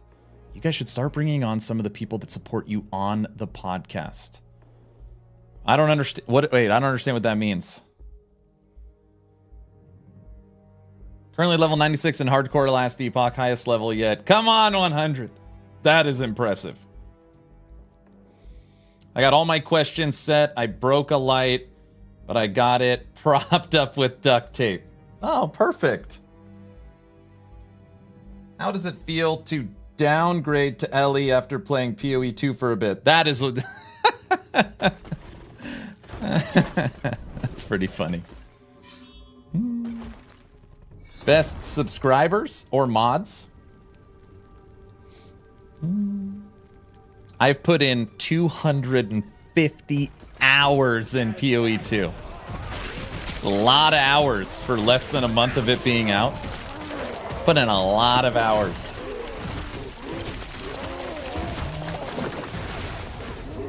I love ARPGs, but that one's meh. Torchlight Infinite's free. You should just try it. I mean, you've grinded a couple hundred hours in PoE. You could try it again for a day. Maybe you'll like it. I got Simpox to try it, and he said it was his new favorite game. And then he no longer said that after a while, but he had a good first experience.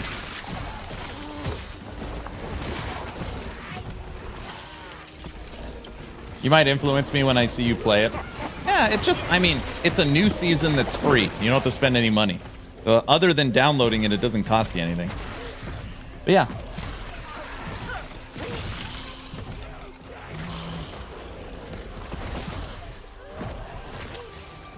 What do you mean you don't understand? You said, Diesel, you guys should start bringing on some of the people who support you to the podcast.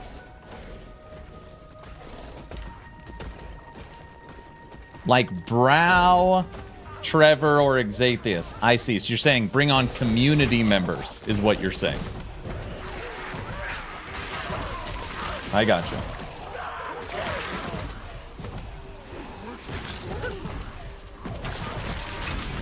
Torchlight 2 is good, man.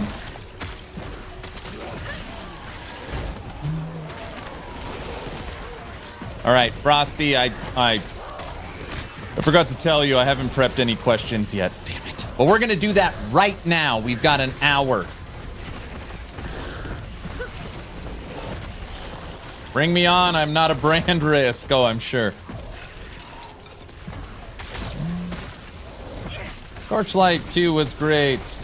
Then I bought Torchlight 3. Hey, at least it had the train conductor. I still think that's one of the most clever classes that has been brought to action RPGs.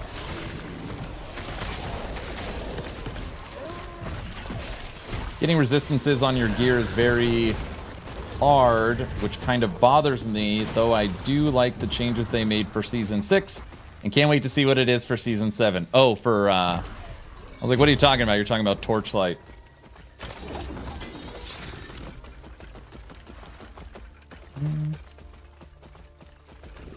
Nothing like putting off studying until the last hour. Exactly.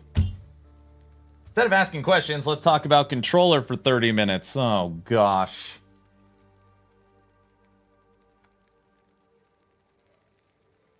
I always join my friends in alt, so I'm level 1 to level 90 in like a second. Robert says those are the emergency guests, Diesel. Okay.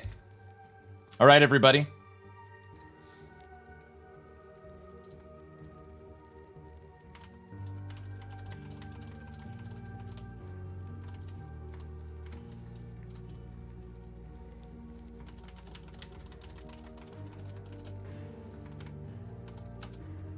Okay. Robert's on YouTube. He's here every day. Don't worry, Brow. You are like the life of the party compared to me. No.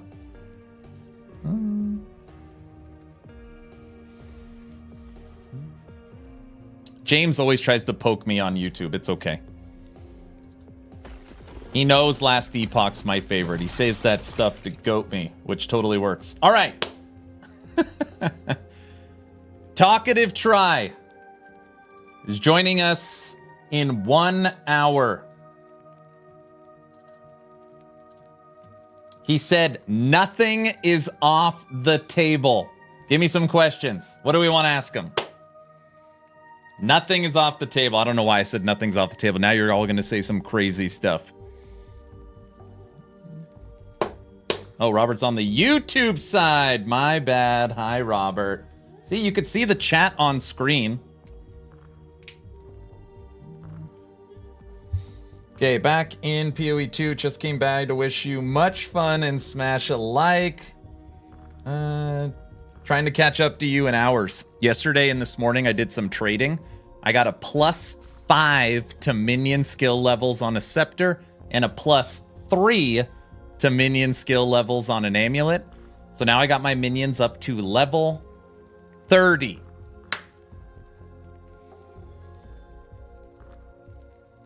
Talkative Try, does he still have a Woody and Buzz? What? Does he like pineapple on pizza? Okay, submitted.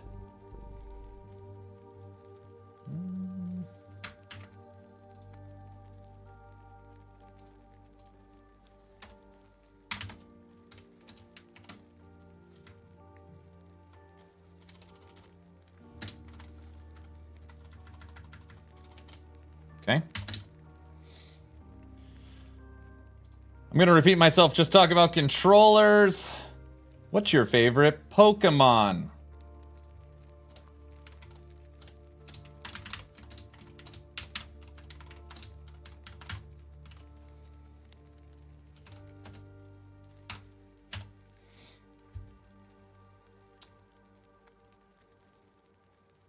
What game did he grow up playing?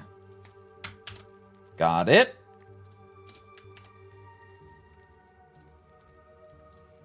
So, which in PoE 2? Smash or pass? And verse Archer. Oh, that's what you want me to ask him? Took me a second.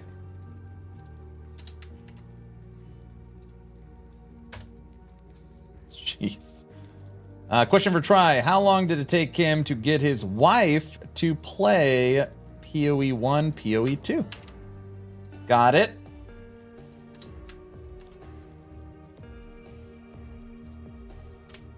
Got it. If you're having a second breakfast, what would it be?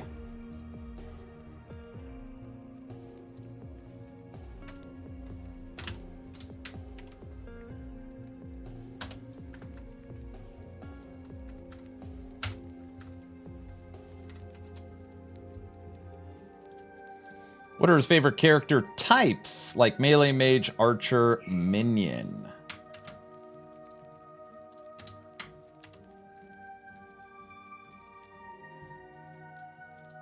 Got it. Buzz Lightyear. I was saying he looks... Oh, brother, never mind. Oh, you think he looks like Buzz Lightyear? Oh, brother. What does he think about finding the citadels and having to redo the citadels if you fail the pinnacle boss?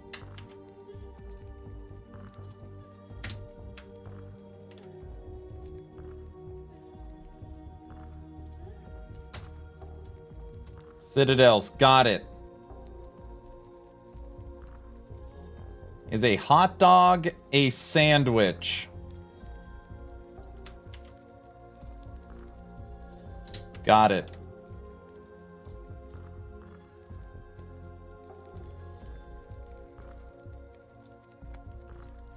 Do you really want me to ask? I was joking around with Hog yesterday saying I'm going to ask Talkative Try who would win in a fight, him or Hog. I haven't decided if I'm going to bring up the Hog stuff yet. I'm undecided. We'll see how it's going.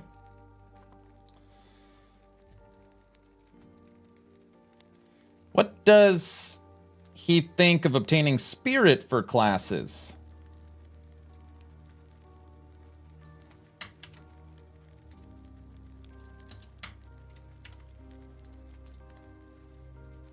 Spirit.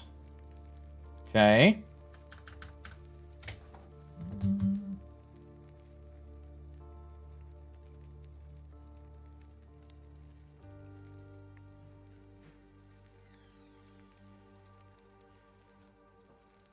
All right, I'll look at YouTube in a second. Oh, let me get through Twitch chat. What would he like to see in the first iteration of the new end game in PoE 2? He's gonna say Blight, guaranteed. Got it. He's interviewing Hog in 2 weeks, I know. Of course, ask him.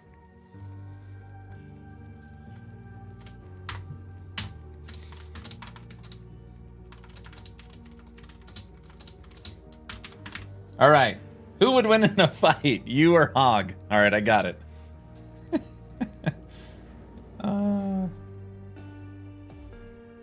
Controversial question. Is Die Hard a Christmas movie?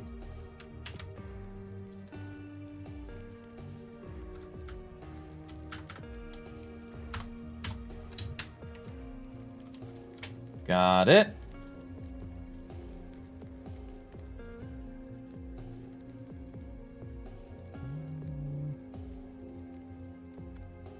How jealous is he of Ellie's crafting system? That's a good question right there. Has he ever played Last Epoch? Ask him how it feels to have a night like his PoE 2 launch stream with so much support and building his community so much larger. That's like that's a feel-good question. All right, I'll add a feel-good question.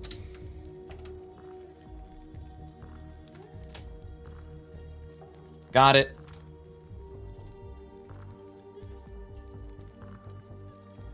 He looks like the kid that plays with Woody and Buzz Lightyear. He looks like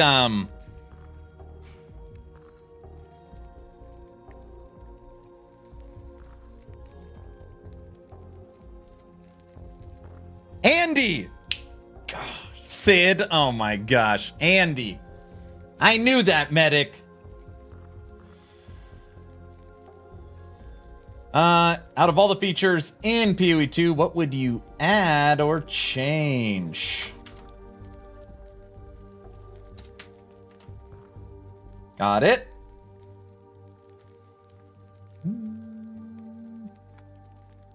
Apart from ARPGs, what does he like to play? There are a lot of good questions.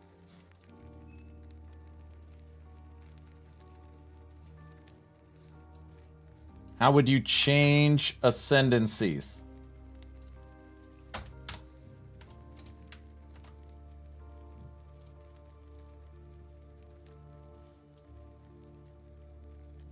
What's the least favorite class?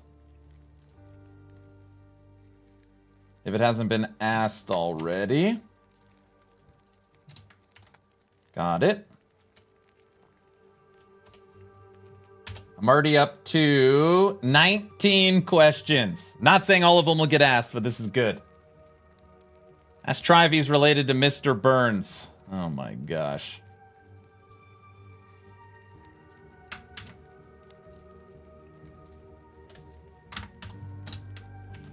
All right, 50 minutes until we kick off the podcast. Diesel, got it. Yeah, dev stream's done. Podcast is kicking off in 49 minutes. Right now we're building questions for Talkative Try. Question for Try. What game could he never put down and he always comes back to, no matter how good any other game seems to be on release and just after?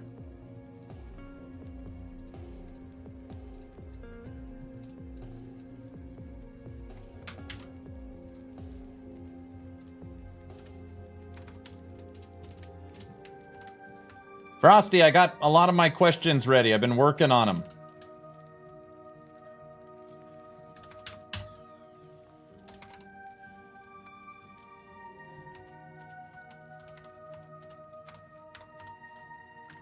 Okay. Fine. Ask him who would win in a fight, Hog or him. Sorry for the feel good. I already wrote that question down. Yes, Sid is the bully. What's he think of Ellie's new send items to the bank feature?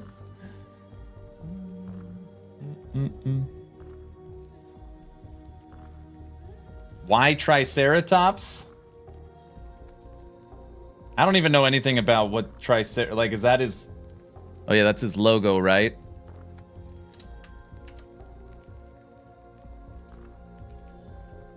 Ash Try how long it took him to get used to being a human.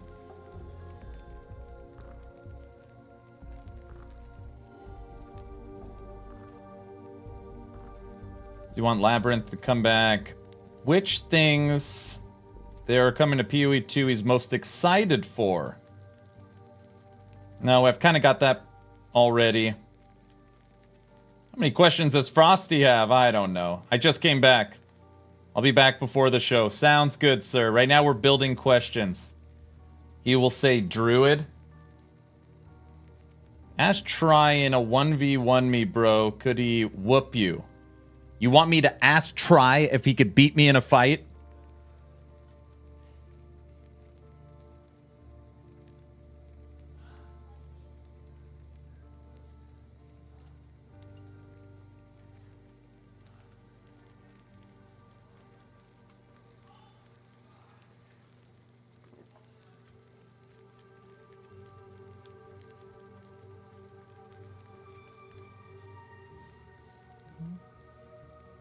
That's going to be funny. It's not a very necromancer question. What's with all these fight questions? I don't know.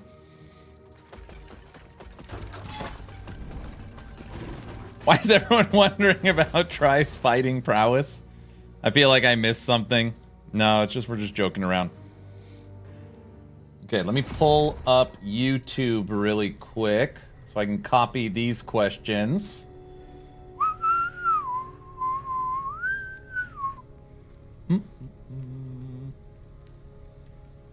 This is going to be a fun podcast, I could already tell.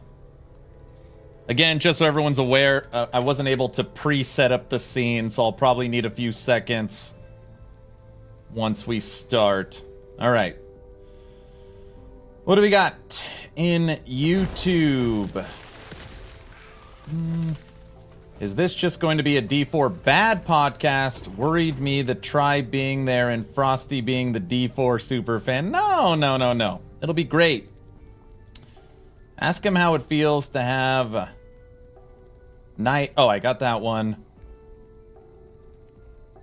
Does try like elf chicks or dwarf chicks with beards? My gosh.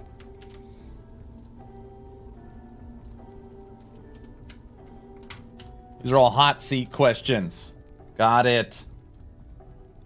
Think of playing PoE 2 and people stealing your session tokens to exploit and steal your items. That sounds like fun. Besides yourself, who is your favorite streamer? Oh my gosh.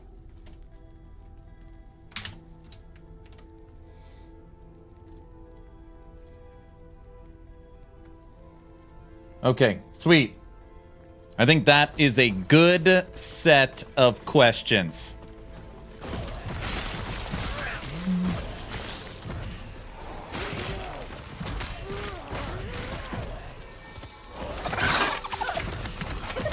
Source, hands down.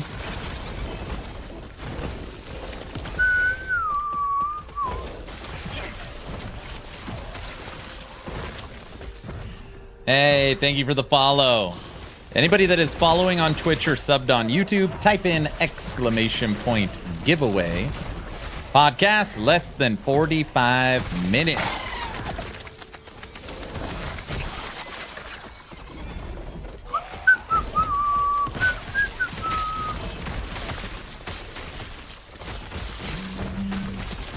When are we playing Dragonkin?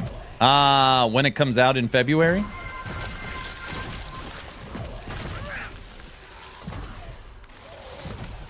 When you ask Try if he could whoop you, you need to be dead serious. I'm not asking him that. I'm gonna ask him about Hog. Listen, Diesel. Okay. You know. Come on. What's up, Tech?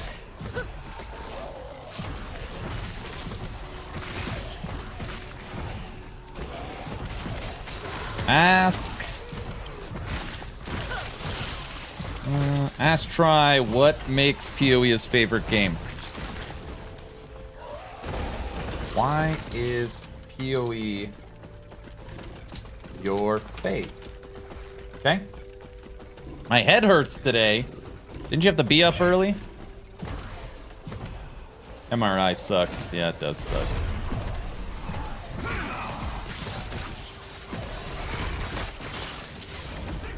You should ask him if the genre can handle all the LE type games. Has he ever played Last Epoch? Does anybody know? Has he played LE?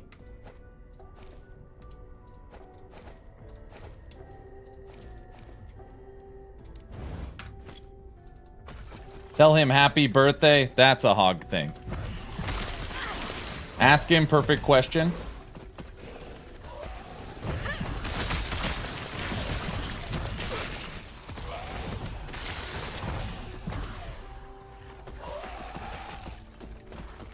Aaron would win in a fight versus Try. Aaron would just call his wife. His wife would beat them both down. Well, duh. Someone searches Page for LE videos. I thought, doesn't he?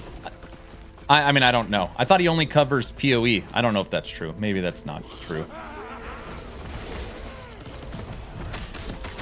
He has played Last Epoch. Okay. Aaron, missed the Mark stream. Anything spicy? Oh, I got something spicy. Dev chat for tomorrow's video is going to be awesome. But the one thing they leaked during the stream was that basically in the settings menu for Season 2, you're going to be able to auto-transfer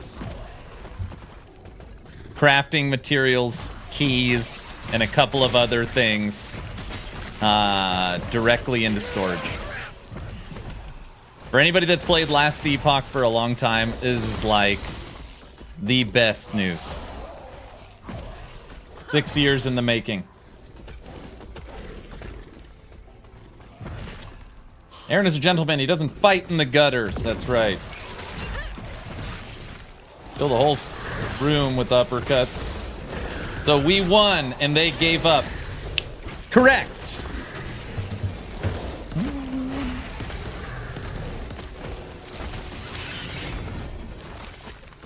So if these two shards, I clicked on them, I wouldn't have to hit I and transfer materials.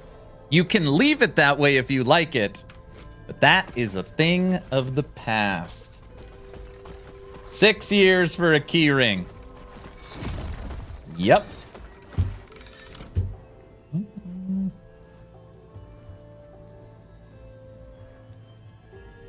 Yeah, but the first couple of years was like Kickstarter, you know? Like, I don't know, do you count those ones?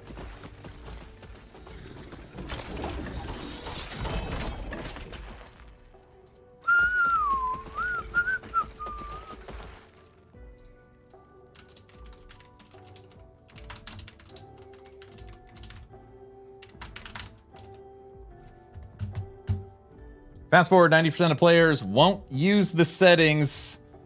And Mark says, I told you. I do like the shrink sound, though.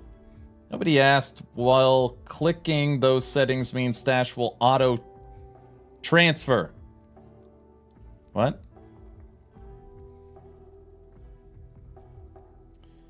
We're going 7 years strong since early access.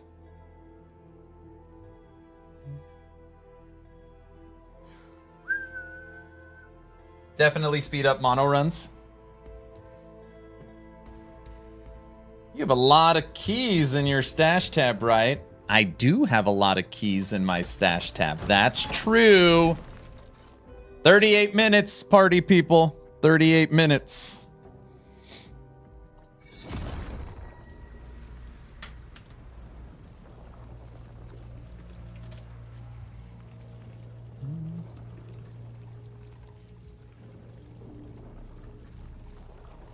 Astry, out of all the guests he's had, would he rank the top 3? That's hard.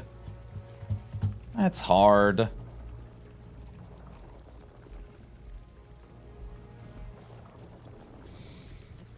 A cool Season 2 challenge, make the best one-tab artwork out of your keys.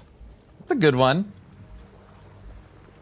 What was your most memorable build in an ARPG? Is that for me or Try? Does Try make builds? Is he a like a tips and tricks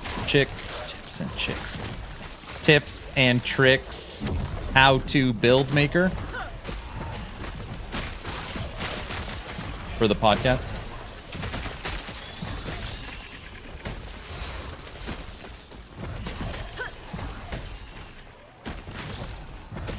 Tips and chicks, Aaron, I know. This looks like you found yourself a new line for your video. Tips and chicks sounds interesting. Tries more of a news guy like Riker, I see.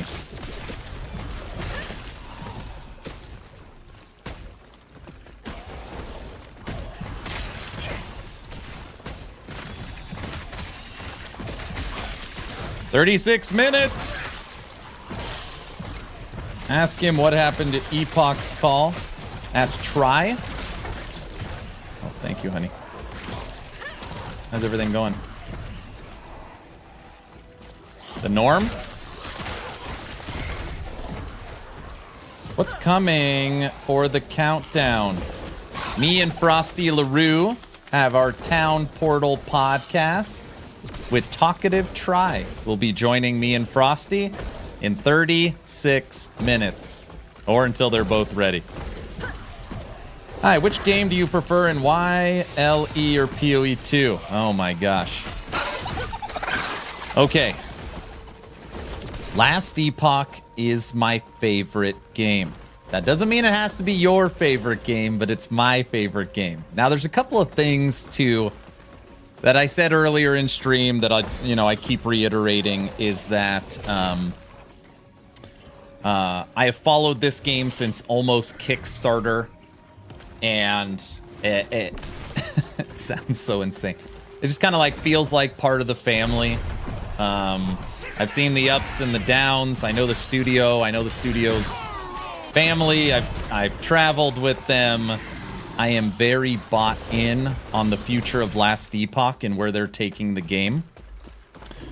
And I have almost 4,000 hours in the game. And I love the studio. I love their design philosophy. I look at Last Epoch through the lens of rose-colored glasses, but I do see the flaws and have a long wish list of things that I'd love added. So, you know, my 700 YouTube videos I have covered on the game, it's my favorite. My favorite. Like I said earlier, though, that doesn't mean that I don't see the writing on the wall of what likely Path of Exile 2 is going to become.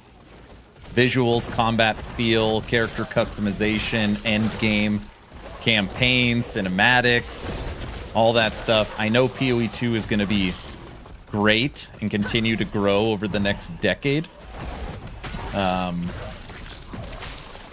yeah, 4,000 hours, it's basically a PoE 1 noob, right? But yeah. I like Last Epoch. Playing all these games, which I think I've played all of them, I personally believe that Last Epoch is #1 in loot filter, stash tab, and crafting. I love the way that they have also done minions and necromancer, which is my favorite class. And I think from a studio communication and studio values, they're unequivocally one of the best. No paid DLCs, no paid expansions, no microtransactions that are predatory, no battle passes, you know. It's just a really well-run studio by people that are true action RPG enthusiasts. So,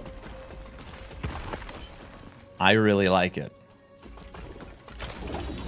I only have 8,400 hours in PoE 1. That's it. Riker, we're talking about Riker? No. Countdown starts the podcast. We should set up an MMA match for all the PoE 2 players. Verse Hog. Last Epoch is quickly becoming my favorite game. Wait till you see what's coming on Season 2. Wait till you see what's coming. I'm allowed once a day to geek out about Riker, I know.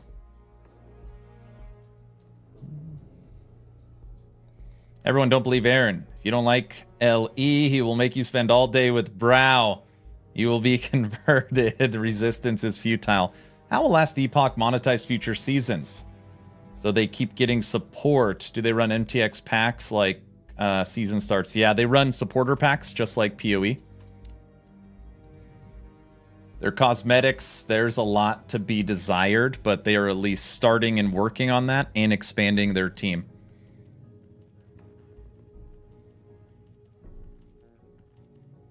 Let's see, I'm waiting. Skill design, class identity, item mechanics, crazy creative uniques. Ellie is the best. It's the GOAT. It's so good. I know.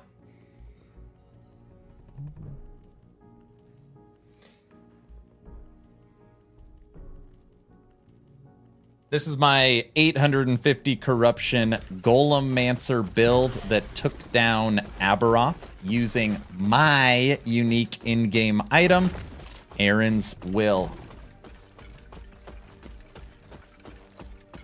Bro, thanks for the answer. I like LE also, but I think PoE 2, it will be the game I watch you on YouTube for a long time. I started playing LE 1 year before they gave access.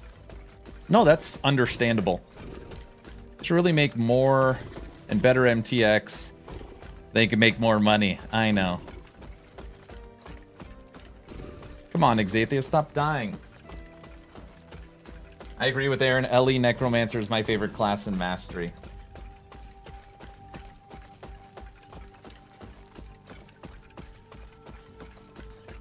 You should ask Try. Have you ever had a gamer girlfriend? If so, what was his name? Freaking spot. Should have read that one in my head.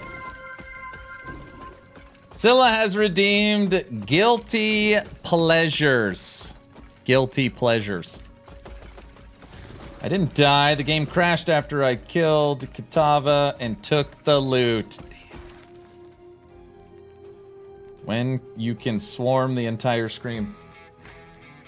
Hopefully they release an achievement system in LE. They're working on it. Happy birthday. Noggin, thanks for the Prime sub. Okay. I'm done talking for a few minutes. 10,000 channel points have been redeemed to play Guilty Pleasures, which is enough time for me to run and use the restroom before podcast. Be right back.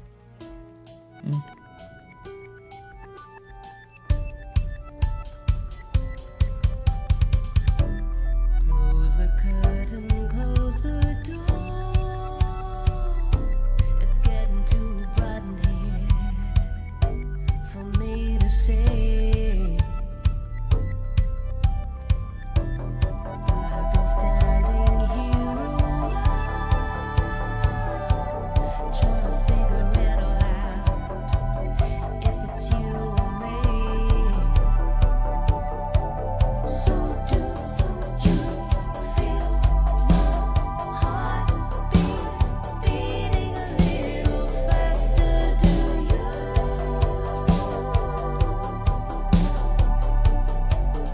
And feel my hand reach out to hold you. Is that something you do?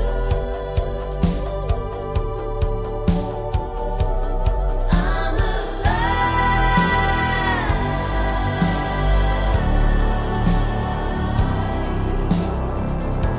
Taken notice of this situation. I'm alive.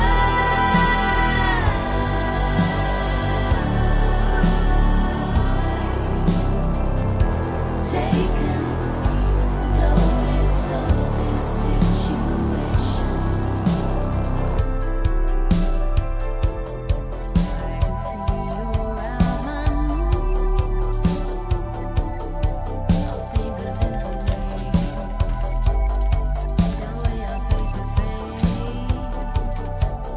So do you feel my heart beating a little faster? Do you?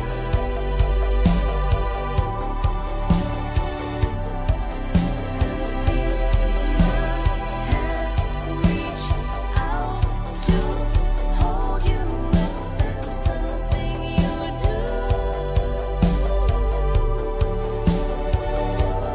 I'm alive.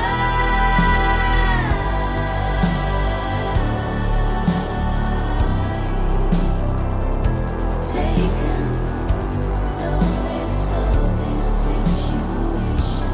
I'm alive.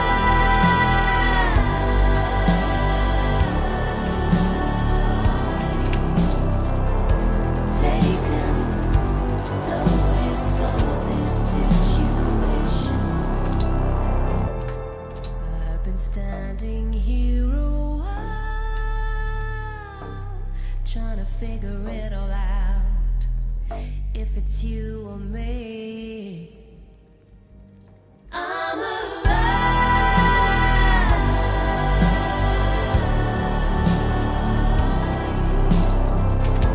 Taken notice of this situation. I'm alive.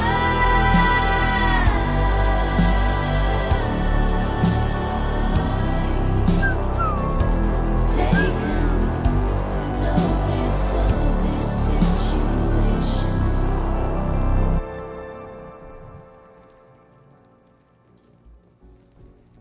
Hello. All right.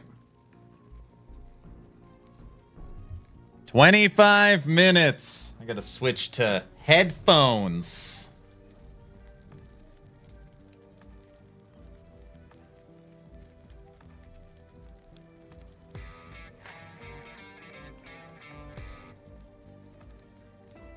Hey, thanks for the Prime sub. Thank you so much. Means a lot. 4 months. Rotten Gamer at Aaron, I would like to ask Try. I would like to ask Try that GGG said that they were making PoE 2 more appealing to the casual player by making systems like the skill tree and skill gem streamlined. But how does making casual players play through a 50-hour campaign, which could be very difficult for some players, and builds, and the major punishment with the endgame XP loss and losing the chance for bosses if you die, how is that appealing to a casual player who plays 14 hours a week? Ooh, that's a juicy one. Hold on, I'll get that in a second. Let me see if I can get my headphones to turn on first. Any sales pitch for LE for Try? I always have my sales pitch. There we go.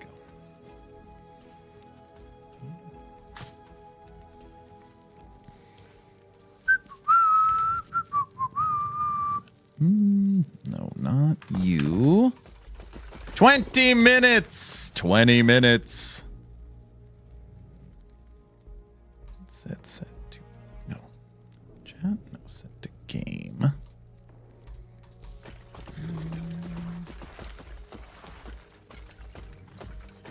Doesn't take 50 hours after you've done it once. If you want to play an easy game, you could just play D4.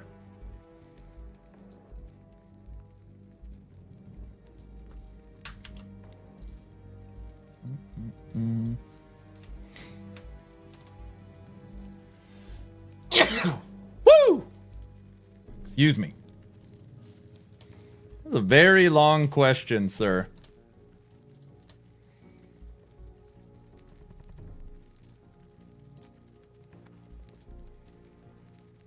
Casual players shouldn't even get to endgame by design in PoE 2. Another point for Epoch. Bless you. Thank you.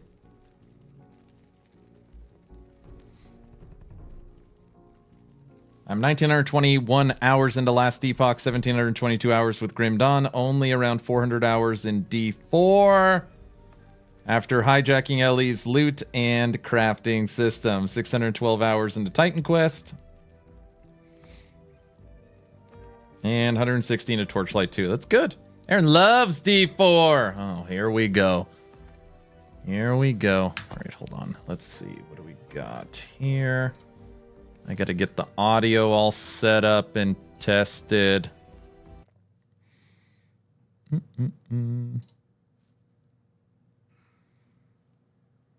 right, that is good. Hello, hello. All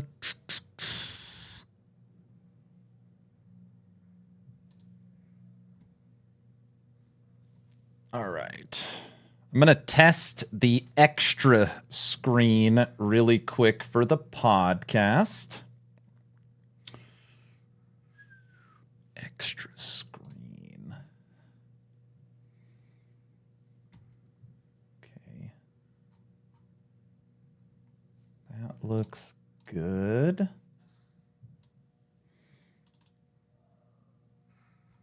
All right.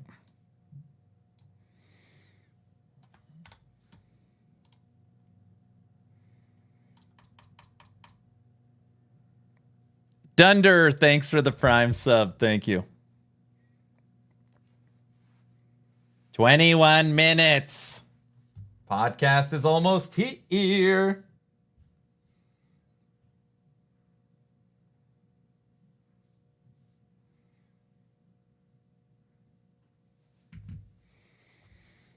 Okay.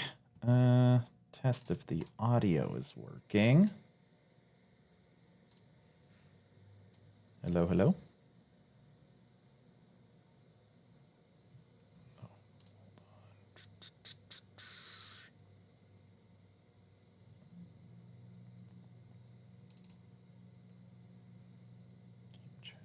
good.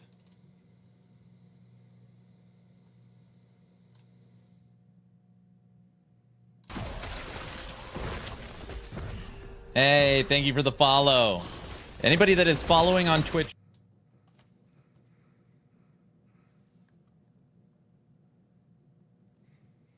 5 minutes.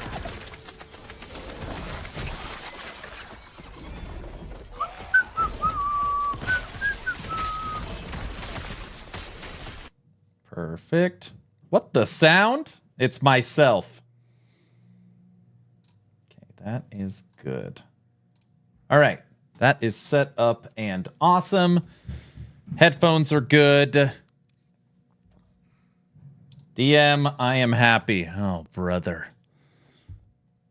Oh, very nice, sir. That looks great.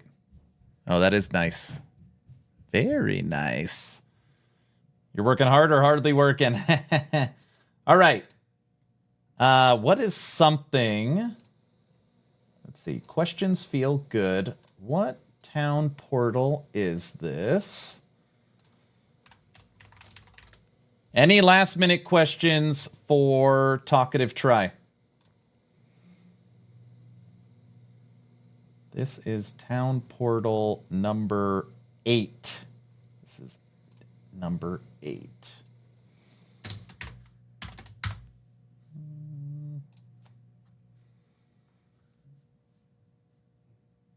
Is he full-time or does he have a real job? Good one. Do you have a job or is this full-time? Will he never get good? How many fingers am I holding up? He does have a job. Ask Try, what does he think of the minion body blocking issue?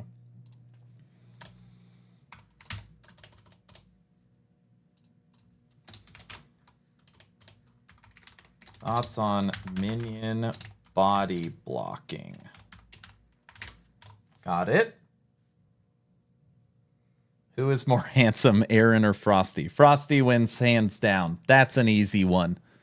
Come on, we all know that.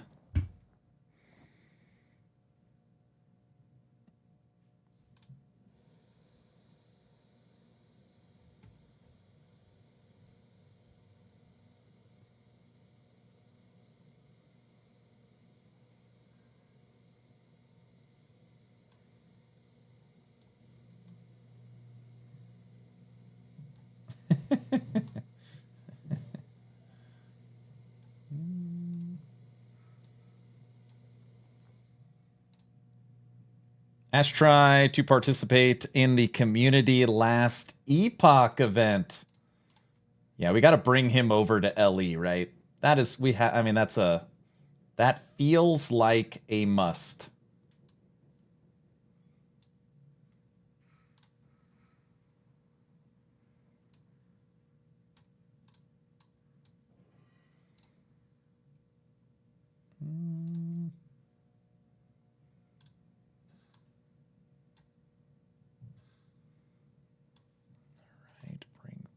Over. Played Guilty Pleasures.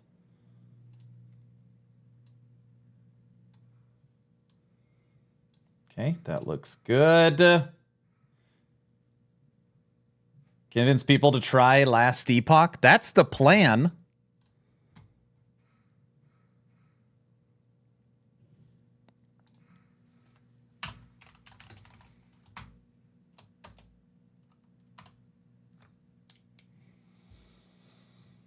PoE, LE, and TLI, the holy triangle of ARPGs. You left out Diablo 4.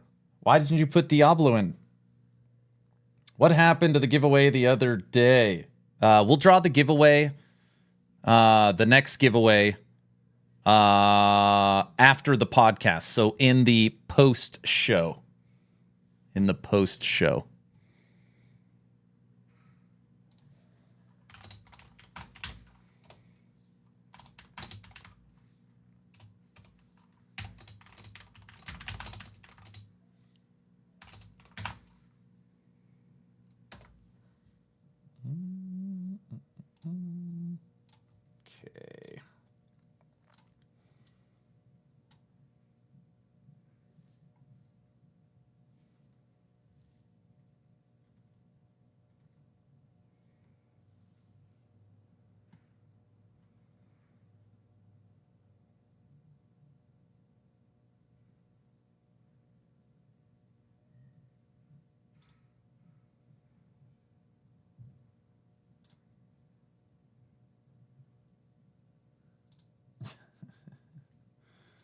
Oh, Frosty's got some good stuff in here. Okay, this is great.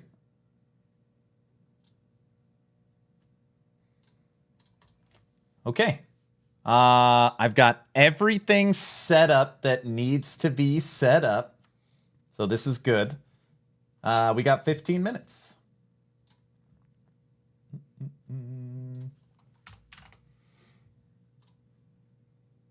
Headphones on. Audio is set up to the best it can be. I've got all the links and everything we need. I think we're good to go. Final countdown. Yep.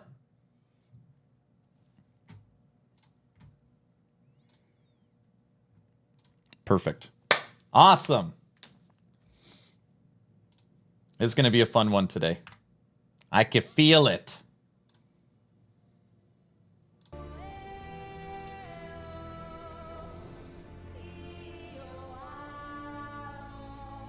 Ask Try what is his favorite and least favorite thing about Last Epoch.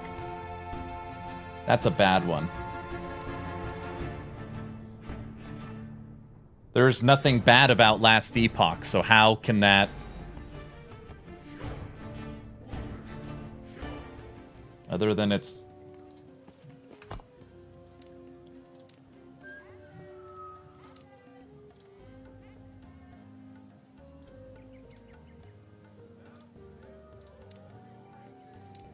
That was weird.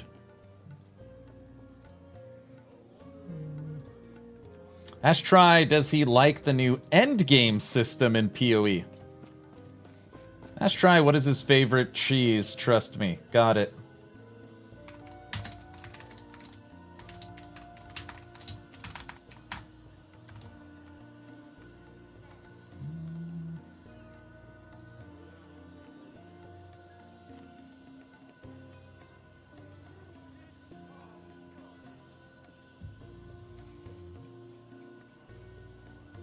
Anyone ask Mike his opinion on Magic Find today? No, there was no questions on Magic Find. I was pretty surprised, truth be told. At least nothing I saw.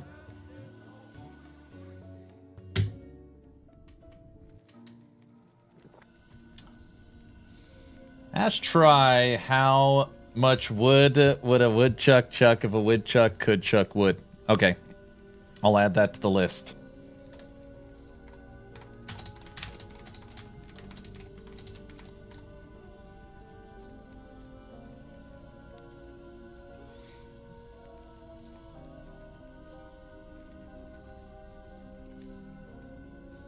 Ask Try if he's willing to mentor Frosty on PoE 2. Perfect.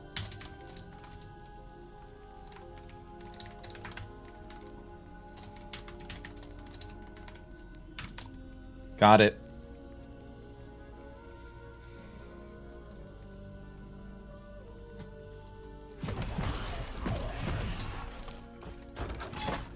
Great. These are great questions, everybody.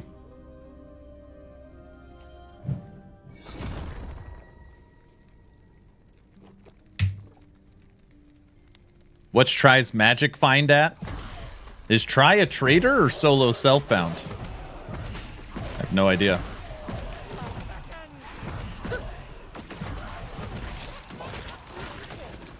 He's solo self-found?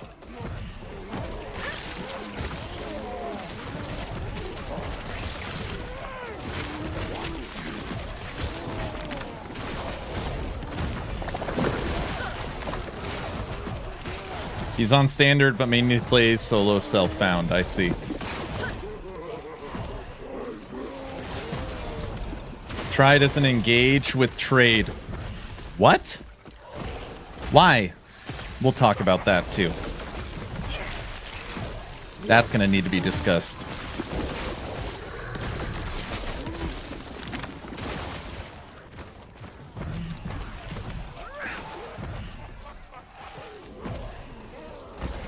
He sold 3 and bought 5. What? Pretty sure he traded a few times. Ugh. Good man shows character. Oh, brother. You saying because I trade all the time? I have bad care. Well, it's true. I do trade a lot.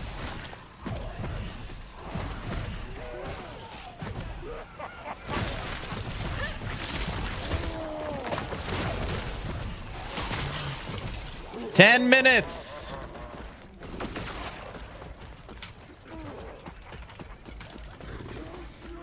All right, I just gave Frosty and Try the 10-minute warning. See where they're at.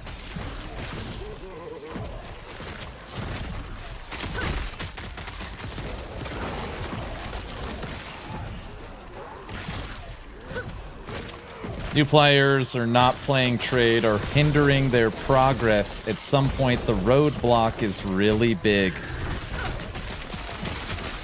I like trade.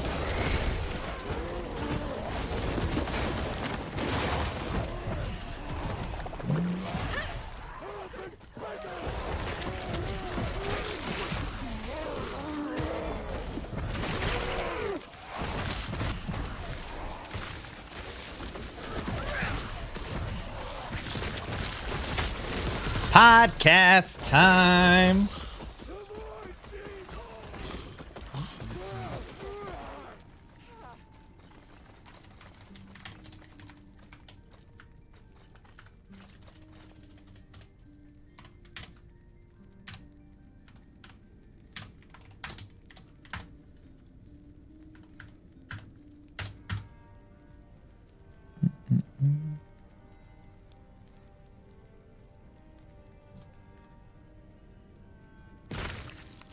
Ask Frosty when the next season on content drop on D4 that he's really excited about. I'm sure he's going to say season 7, the season of the witch, obviously, right?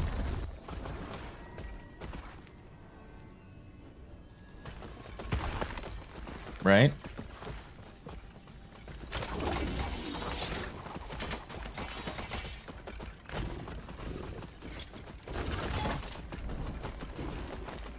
We've collected too much garbage. 8 minutes!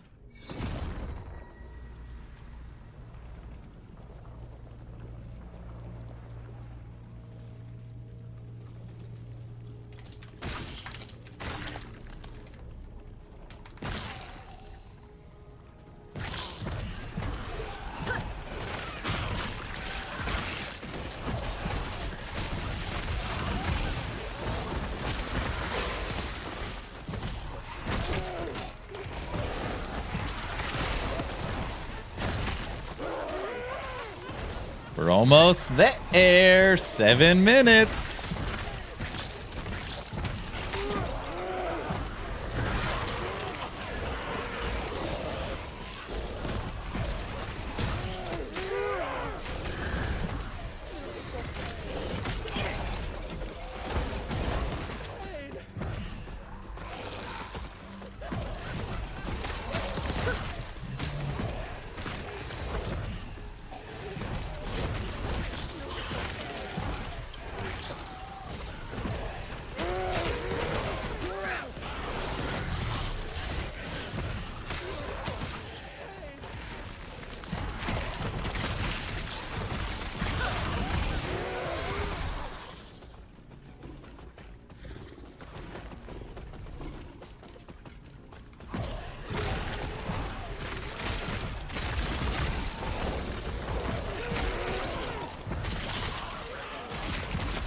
Are we ready, Aaron? I'm as ready as I can be, I think. As ready as I can be. Just don't let us find out about... No leaks. All right, so for the rest of the stream today, we're going to play strictly CT content, okay? Just so I could show, just so we can see it. Actually, never mind. That's probably not. Forget it. Never mind. Never mind. Man, delving back into LE is so much fun. Decided to do this hardcore solo with Warlock. The game is refreshing. Yes, it is.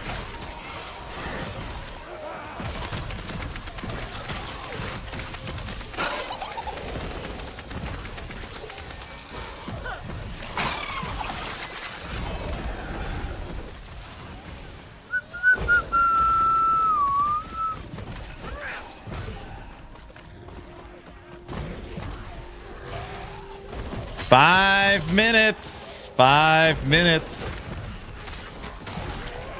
The lizard sounds like a dolphin. It's a dolphin.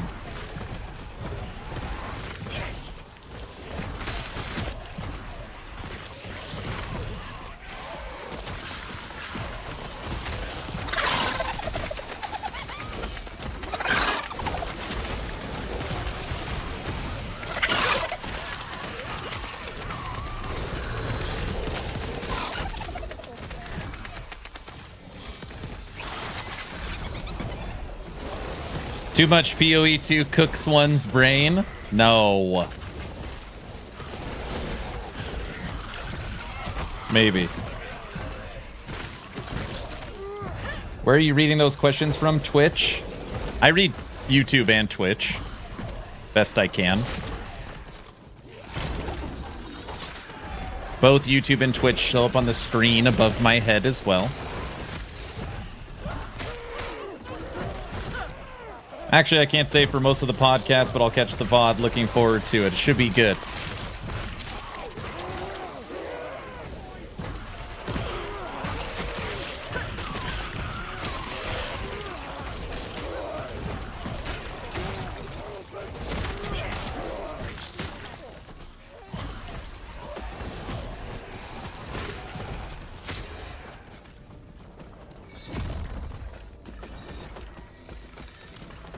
All right, let me check in with them again.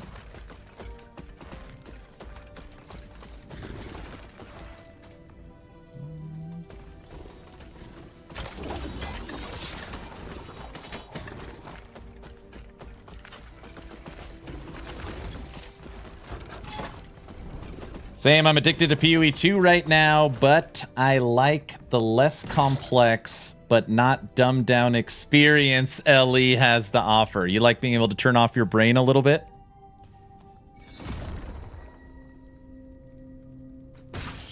Us YouTubers are second class, of course. Frostylaroo, get out of YouTube chat. I see you over there.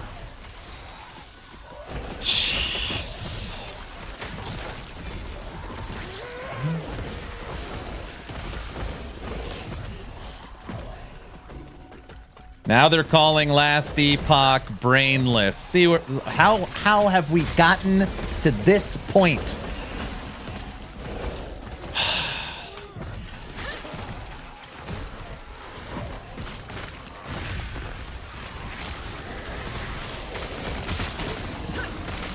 He said not brainless, I know.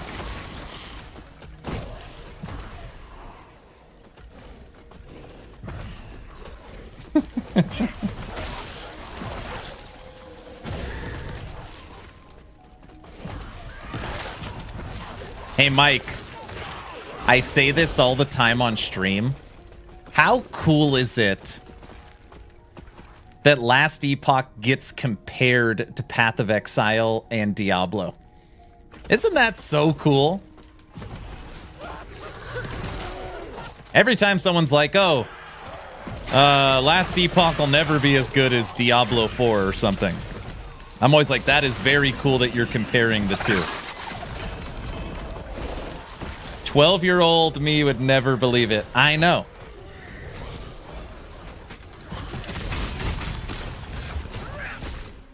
All right, this is the last mono. I want to know what happened to Epoch's call. They're reusing Epoch's call, I think.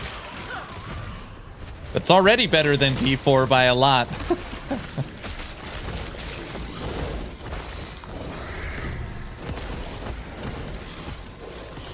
Frosty's just waiting to hang out with the super cool crew.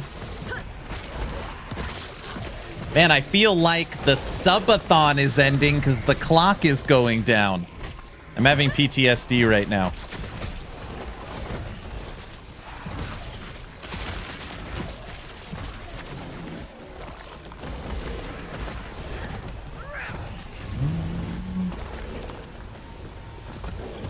All right, everybody, that's going to do it for Last Epoch. We will jump back into the game for the post-show to talk about how everything went with Talkative Try and Frosty And I'm going to draw a giveaway. As long as you're following the channel on Twitch or YouTube, type in !giveaway. Today we will draw a free copy of Path of Exile 2 Early Access. I am going to go grab these gentlemen right now, and I'm going to manually run a Twitch ad. That way it turns off pre-rolls. Now, normally, we have the audio set up, we have the video set up, we have the cameras set up. Unfortunately, me, Frosty, and Try weren't able to do a dry run. So just know that when the podcast starts, if everybody's in the wrong place or the audio levels are not set up, I will be fixing that right at the beginning. So that's the plan. All right. Path of Exile's #1 superfan, Last Epoch's #1 superfan, and Diablo 4's #1 superfan. Podcast starts in only a couple of minutes. I'm going to go grab them right now and run that ad. I'll see you all in a little bit.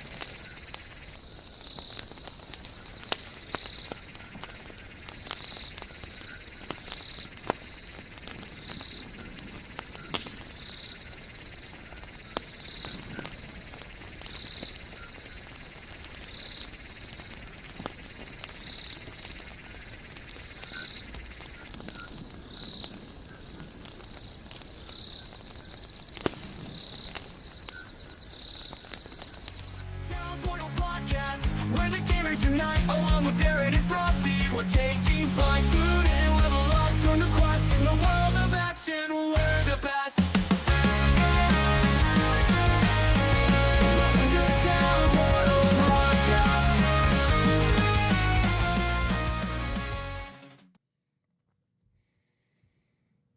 Oh, the cameras are kind of set up. Frosty, you're just too zoomed in. I'll fix that in a second. Hello, everyone, and welcome to the official Town Portal podcast. This is episode number 8.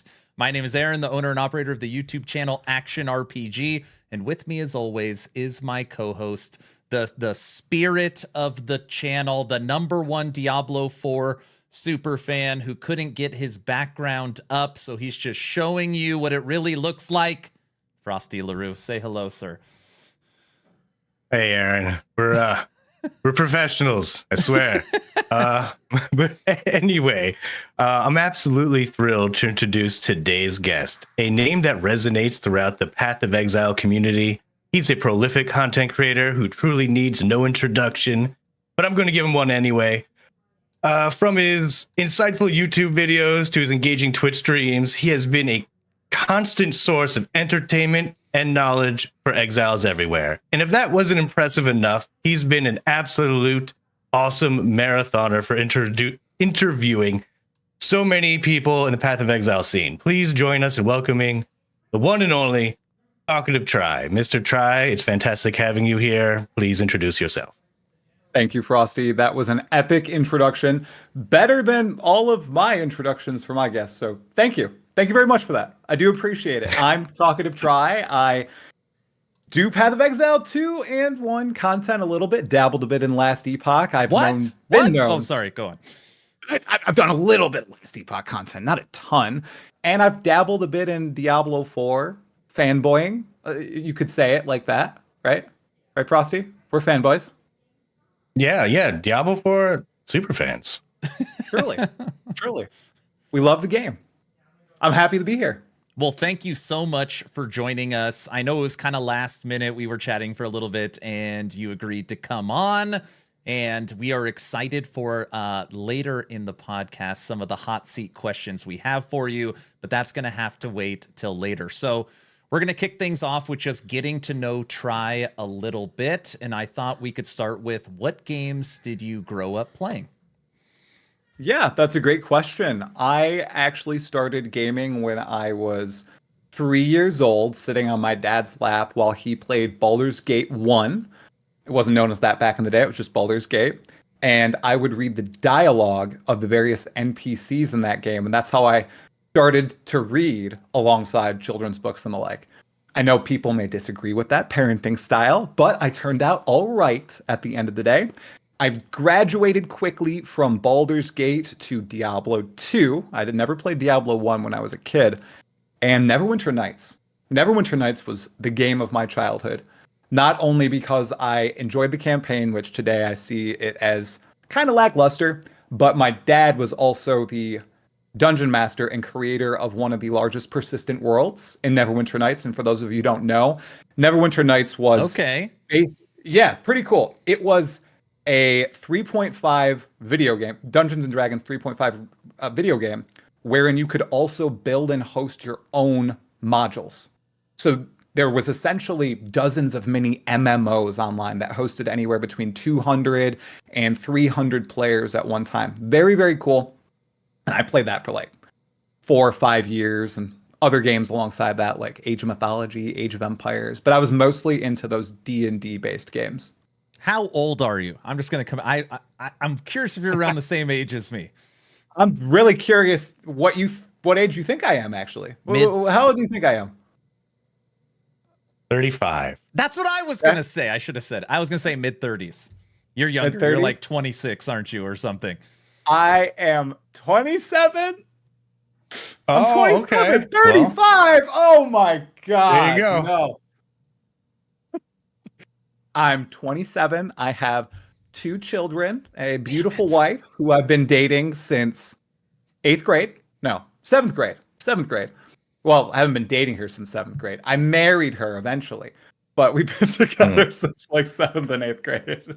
Frosty, he's only 27. What did we do? I know. That's what I was going to say, but you were all like, he's probably 35. Well, and we you talked about said this yesterday, and I was going to so then say I was like, well, I got to 27. back up my boy, so I'm just going to agree with him so he doesn't Yeah. look bad. We both thought 27 originally. I was pretty sure that's what we were talking about. And then we were just like, we can't say that. And like, who's 27? So anyway, Damn it. I hear you also played Guild Wars 2. That's correct. I was a big Dungeons and Dragons online player, but I had a debacle in that game wherein my character was essentially deleted, and it was 1 week out from the release of Guild Wars 2's head start. So I bought into that and started playing it with my wife, my girlfriend at the time, and I have been playing that ever since. I literally mained that game alongside Dota 2 for many years, up until I started playing Path of Exile in 2019. Big fan. We still play it today. Well, to show you I've done my research, was it losing all your epic destinies on a maxed out character? Oh my goodness, Frosty, it was. When could you have learned this information? What? He was probably in your stream. Did you play or any watched World of something. Warcraft? No. I think it was on the Rax interview. You mentioned it, or Surgog. I think it was Surgog. It Surgog. was literally last night. That's what I'm getting, like, deja vu right now. Yeah, I talked about it with Surgog last night in World of Warcraft. My childhood friend got me World of Warcraft, the Burning Crusade, like the box, and a subscription, a 12-month subscription for my birthday. Okay. I never opened it. Never. Oh wow. Never. I've never That's played probably WoW. a good idea. Yeah. Were you guys big WoW players? There's I Guild Wars 2 played and there's vanilla WoW. before it was vanilla with my Warlock, Frosty. Oh, I'll let Frosty go ahead. He loves it. Yeah. So people say they have like 12,000 hours in PoE and they've just started playing. I probably have 3 times that in World of Warcraft, and I'm just wish I can stop playing. Really? Do you still play today? Every new expansion, I always play the first bit of it, and then maybe I come back sometimes for a new raid tier. But then I just midway through, I'm like, what am I doing? I can't wait to just be done. I'm in like a guild. We beat the heroic boss, He and loves then I'm it. done. Frosty loves it. He loves it. I It's know. a love-hate thing. Everybody seems to have a love-hate relationship. Like one of my favorite creators, Mad Season Show. I've never played WoW. Love watching to his videos and listening to him rant about the WoW token and Classic Plus and all that stuff. I feel like I've played World of Warcraft, even though I've never touched it. Interesting. Okay. Yeah. I have a question So for you you. got a cat there. Very Why Triceratops on your logo? Another one. easy question. Here you go. Originally, my channel, which I started in 2022, Okay.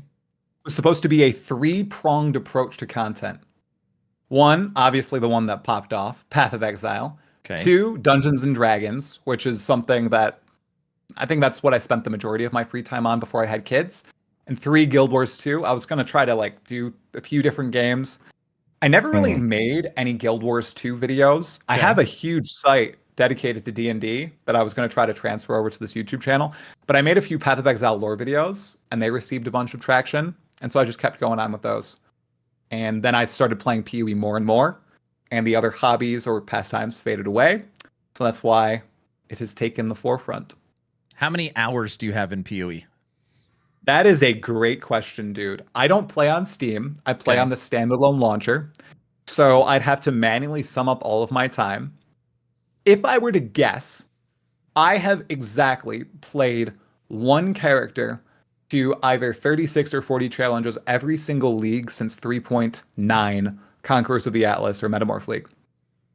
So That a probably takes me a lot, but not like a crazy amount. I probably spend about 120 hours in every league or cycle or season, whatever we'd like to call them. It doesn't matter. Probably should go with season. Good job, last Epoch. And so I'd say maybe around 2,000 hours, maybe around 2,500 hours. That's my guess. Wait, did last Epoch change it to seasons now? Yes. Yeah, good job, Aaron. What? I didn't have any part in it for the 2-year campaign against Thank you. it. Yeah, I saw that. I saw that video in what was it, December, Aaron, where you were like, "Please change it to seasons. I'm begging you. It'll be so much better if it's I've been seasons trying instead of for cycles." so long to get. How much Last Epoch have you played? Not even close to as much as Path of Exile. I played about 20 hours before the launch, Okay. during the early access period, like a character to Majelka. Okay. Bounced, and then I played the opening launch and then the first cycle to like 100 corruption. Okay. I never fought Aberoth. Okay. I fought one of the lieutenants, and then I bounced because I think Settlers of Calgary came out, and I was like, I can only play one game at a time, and I chose Path of Exile. What a terrible. That's a good choice. Good choice. What are you talking about? My fine. Sorry, go ahead. Okay. This is probably going to be my last non-video game question I have for you before we just fully jump in. Do you have any hobbies that aren't video games?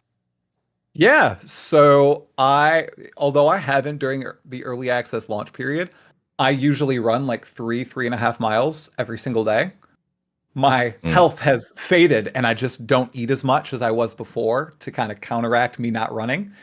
I did get to run today though, yay. So I love running even in the snow and everything. I have a nice home gym downstairs, which I do. I said do. Oh no. Oh, I'm such a child. Brother. Oh no. Oh, goodness. We got to gracious. change the rating of this stream now. Obvious. I've already Please. changed it. Thank you.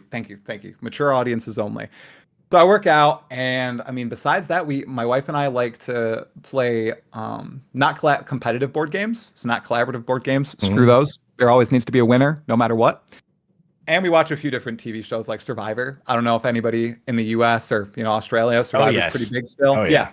Big Survivor fans. We're rewatching Blood versus Water season 27 right now, and it's pretty intense. We don't watch Survivor, but we don't miss an episode of Alone.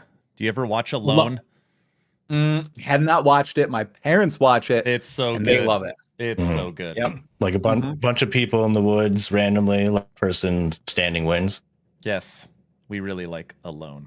Yeah, we've watched that too. It's a lot more survival oriented than today's Survivor, right? And there's not the cutthroat politics. It's more so you are in the wilderness, you must survive. Good luck. Frosty, we need to work out more. He's running every day. What the hell are we doing? Oh, Now. I play video games. That's kind of my hobby, and then sometimes I watch TV. I did see Squid Game recently. I don't know. I give it. I don't want to spoil it for anyone, but I'm looking forward to seeing more. Is what I'm saying. I never. If you've already seen. Did you watch English or just the like the subtitle version, like dubbed or not dubbed? Dubbed. You watched dubbed? See, I watched dubbed of season 1, and I thought it was a really good show. But then everybody I talked to said the show is 10 times better if you watch it with the English subtitles and the original voice actors. Like they like kill it, even though it's Korean, right? It's like a South Korean show. Mm-hmm. Right? Yeah. So it's in Korean, but still, the actors just knock it out of the park if you're listening to the actual voice acting as opposed to the English actors who apparently are bad. I didn't watch Squid Game, but I did watch Godzilla -1, and I started watching it dubbed, and then I switched it. It was so much better with the subtitles. So much better. Yep. See, so I'm never going to make that mistake again. Yep. Ever. I don't know. I'm a Diablo 4 super fan. It's asking a lot to get me to read. Hey, you've got Season of the Witches coming. Let's Sorry, we'll talk about witches later. It's okay, but yeah, moving on here. In your content creation career, what would you say were your pinnacle moments? Pinnacle moments. Oh, that's a deep question. Okay. So this is a great question because it could be interpreted in many different ways. This is really close. Yeah, I think number one right now is launch day of Path of Exile 2 early access, when the community went absolutely ballistic in their support for me. I did not expect it. I was absolutely blown away on Twitch and YouTube both, because I was like multi-streaming, so I had everybody on board, and just the build up to that moment. I told myself in my head, yeah, so I'm like the hype man. Like, I'm not an analyst. I just like talking about the game. I'm not going to be creating builds or guides. I talk about what I think is cool in the news. People are going to instantly tune out, like when the game launches.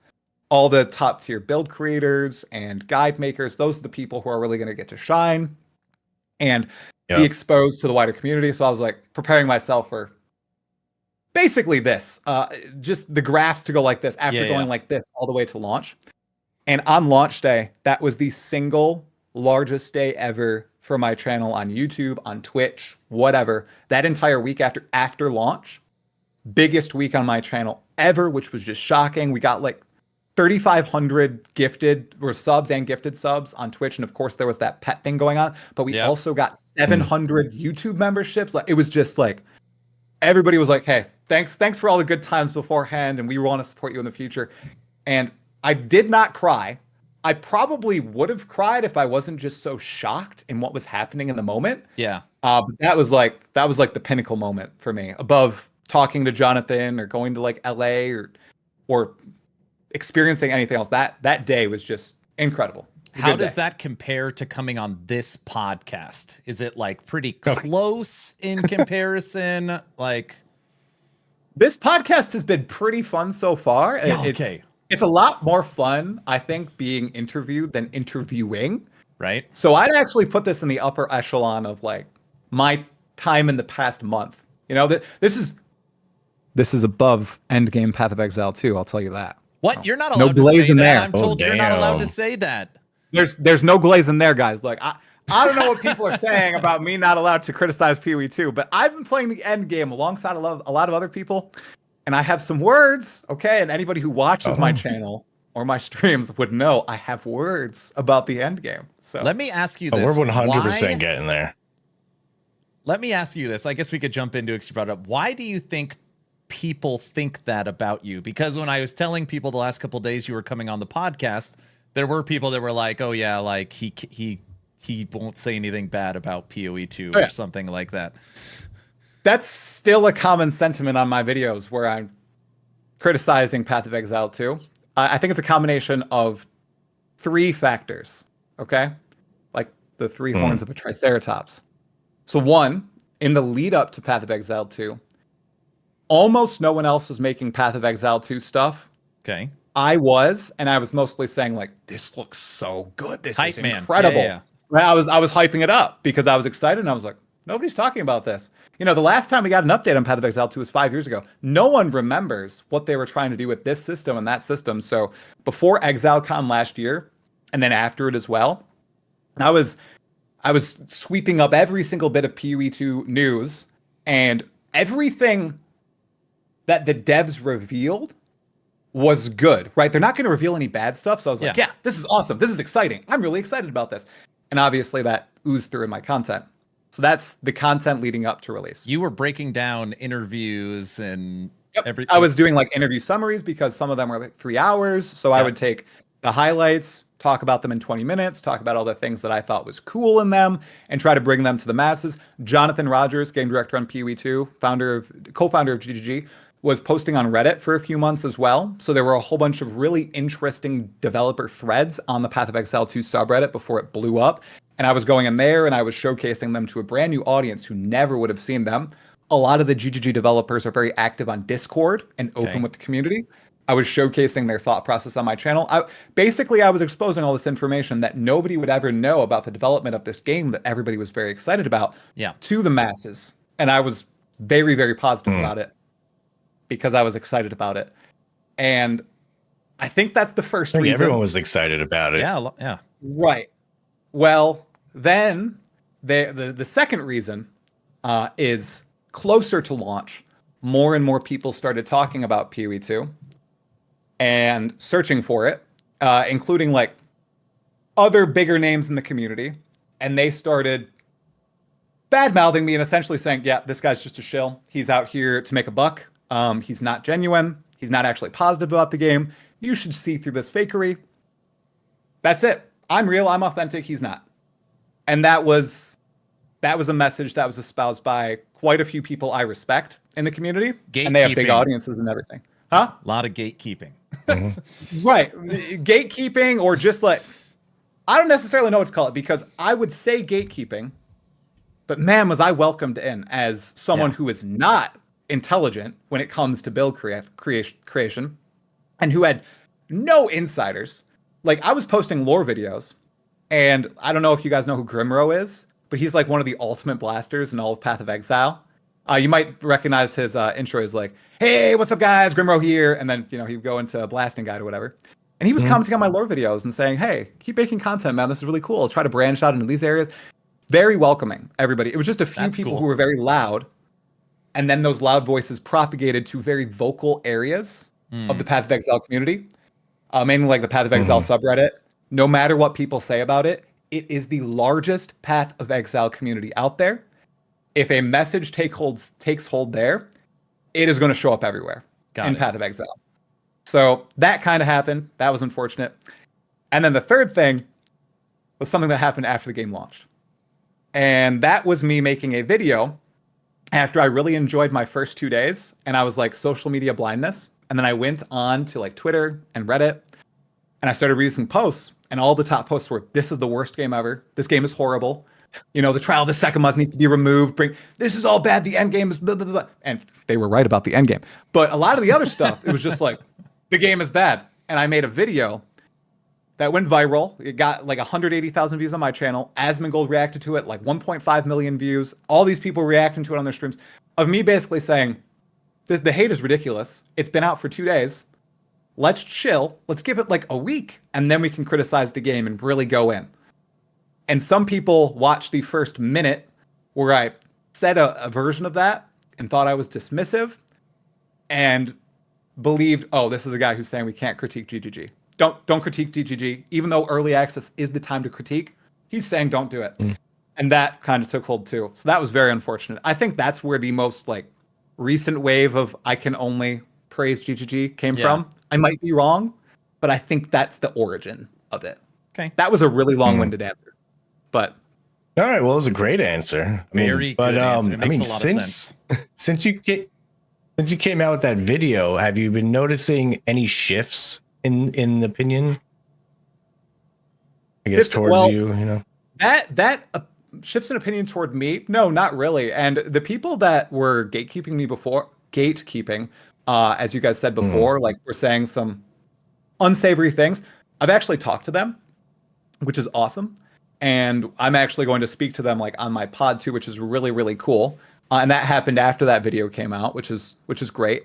Because I think a lot of people who actually listened to the full video and listened to how I was explaining my reasoning understood where I was coming from. Yeah. Oh, yeah. And that video, it didn't actually have a hugely negative reception. It had like a 70-30 like to dislike ratio, which is crazy low for my channel. Like my average is like 95% like to dislike.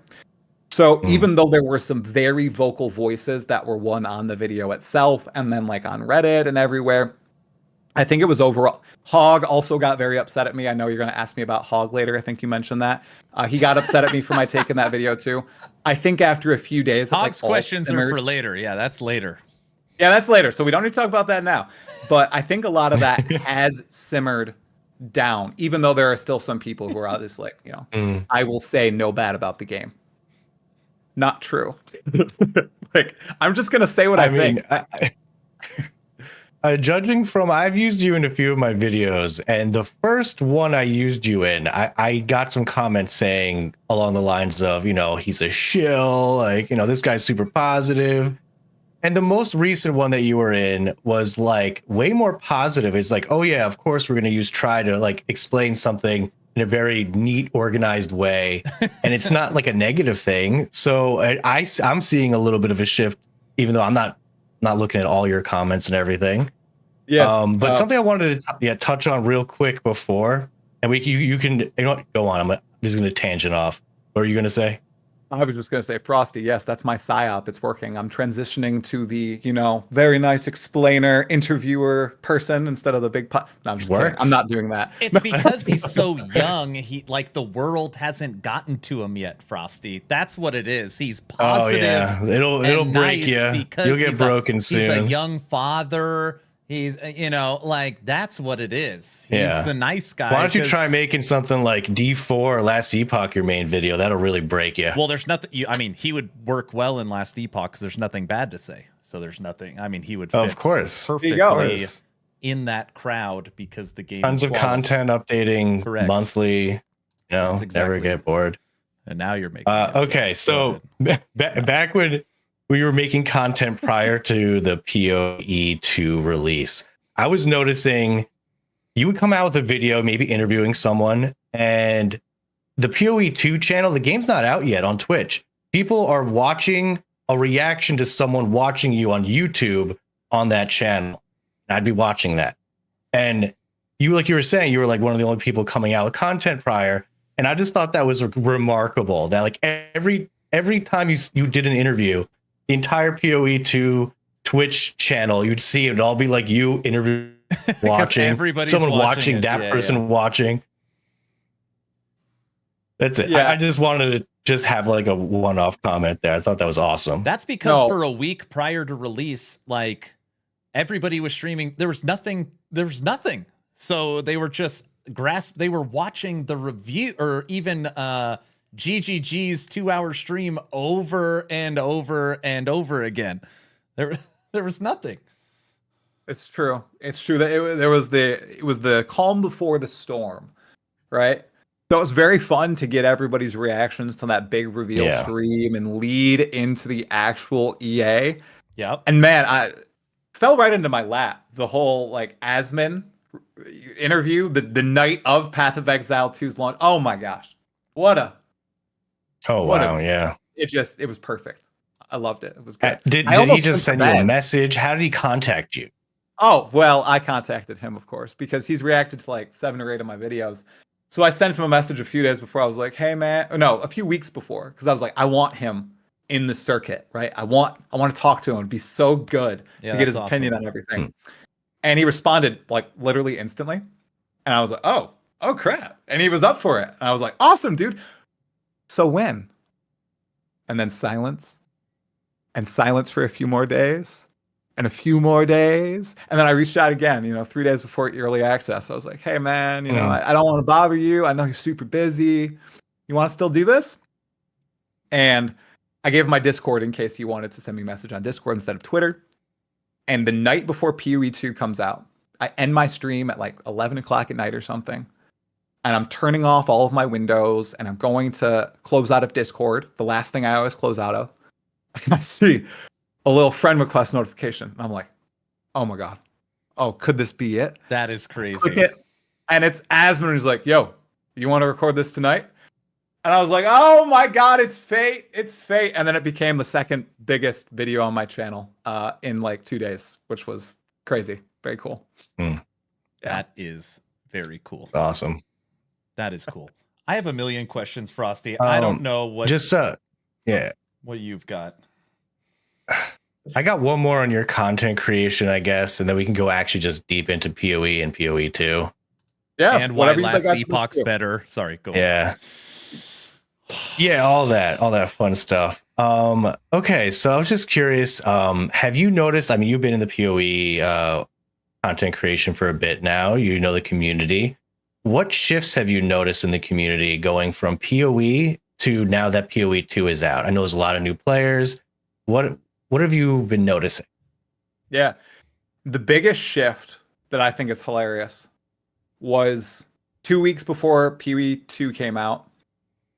Almost all of the Path of Exile like community really wasn't looking forward to Path of Exile 2. They were looking forward to it coming out so that then Path of Exile content patches could come out and everything, but they weren't necessarily looking forward to it. A lot of people thought it was going to be like Dark Souls-like and it was going to lose the essence of Path of Exile and all that. And then GGG came out with that big reveal live stream, the 2-hour stream that people were rewatching in the lead up to the release. And the tone shifted like that. Everybody was like, oh my gosh, this game looks so much better than Path of Exile 1. This looks incredible. This is going to be the greatest launch of all time. But everybody was super hyped about it for those 2 weeks. People were eating up every single teaser they could find, trying to theory craft builds with all those, half-made build sites there. And they were so excited. And then the game came out. and I went on a freeze for a few days. But then when I went back in, it had almost reverted to the pre-hype phase state of a lot of people seemingly shocked that Path of Exile 2 was exactly what Grinding Gear Games had been advertising for the past 4 years. Which is also why I wasn't surprised at what it played out as. Scarcer loot, far more difficult fights, a real challenge to get through. You know, the trials of ascension, not pushovers like the Labyrinth. All these things, they've been espousing this in interview after interview after interview, and I was fully expecting that. So I love that part of the game. I love the campaign. I know a lot of people didn't necessarily like it, and I think that shift has been kind of funny. And I think that's the only real big tonal shift that I've seen in the community. It was almost like Whiplash. Like people were very hyped 2 weeks before, then they got their hands on the game, and now a lot of people in the Path of Exile community aren't necessarily excited about it. In my community, which is a lot of non-Path of Exile players, I think, it's a lot of people who came from Diablo 4, have never played PoE. They're very excited about it, and they see this game as having such strong legs that it's insane. Like this is, I think Zizarin said it, and I'm gonna rip apart his quote, but I think it's the best quote that I've heard about the early access. If this is the worst Path of Exile 2 is ever going to be, we have an excellent game on our hands. Because it's very fun right now in a bare bones state. Do you think the community right now is still split though? Or are they like starting to, okay, we're in the end game, we have end game gear, we're starting to blast a little bit. Do you think it's pulling people over or losing more? I think definitely losing more. I think the player numbers that are very respectable on Steam are only going to get lower and lower. And of course they're going to get lower. Of course. But I think a big reason of that is that more people will be hitting the end game. And I think that is the weakest part of PoE 2.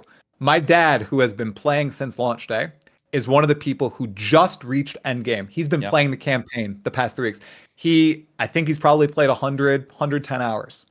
I think a lot of players are like that. I think there's a lot of brand new people who took legit, the game journalist length to get through the campaign, had an absolute blast, and are going to be shocked at what they encounter once they hit this endgame, which is very different from the rest of Path of Exile 2. So I think that more people are going to be jumping on the train of the Path of Exile 1 players who are kind of upset about the state of endgame as time goes on. Unless, of course, Grinding Gear Games addresses some of those concerns, which I'm pretty confident in. Like, of course, it was pretty bold of them to release this game, and then there's the big holiday break in New Zealand. They push their people onto vacation. I think they're more European than US. Like, I had 2 days off, mandatory the entire time. I think that they have it a little bit different, and they're like, yeah, go chill, have your vacation. When you get back in the office, that's when we'll fix everything. And I don't think they're having anybody besides, server architecture people on call or anything like that. So I think a lot of changes are incoming. Okay. So they're back now? I believe they're mostly officially back on the 6th, which is Monday. Yeah. But some of them started trickling back in, and I don't think there will be any big changes until the second week of January, or any big addresses until then. And I would even think then, they would put out communication likely next week, and then the following week maybe the update. Yeah, I'd say so. I also have a spicy opinion on all of this. I feel like they need to be very careful with not reacting very quickly and making huge changes quickly. I think that the changes they make should be pretty minute, and they shouldn't make radical changes just because a lot of people are very vocal about them on, Twitter or on YouTube videos or on Reddit. They obviously, I know a lot of people will meme on them and say they haven't tested their game, right? Oh gosh, this is broken. They haven't. I think they've tested their game quite a bit. It's been in progress for like 6 years, guys. They've tested it quite a bit. What we are receiving is mostly their vision. Something like the trial of like the Sekimas, which is the Sanctum honor-based ascension mechanic. I think the foundation and most of it is exactly what they intended. I personally think it's just tuning that is busted. Like, what's classified as an affliction. You can lose all your energy shield randomly. Holy crap. That's a minor. Oh my God. What happened there? They just must not have had that scenario happen to them, because that is so bad. I that hate needs to be Sanctum fixed. so much. Oh my gosh. See, and that's the thing. A lot of people are very vocal, and they're like, I hate Sanctum. I'm quitting the game because of Sanctum. The worst. What is GGG going to do? Are they going to snap react and be like, okay, well, you can ascend through Sanctum. If you lose all your honor, you just don't get any rewards, but you still get your ascension points. Are they going to do something like that? That is a huge ass change. Before they make that change, they better think about it. And think about, okay, if we change this, here are all the different ripple effects this is going to have throughout the game. Here's what we can no longer do in the future because we made this change. Like, I'm just saying, like the Treebird quote, don't be hasty. That's what I'm what I'm preaching. I would venture to guess that GGG is a great studio. They know their stuff. And I would think that they would know that PoE 2 has brought in millions of new players, in that it doesn't matter who's on YouTube or who's on Twitch. Like, that is for sure the vocal minority. That is not the majority of players. So I'm sure they would look at like their internal stats, like how many people have actually like finished the campaign, like those types and all the way through. Yes. Right. I would think they would look at that. But I will say it is kind of disheartening when I'm streaming and people are like, oh yeah, I got my 4th Ascendancy done by paying a streamer. I hate it when I hear that. I literally makes me feel sick sometimes. And it's like, what? I haven't got that done yet. Oh my gosh. But I've heard that, double digit times. I'm definitely more casual than you guys. But I finally for the did it 3rd Ascendancy, 2 days ago. The 3rd Ascendancy for me, I had 85% honor resist. I was 10 levels over the key that I used. I got all the best boons and like none of the bad debuffs. Yeah. And then I got it done. But that shouldn't be needed to do it. And I'm not like a horrible player. I'm just like average. And it still kind of felt like, oh crap, if I get that gauntlet one more time with the spinning fire trap, and I'm just like, and then I get like increased trap strength, I'm just gonna, I hate that. No, increased everything trap else I kind of am okay where with. It's spinning like a helicopter. Yeah. Hate that. The worst one on Sanctum is where it's unknown. So you don't know what the room is, so that you can't avoid the gauntlet. I hate that one. Sorry, go on. And then when you lose your mini map, so now you have no mini map and you're blind. Yeah. I can't do that. It's an interesting and very different game mode and type of play in Path of Exile 2. And I really like that. The big point of contention is locking so much character power behind something like that. That is so different from the rest of the game. And I'm really wondering if their big solution here, and if it is, I feel like it should have been in the game alongside these 2 first trials, is that trial 3 is going to be that, okay, you just want to kill a whole bunch of stuff? All right, here's the trial of the trial of the ancestors. Go for it. You just kill a whole bunch of stuff in this like semi-auto battler, and you get your ascendancies. You don't want to engage in a roguelite? Okay. You don't want to do like a Darkest Dungeon style delve? Okay, that's fine. Just kill all this stuff and trial the ancestors. I wonder if that's going to be their solution. We'll have to find out. No, that's a good solution. Frosty, we could move on to the next section. I think it's a perfect transition, what I've got pulled up, unless you have anything else you want to ask. Yeah. No, I got something random about like tinfoil hat theory about D4 versus PoE, but can I say in the next section? Yeah, that's fine. All right. The camera should be set up. Moving on to section 2. Oh, I just got a Frosty, you're just zoomed in. Section 2, is Path of Exile 2 really just zoomed in? Too difficult? Really too difficult? This is something I talk about all the time. And some people are like, no, it's way too easy. Other people are like, I quit because I couldn't get into the first town. Like that kind of stuff. I'm curious your thoughts on this one. I'll fix your camera right now, Frosty. I got you. Oh, okay. Is Path of Exile 2 really too difficult? Now, I have not read the article here, but I love the little subtitle, Unbalanced or Skill Issue. I'd reckon that it's a little bit of everything, including skill issue. Sorry, everybody. A little bit of that. A little bit of imbalance. But I think the biggest thing, I said this in that stupid controversial video, the biggest thing missing right now is player knowledge. The more you know about a game like Path of Exile, the stronger your character gets implicitly. It just seeps into your character power and how you progress through the game. And that is the big thing that's missing. And in a game like Path of Exile 2, where, yes, some of it is the same to Path of Exile 1, much of it has changed. One simple thing that I think would help a lot of people is just knowing, okay, during the campaign, the shops hold so much power in character progression.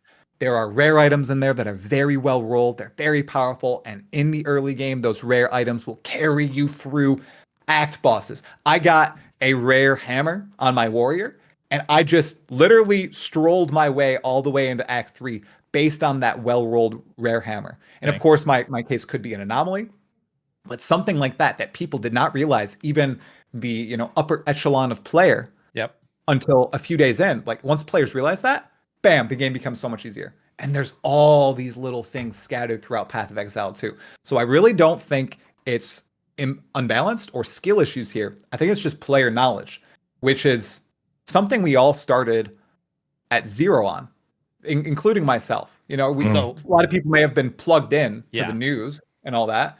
But once I actually got in the game, I felt like I knew nothing, and I was reading everything and trying to ingest all this and listening to people, what people were saying in the Twitch chat. And still, every time I play Path of Exile 2, I'm learning something. And you know what? In Path of Exile 1, it's still the same thing. And like we said at the top, I've been playing for 2,500 hours or so. Still learn stuff, and I still get better at the game. So I think that's the big thing that's actually going on here. So, Frosty knows I play a lot. I play Torchlight, Last Epoch, Diablo, PoE 2, Inquisitor, Titan Quest. I play a lot of these action RPGs. And Path of Exile 2, most people would agree, is the slowest, if we're just talking at the beginning, right? It's the slowest, it's the most difficult, and it has the longest campaign.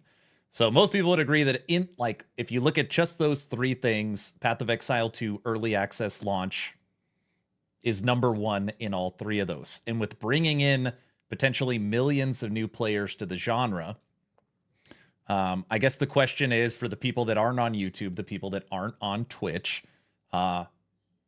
is the game too difficult? And in my head, I'm thinking probably, I don't know if my son or people in my family would be able to handle it. I see people in my Twitch chat that said, hey, the game does not respect my time. It's too hard. I don't want to have to watch and do all this research. I just want to have fun blasting. But then I look at the retention numbers on Steam and I'm like, this thing is the best game ever made because people can't put it down. So I'm always kind of swaying on this ship, trying to figure out what's right and what's wrong. So I just kind of wanted to see what you think about that. Yeah, I think that's an interesting take. So I've played a little bit of those games that you mentioned, like Torchlight and everything. Yeah. And I know a lot of the people who are vocal they're saying, oh, I want to blast. Yeah. I want to blast. That's what I want to do. In Path of Exile 2, you do eventually get to that. You get to the blasting era. It's just a matter of it taking quite a bit longer right now. I would say, presently, I did play like Torchlight, and I felt like I was blasting really, really fast in Torchlight. I felt like I was hot. I don't think abilities have cooldowns in that game or something, because I was leap slamming and I wasn't stopping. I could just leap slam it. I felt like I was up blasting, 30 minutes into the game, right? Yep. This game doesn't necessarily fulfill that type of swift power fantasy. Yep. Personally, I like that, and I think a lot of people also like that slower build up to the blast. And that's just speaking from personal experience. I'm not saying this is fact, everybody. People that I've talked to in my personal life, you said, your wife, your kids, they might not like it. They might not be able to understand it. My wife, no guides. I know she's my wife, so maybe she, by osmosis, learns some things about Path of Exile 2. Like I said, I'm not very smart when it comes to PoE 2. She with a kid. She's in Act 3. She is hard stuck by the Trial of Chaos. She is pretty pissed about that, but she has managed with her own build. Yep. No outside knowledge really, because she doesn't really watch my videos. It's okay though. It's fine. Oh no. She's able to get through. She is, and she's not like she doesn't. This is their second ARPG. She played Path of Exile 1 to Act 4, and then she bounced. She didn't like it. She really likes this game. My dad, same thing. He likes the slower pace. He likes the build up. He just got to endgame, like I said. My brother bounced from Path of Exile, bounced from Diablo 4, bounced from Last Epoch. Loving Path of Exile 2. Has not played the endgame. He just keeps creating characters in the campaign. He really likes the campaign. Brother-in-law, same thing. It is a very different style of game all the way until the end game starts. And it appears that the community really likes it because, so in my head, I'm thinking, well, maybe the retention numbers are people are trying to finish the campaign. The campaign's so long that it's taking people longer to get through. That's why the numbers are staying up. But also the review scores are pretty good. So, I mean, they for sure doing something right here. Yeah, I think I've noticed people... Go on. No, go for it, Frosty. I've been talking a lot. Oh, yeah. I've noticed people say that. They say, yeah, it's hard. It's annoying. I don't like how hard it is. And now they're on their 18th attempt. They're on their 20th attempt. They quit. They rage quit. They come back the next day. They beat it. They were like, hell yes, that was awesome, but I hate this game, but I keep playing. And that's pretty much a lot of people I see doing that. Okay, I'm not in these communities, and I've never played these games truly. But isn't that what happens with something like Elden Ring? It's like, oh my God, stupid ass game. I'm going to go play that game again. Oh my God, I need to beat that boss. I need to play it. Oh, it's got an expansion. Oh, I'm buying that the freaking day it comes out. I'm playing it until I beat it. Oh, so good. I'm wondering if this game is also scratching that itch. Could be. But what happens when they hit endgame? Are these players ever going to come back, or is this like a one and done experience? So where they play the campaign, and then they never come back. So that, we talk a lot. I'm streaming every day. We have another theory. When you talk about timing of a release, I mean, I think GGG, won the timing lotto. Last Epoch, Torchlight, Inquisitor, Titan Quest 2 pushback, Grim Dawn pushback, D4, there's nothing. But on top of that, there's no Space Marine 2 or Wukong or Monster Hunter Wilds. Like this release date, early December, it has been like, there's nothing. It's amazing. There is no competition in any part of the genre with the exception of Marvel Rivals, which is obviously a very different genre. So part of me makes me think too, well, okay, it's new, it's shiny. GGG has a great reputation. It's fun. It's challenging. People are trying to learn it. But once, like you said, they beat the campaign and they know the story, maybe they come back for the final 3 acts.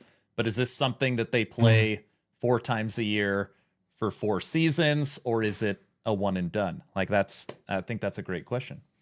Yeah, it'll be really interesting to see once that first expansion comes out or update, whenever a new class is added or new content, what the numbers will look like and what the reviews will look like then. Because we can compare it to a little bit to Diablo 4 and all those people who bought the game to then play through the campaign and everything, right?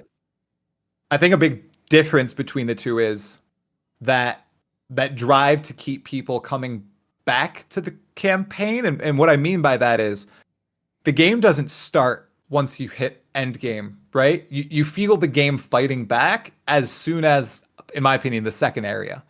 As soon as you get those hags that have the little cast where the explosion comes up on your feet and you're like, oh shoot, I gotta dodge that. Oh my God. Oh, these little things are throwing things at me. I gotta. And then the Devourer fight, which, holy crap, the first time I ever fought him, I fought that guy for 2 hours. 2 hours. But right? So I feel like it also has that going for it. And I think that type of game, even if they don't reach the end game, is replayable, especially because there's also those different experiences that you get to have. Playing a warrior is very different from a sorceress, and playing a sorceress is very different from a mercenary. I can't get into the mercenary right now, you guys. I just can't. It's way too different. And I think Path of Exile 2 also has that going for it. So it has the replayability in terms of engagement of something like an Elden Ring, but then it also has this character customizability that is super modular and fun. And maybe Elden Ring has that too. Like I said, I've only played like 5 hours of Elden Ring, and I sucked at it. Couldn't even beat the second boss. I couldn't do it. So bad. I loved Elden Ring. I know a lot of people do. Yeah, I mean, like, this was a very hard game. I got into it. I'm more casual, I would say, than you two, but I did like games like Elden Ring. I played Diablo 4. I enjoyed that sometimes, and then I played this game, and it's just like, okay, this is an ARPG, but it's a little different. You can't say sometimes. What? Dude, it needs some help, but that's a whole other podcast or story situation. But what I'm getting at is I enjoyed it from the beginning. Maybe it's because I played Ranger or something. I'm not sure, but I loved being stuck on a fight. And I mean, obviously, when you first die, it's like, oh, that sucks. But then you go in, you're like, oh, I learned the pattern. I want to go do it a little differently. Or because it was kind of semi-easy to respec, it's like this person gets no shock charge buildup. I'm going to get rid of my shock charge nodes and just go more damage. And then you end up killing it, or you go check a vendor out, you get an item. Yeah. I don't mind being stuck as long as they give you tools to get through being stuck. And I do think they do that. It needs a little bit of work maybe in the beginning game loot drops, but I think right now as it is, it's pretty enjoyable for most people. I think at least the early mid game. I think the only thing they missed the mark on that they said they wanted to do is Jonathan Rogers was very specific, saying that if you aren't crafting in Act 1, like, we have failed. And I remember playing Act 1 and I was like, I think I can make one thing. I think that's one key point that they're definitely going to address is the crafting or lack of crafting in the game. I think maybe I have good RNG. My first run through, I had really good RNG, but I know that they wanted to really buff the currency drops early on. Yeah. And I think they did. I don't know if maybe it wasn't enough, but I think they should go a step further. And they should put a freaking crafting quest in the first area and give everybody a transmute, an aug, and regal so new players understand what this is. Because we know what it is because, we played Path of Exile 1. We've played other ARPGs. But my wife, my dad, my brother, my brother-in-law, they're all hoarding these things like, I got to use them later. I don't want to use them now. Jonathan Rogers, and, maybe you got 100,000 views, 200,000 views, 500,000 views. Doesn't matter. It's an obscure interview for the majority of the player base. They're not going to know, you're supposed to use those like instantly. Use it to upgrade your first white item into magic. Use it to upgrade that really good base with a high fizz damage into rare. Players do not know that. And they need you to show them the way, and then it will click. And then they'll realize, hey, that's what we do. We're going to do that every single time. I think it should be like a mini quest where it's like use a regal orb and then you get 5 regal orbs or something. Like just something as simple as that would work. Totally agree. Would you agree with people that say Path of Exile 2 doesn't have crafting? I'm just curious what your thought is on this. It's if you consider crafting completely random, use of currency. It has crafting, but I wouldn't consider it real crafting. And technically, there is some form of meta crafting, but the vast majority of people will never get to experience it. And I'm talking about like with the omens and being able to say, okay, this chaos orb usage will only remove prefit. I've seen one omen I have played for like 120 hours or something, or like 100 hours. One omen. I'm never going to be able to really engage in that system. Yeah, I could go into trade and I could trade a bunch of my currency away, but no, it doesn't really have crafting. It doesn't have anything like the master crafting bench from Path of Exile 1. Nothing like last Epoch's crafting system, which you are engaging with every step of the way. Nothing like Diablo 4's last Epoch system, which you are engaging with every step of the way. The superior system. I do think it's superior. Like, because right now you are. My dad loves the crafting. He's like, oh yeah, it's like gambling. It's like you're in the slot machine. It's like you're at the slot machines. And I'm like, is. Yeah, Dad. Yeah, that's exactly what it is, dude. Why do you like it? So that is funny. But yeah, it feels really good when you hit that modifier that you want. But it's so rare. Are you a trader? Do you like trading, or are you solo self-found? I have traded for 2 items my entire go through. What? Because I just couldn't find an upgrade, and that's all I've done. So I agree.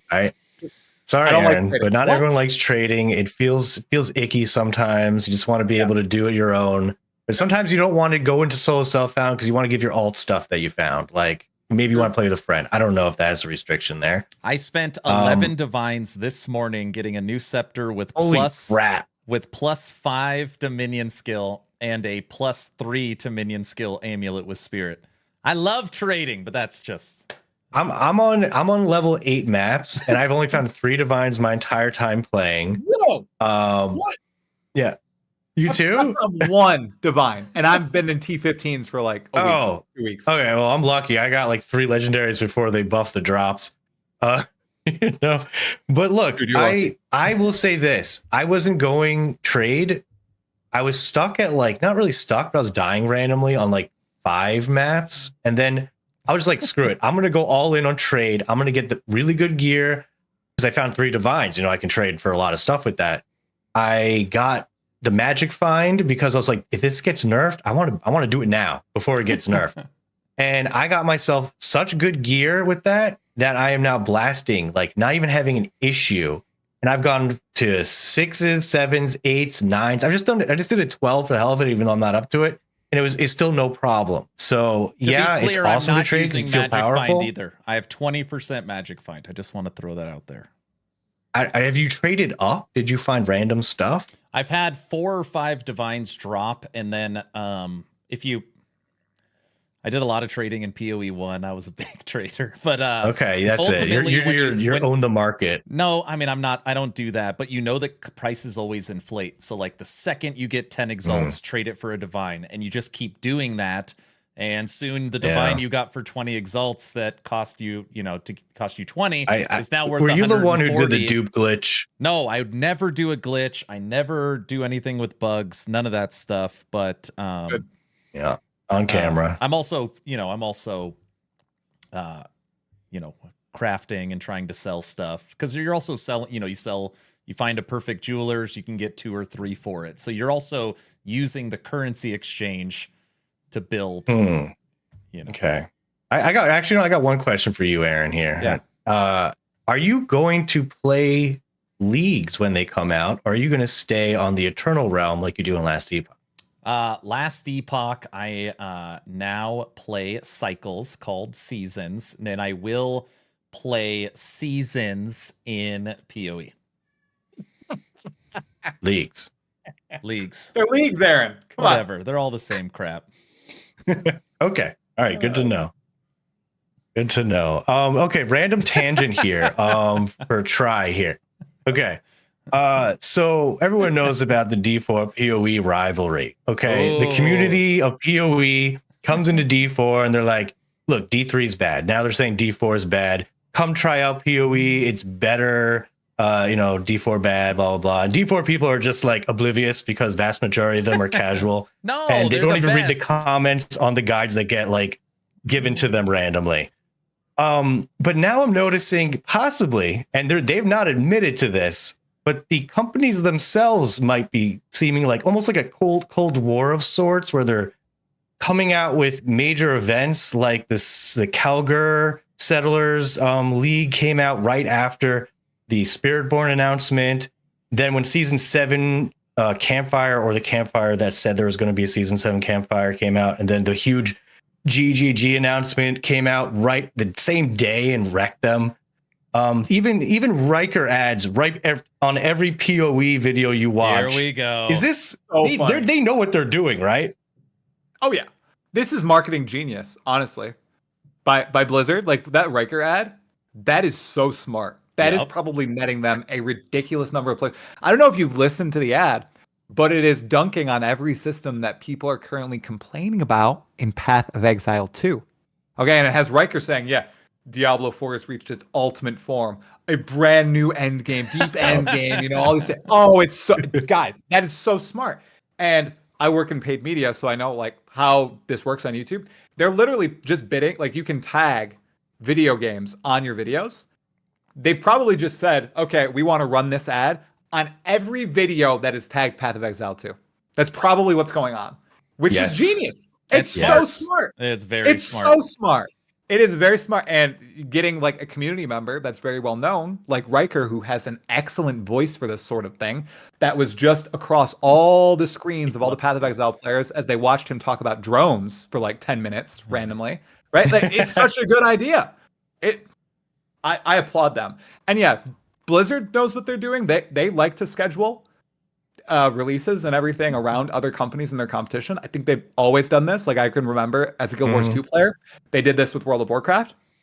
I know they do it with like Overwatch and its competitors. I know there's like a Marvel Rivals has popped off, and suddenly Overwatch has free skins that you get for just logging in, and they've never done that before or something, which is like, oh, I wonder why. Overwatch is ridiculous. Right? Yeah, so they know what they're doing. It's very smart. They do it because it's successful and they have the money to spend. They have the marketing budget to spend.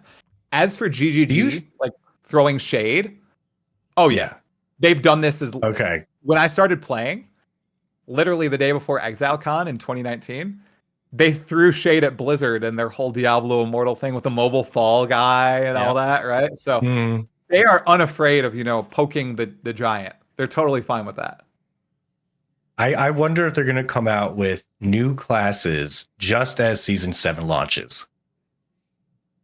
I bet they... When is Season 7? January 21st. Oh, no. I think that's too soon, guys. Too soon? I'm a disbeliever. I'm a late March guy for the next Path of Exile 2 update. That's not allowed because Last Epoch's next season's in April, so they can't do anything. Oh, that's also Monster Hunter Wilds. So that's February. In end of March. No, it's February. I thought it was February. Yes, it is February. Yeah. I think it's going to be late March for that because they also wanted to have a Path of Exile 1 League come out in February. It's in February, yeah. So yeah, it's a tricky situation they've got themselves in here. I really think the classes are going to come out in March. I think they're going to let Season of the Witch Doctor, but no Witch Doctor class. It's the season of season 1 and 2 combined into witch powers for season 7 is for default. Okay, so we're gonna have like some witch tunnels going on. It's like gems you could socket in with witch powers that used to be vampire powers or something like that. Oh, people love vampire powers. Yeah.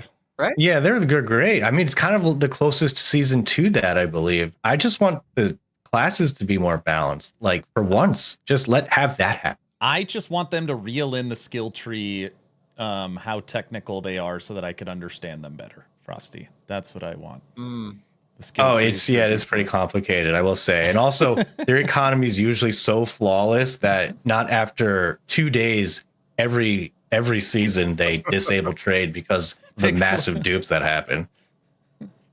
I just want to be able to play the Druid because I still can't play it in Path of Exile 2. There you go. And I've tried to make a Druid, like a cool werebear Druid work, and I don't think that's been good since, like, was it Season 0 when it was busted? Right. Like the slam build. Oh. I was going to ask you earlier, what are your favorite archetypes in these games? But it's like a nature Druid by far. It's always been that in like D&D. And in Diablo 2, the first ARPG I played, Druid was my favorite class, shape-shifting, like werewolf, werebear, and all that. Even though I never blasted that game. It was literally just 7, 8, 9-year-old me playing the game and having fun. But I really like that. Yeah. And I've tried the bear. Right, just making my build, just literally playing like the campaign, getting hard stuck at Duriel normal. Yep, God gamer here, guys. That poison. Oh, geez. Have you played Druid? Rough. Did you play Druid when you played Last Epoch? I have to know. I tried Druid. They have a Druid. I don't even think I got past level 20, Aaron. I really wanted to like it, but I didn't like it. I played Spellblade in the season that I got to the Lieutenants of Aberath. Okay, so is the werebear fun in Last Epoch? Should I play that in the upcoming season? So in Last Epoch, the Druid has 3 forms, and it's supposed to be like the 3 forms you find in nature. So you got the animal with the werebear. You've got the flora with the Spriggan, that's basically like a tree. And then you've got bugs with the swarm blade, and it's this flying insect. And then they each have their own skill tree. So you could be a tree, they turn into a bug, or a bear.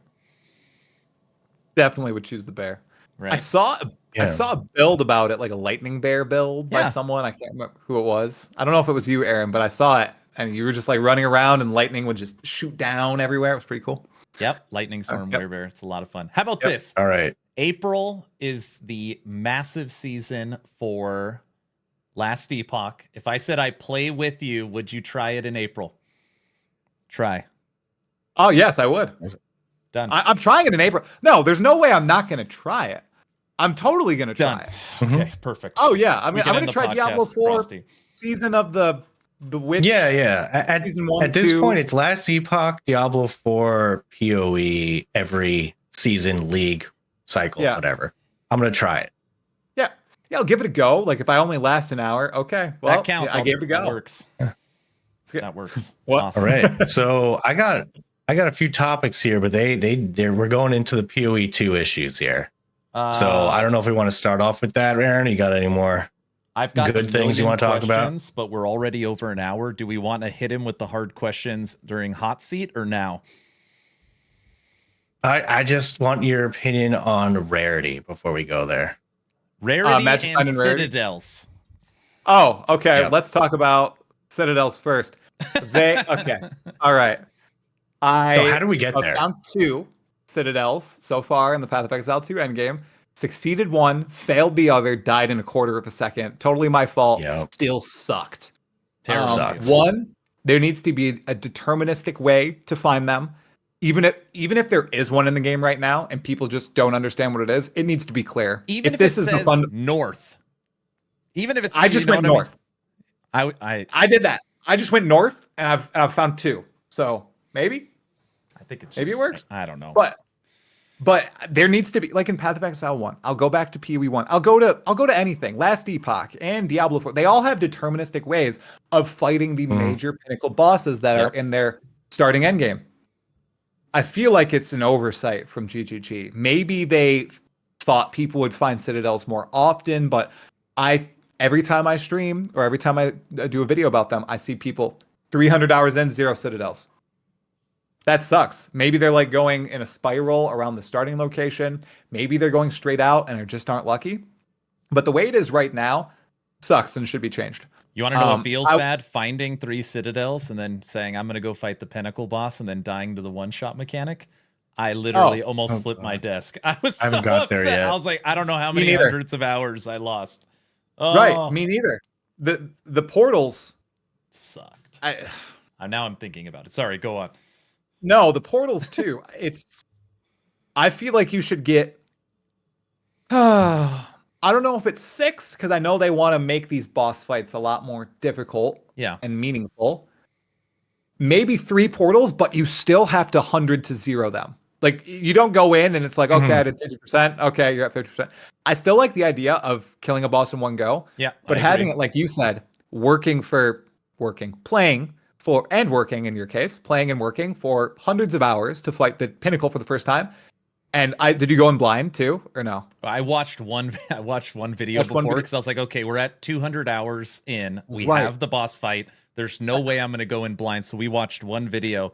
And then I literally, because I was playing SRS Arsonist Witch, and you make rings of flame walls, and there's a ring that is a one-shot mechanic, and I didn't see it, and I didn't get to it. Died. Done. It was terrible. See, that's so rough, man. And some people, rough. And everyone's like, "Oh, you should sell the keys, takes the profit." I was like, "No, I worked hard. I want to fight the pinnacle boss." Gone. Right. Done. You don't want to enforcing players into that situation is unfortunate. So I think there's some work that could be done there. One of the best parts of the game is fighting bosses. I want to be able to do that in the end game too. I do it in the campaign every single zone. I want to be able to do it in the end game for those pinnacles and really enjoy that experience. I think a lot of other people share that sentiment. Do you feel every tower should have a boss? Yeah, I think the towers need towers feel very bland. I don't know if either of you guys played Crucible League for Path of Exile 1, but there was a map there called Crucible of the Forge of the Titans, and it allowed you to do something really cool at the end, sort of like the towers do. But the layout was the same every time. The monsters were the same every time, and it was very, very boring. And the tower system feels exactly like the Forge of the Titans. Either they need variation, they need league mechanics in there, they need a boss, that'd be great. Maybe multiple bosses, kind of like a gauntlet mode of sorts, like the Maven's Crucible and PoE 1. I think that'd be cool. I said it to Rax the other day. I just truly believe this. You should feel excited to go into a tower. I feel like there are these cool monuments on the map. You path toward them. Yes, you get a reward by spending a tablet, but you also want to be excited when you step into that tower and see what you're going to face. Like that's what I want to do, at least. I think for 3 weeks now, I finally gave up and I just run T1 maps on every tower because they're so frustrating. I should run as fast as possible. And they don't do anything. Like, just you're burning a map if you're putting it in. It's not a low tier map because it doesn't increase the reward. same monster, same mob set. Increase, like, I thought maybe it would increase the unfogging radius. If you put like a T15, maybe it will go a big balloon or a bomb of unfogging. No, it's just the same. So yeah, I was watching someone stream the other day going to a tower, and they're just like, "Oh, I have low cold resist." And I think in my head, "Oh, they're gonna die." And it's weird to know already that there's going to be cold in there that's going to hurt you. It should be more random. Yep. Yeah, definitely. More random, have a special moment that occurs during it. I've said it a few times. I feel like the end game just needs the most iteration by far. And it's the thing that they didn't work on for 5 years. They worked on it for 5 or 6 months. So it makes sense that it's like that. Yeah. What about rarity? Oh, rarity. Great topic. So I have 0 rarity on all of my gear. Yep. It's true. And no divines, that's why. I don't get any divines. I think that it should remain on gear. I think that it should be like in Path of Exile 1, where it's on certain gear slots, like your rings, your amulet. It's on certain unique items. Yep. And then you control the rest of the rarity with the difficulty of the content you're facing. And that is juicing your waystones, like, harder modifiers, increasing rarity. Right now, that's not how it works on waystones. You have to roll rarity as a prefix. And then when you add hard modifiers onto your waystone, it just increases the waystone drop chance. I feel like they had a good system in Path of Exile 1 with maps where the harder your maps were, the more rarity in the maps, the greater the quantity of items, the higher the pack size. All that was great. I think that they should go back to that system in from Path of Exile 1 in PoE 2. And you believe that rarity should boost currency drops? Or just gear drops? Because that's the debate I normally see. Rarity's fine, but should it boost your divines? Right? Because if it boosts your currency... It's almost mandatory in Trade League. Correct. It turns it into a mandatory slot. Yeah. And personally, I don't necessarily like that there's a best in slot modifier for a huge sect of builds. And then it incentivizes people to migrate toward those certain builds for, let's say, the currency grinding part of the season. I saw a lot of people talking about how the meta in Diablo 2 was to play a sorceress through because you could blast through with lots of rarity and then gear out your other characters. Correct. And it had teleport. I don't think that's fun. Like, I don't like that. Oh, well, No. League start. We're all going to go this build. And then 2-3 weeks in, once we pumped all our currency in the market, bought a whole bunch of gear, then we swapped to the builds we actually I didn't like it. I don't think it was fun. I don't like it. I love Diablo 2, but I don't like it. Yeah, I don't like that idea. So I'd probably say nix it on the currency. It was an interesting experiment, or greatly tune it down. Yeah, where it's not required.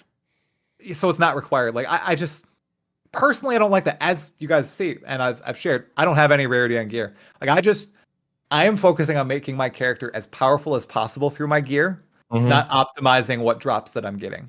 So that's just how I personally like to play. Yeah. Yep. Yeah. Before we go to the quick fire section, I'm just curious, before I say what I think, Aaron, how would you fix rarity, or how would you change rarity?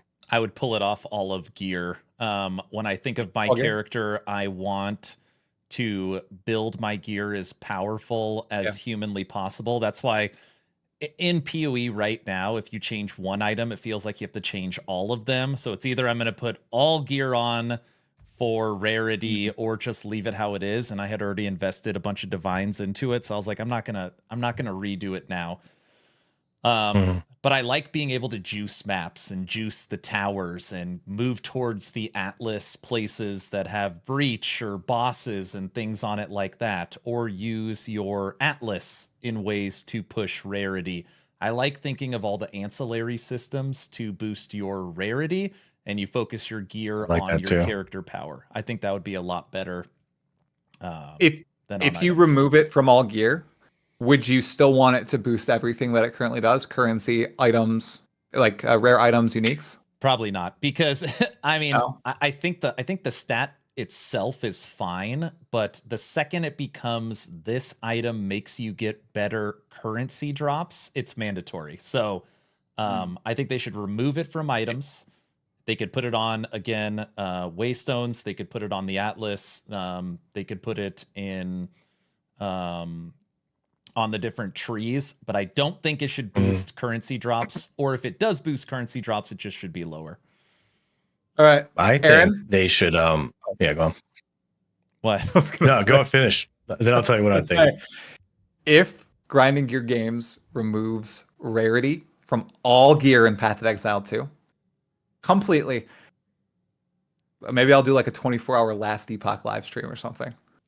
There you go. There you go. I will scream from the rooftops about Last Epoch. If they remove it from gear, I will be so stunned. I'll probably just, log out of PV2. Perfect. And play Last Epoch for 24 hours. Okay, You guys I said heard it here. I will hold you to that. Okay. You shouldn't. I will hold you to that. Hey, I'm a man of my word. Okay, I truly am. All right. My fix for rarity would actually, Aaron might like this. This is they should remove rarity from gear, then add in the Circle of Fortune faction from Last Epoch, where you can deterministically target items like a staff and increase the rarity specifically that you're choosing for the items that you want. You could go currency, you could go items, you decide, and it's based on you just farming honor, and it's just passively, it's not affecting your gear. It won't make you weaker by going it.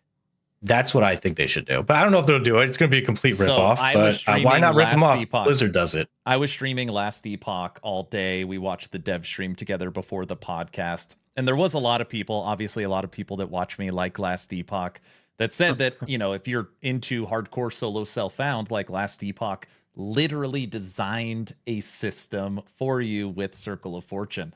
Yeah, that would be really cool. I saw another interesting idea. I'm not sure what game this is from, or if it's not from any game, but it was kind of like the charm system or the idol system that Last Epoch has, but for like a little, almost like a cater your loot box in Path of Exile 2, where you have different charms where you can say, okay, 10% increased currency drop or like divine drops, and you can slot all these different idols inside this little table. And instead of removing rarity as a whole, you slot it into something like this that everybody gets, and then people can cater their loot drops via this little mini game, which is kind of cool because I love the idol system in Last Epoch. I thought that was really cool.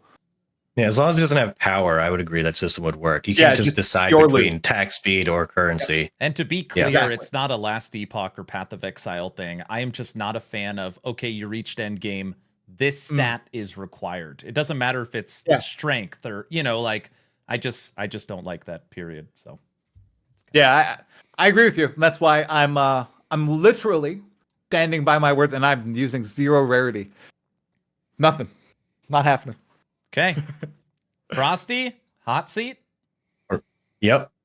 Oh. All right. Oh, God. Switching to the final scene, Frosty. I'm going to have to fix your camera again. But yeah, I want to be zoomed in. Or you can just keep me zoomed. Zoom in more. No.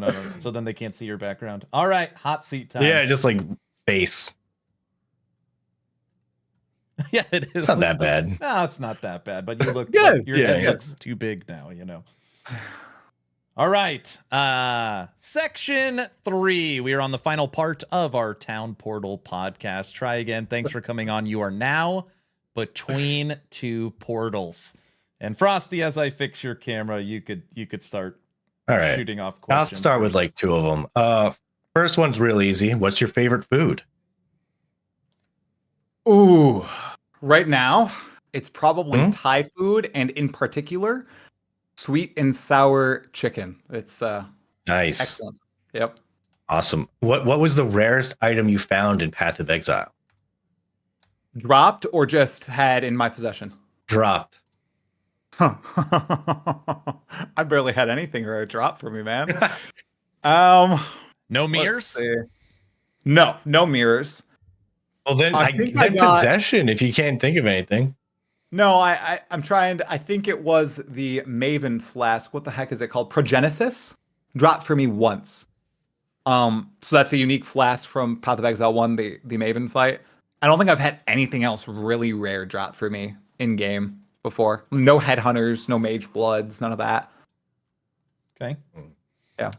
If you were in a cage fight with Hog TV, so if you and Hog had to fight, who do you think would win in a fight? Hog would win. I have never fought anyone in my life ever. I recoiled from any physical sports when I was younger.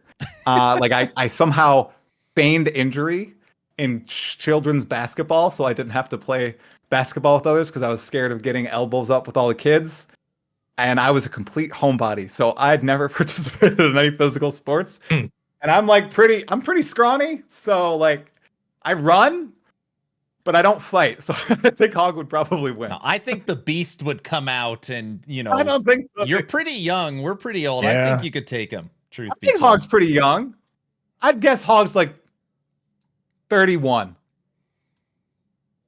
I don't. He's in his know off the top of my 30s, head. isn't he? Early 30s? Early That's pretty 30s? close. I'm not going to guess any more people's age at this point. Yeah. Yeah, they Okay. guessed I was 35, by the way. Anybody watching now who wasn't before. It was lies. It was all Aaron's fault. It was my fault. It's fine. Do What- you like what pineapple felt on better- pizza? Oh, good one. Good one. Pineapple on pizza? Big fan. Okay. But I hate pizza. What would be? Well, wow, that's controversial. What would feel better? +4 charisma tome on your favorite soul, or finding a headhunter? Right now, Headhunter, 100%. In Path of Exile 1, not Path of Exile 2. It sucks in PV2. Okay. Oh, If you were single and you had to go on a date and you had to choose between an elf or a dwarf with a beard, which one would you pick? An elf. No contest. Sorry. That is a curious one. How did that one come up? Now This I'm is curious my about the community wants me to read these to you, so I'm just I don't know. These are what people. What is this question?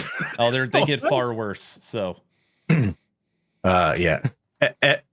F, Mary, Kill, Diablo 4, Last Epoch, Path of Exile. Oh my god. Oh my god. All right. Marry Diablo 4 because I'll be set forever because of all that money. Lilith. Oh, I'm so sorry, Aaron. Kill Last Epoch. now we're in a And fight. F Path of Exile. Oh, there you go. Yep. Sorry, Aaron. Do you consider Die Hard a Christmas movie? No. No. I think I know the. I think I know the answer to this, but are you a cat person or a dog person? I'm a dog person, but we have cats. Oh, never mind. Yeah. Yeah. Okay, then I'm wrong. If you were gonna have second breakfast, what would it be? Ooh, something light. Probably Greek yogurt with granola and some fruit. Okay. My wife what is felt laughing worse? at my answers. She's going. I better reel him in. What felt worse? All your epic destinies being deleted on your maxed out character, or dying on a Citadel map? Ooh, definitely my epic destinies. I spent a long time on that. Yeah. Do you consider a hot dog a sandwich? Ooh. Interesting question. Yeah, I'd consider it a sandwich. Okay. Yep. Me too. Meat, bread, condiments. Yeah. Counts. Basically a sandwich. Have you ever grown a beard? And Not a can real you beard. grow a beard? I can. Yes. Yeah, I just shaved today. Sorry, everybody. But I can grow. I think I can grow a beard. The longest I've gone, what is it, like 3 weeks maybe? And it gets really annoying and thick. And it's patchy like here, Okay. but it's really thick down here and like right around here. So it doesn't look that good. So I end up shaving it. I and know my you're wife pretty doesn't young. like Are you scratchy. going gray yet, like me and Frosty, or no? I'm not going gray, but my mother-in-law said my hairline was receding last week, and that was a really That's good. out That of was- line insult just out of the blue. It was No, crazy. that's a good thing. That's good. Oh, it's a good Yeah. thing. Okay. Welcome to the club. Exactly. Exactly. What's your favorite cheese? Someone's like, you have to ask Try about his favorite cheese. I don't know if they were trolling me or if that's something. They're trolling you because I hate cheese. Okay. And I have not liked cheese since I was like 6 years old. Why doesn't like but pizza? If I was to have cheese, it would be the cheese that's on antipasta salad. What was that? Provolone? I like provolone. No idea. Provolone? I think it's provolone. Yeah, it's like the Italian. Yeah. Wait, that's why you hate pizza, because you hate cheese. That is correct. If I eat pizza, I rip off the cheese and I re-put all the condiments or the toppings back on the pizza. Yep. My God. Oh yeah. Oh, I finally got a face. God. That's actually the second face palm, I think. The other was when I decided to kill. He just said he rips the cheese off the pizza. I do. That might be like the name of like the podcast, like, you know, subtitle. You'll never know what he does. And so that's that one. Oof. Maybe one day I'll come to enjoy cheese on pizza again, but today is not that day. Okay, well, moving on. What is your least favorite archetype to play? Ooh, definitely bows. Bow users. Damn, it's my favorite. Okay. No one likes a lot of people. I thought he was going to say Necro, my favorite, but I guess not. Necro? Yeah, I think honestly it's bows and bow users. A lot of people might think it's Witch, Necro, Minion archetype because I really didn't want to play that in PoE 2. But I think bows is my least favorite. So it sounds like his two least favorites is me and Frosty's most favorites. Our favorites. Great. Ding. Minions suck, bows suck. Always get made fun of for that. What's going on? Oh my God. Android or iPhone? iPhone. Someone wanted me to ask if you're related to Mr. Burns. I don't know who Mr. Burns is. Okay. Oh, is that the Simpsons guy? Yes. Yeah. You know, you 25? I didn't watch The Simpsons. Oh my gosh, that's Mr. Burns. The evil dude? The richest and most powerful citizen in Springfield. Yeah, no, I'm not related. No. Okay. Somebody called me related to who's the neighbor? The neighbor in The Simpsons. Flanders. Flanders, yeah. Somebody called me the Flanders of PoE on one of my podcasts, and it got pretty like funny, actually. Like 700 likes on my video, and I was like, oh wow, okay, well, all right. Okay, if you could only play one game from now until the end of time, Path of Exile, Path of Exile 2, what are you choosing? In their current states? No. So you have PoE 1, PoE 2, the other one's deleted forever, and they both develop as they develop. Oh, Path of Exile 2, hands down. Okay. Current Does that states, mean you hate PoE? Ooh, you're trying to bait me, Frosty? What are you He's trying to get clips for his video that's good. No, I mean, no, it's bad. I don't hate Path of Exile. I will refuse to go and get, clips for the video. I don't hate Path of Exile, but if I was to choose one or the other, I would prefer to play Path of Exile 2 and see how its development plays out over the next 10 years. I already really like the gameplay and the campaign of PoE 2, so just seeing how that develops, I think it's going to be way more entertaining than Path of Exile 1 to me. But if it was right now, yeah, I'd pick Path of Exile 1. Like if I had to play PoE 2 version as it stands, PoE 1 version as it stands, I'd probably play PoE 1 forever. Since you have a couple hundred hours in Path of Exile 2, on a scale of 1 to 10, 10 being the most, how jealous are you of Last Epoch's crafting system?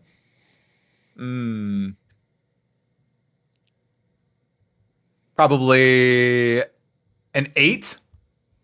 But I never fully invested into the crafting system, so I don't know the extent of its power. Okay. I know that there's a lot of different things you can do, so I'll go with an 8. Perfect. Have you ever played Path of Exile with a controller? Not Path of Exile 1, Path of Exile 2, yes. Okay. Are you willing to mentor Frosty on how to play Path of Exile 2? I can try. Bro, I'm not smart. I do not give great advice. Me neither. I have no illusions when it comes to this. 0 magic find. Got it.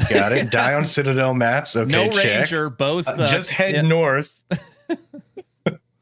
Perfect. Go north. Okay.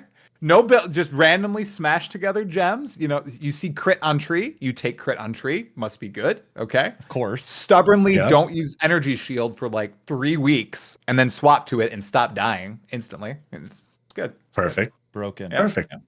Vanilla or chocolate ice cream? Vanilla. Me too. Oh yeah, vanilla's way complex better. flavor. Wow. All three of us are vanilla. Favorite Oh, Pokemon vanilla's- character? Oh wow. The immediate one that came to my mind was Chimchar, so I'm gonna go with Chimchar. Chimchar. I think that's who I always picked when I played. Is it Pearl? That it's Diamond and Pearl? Is that Chimchar?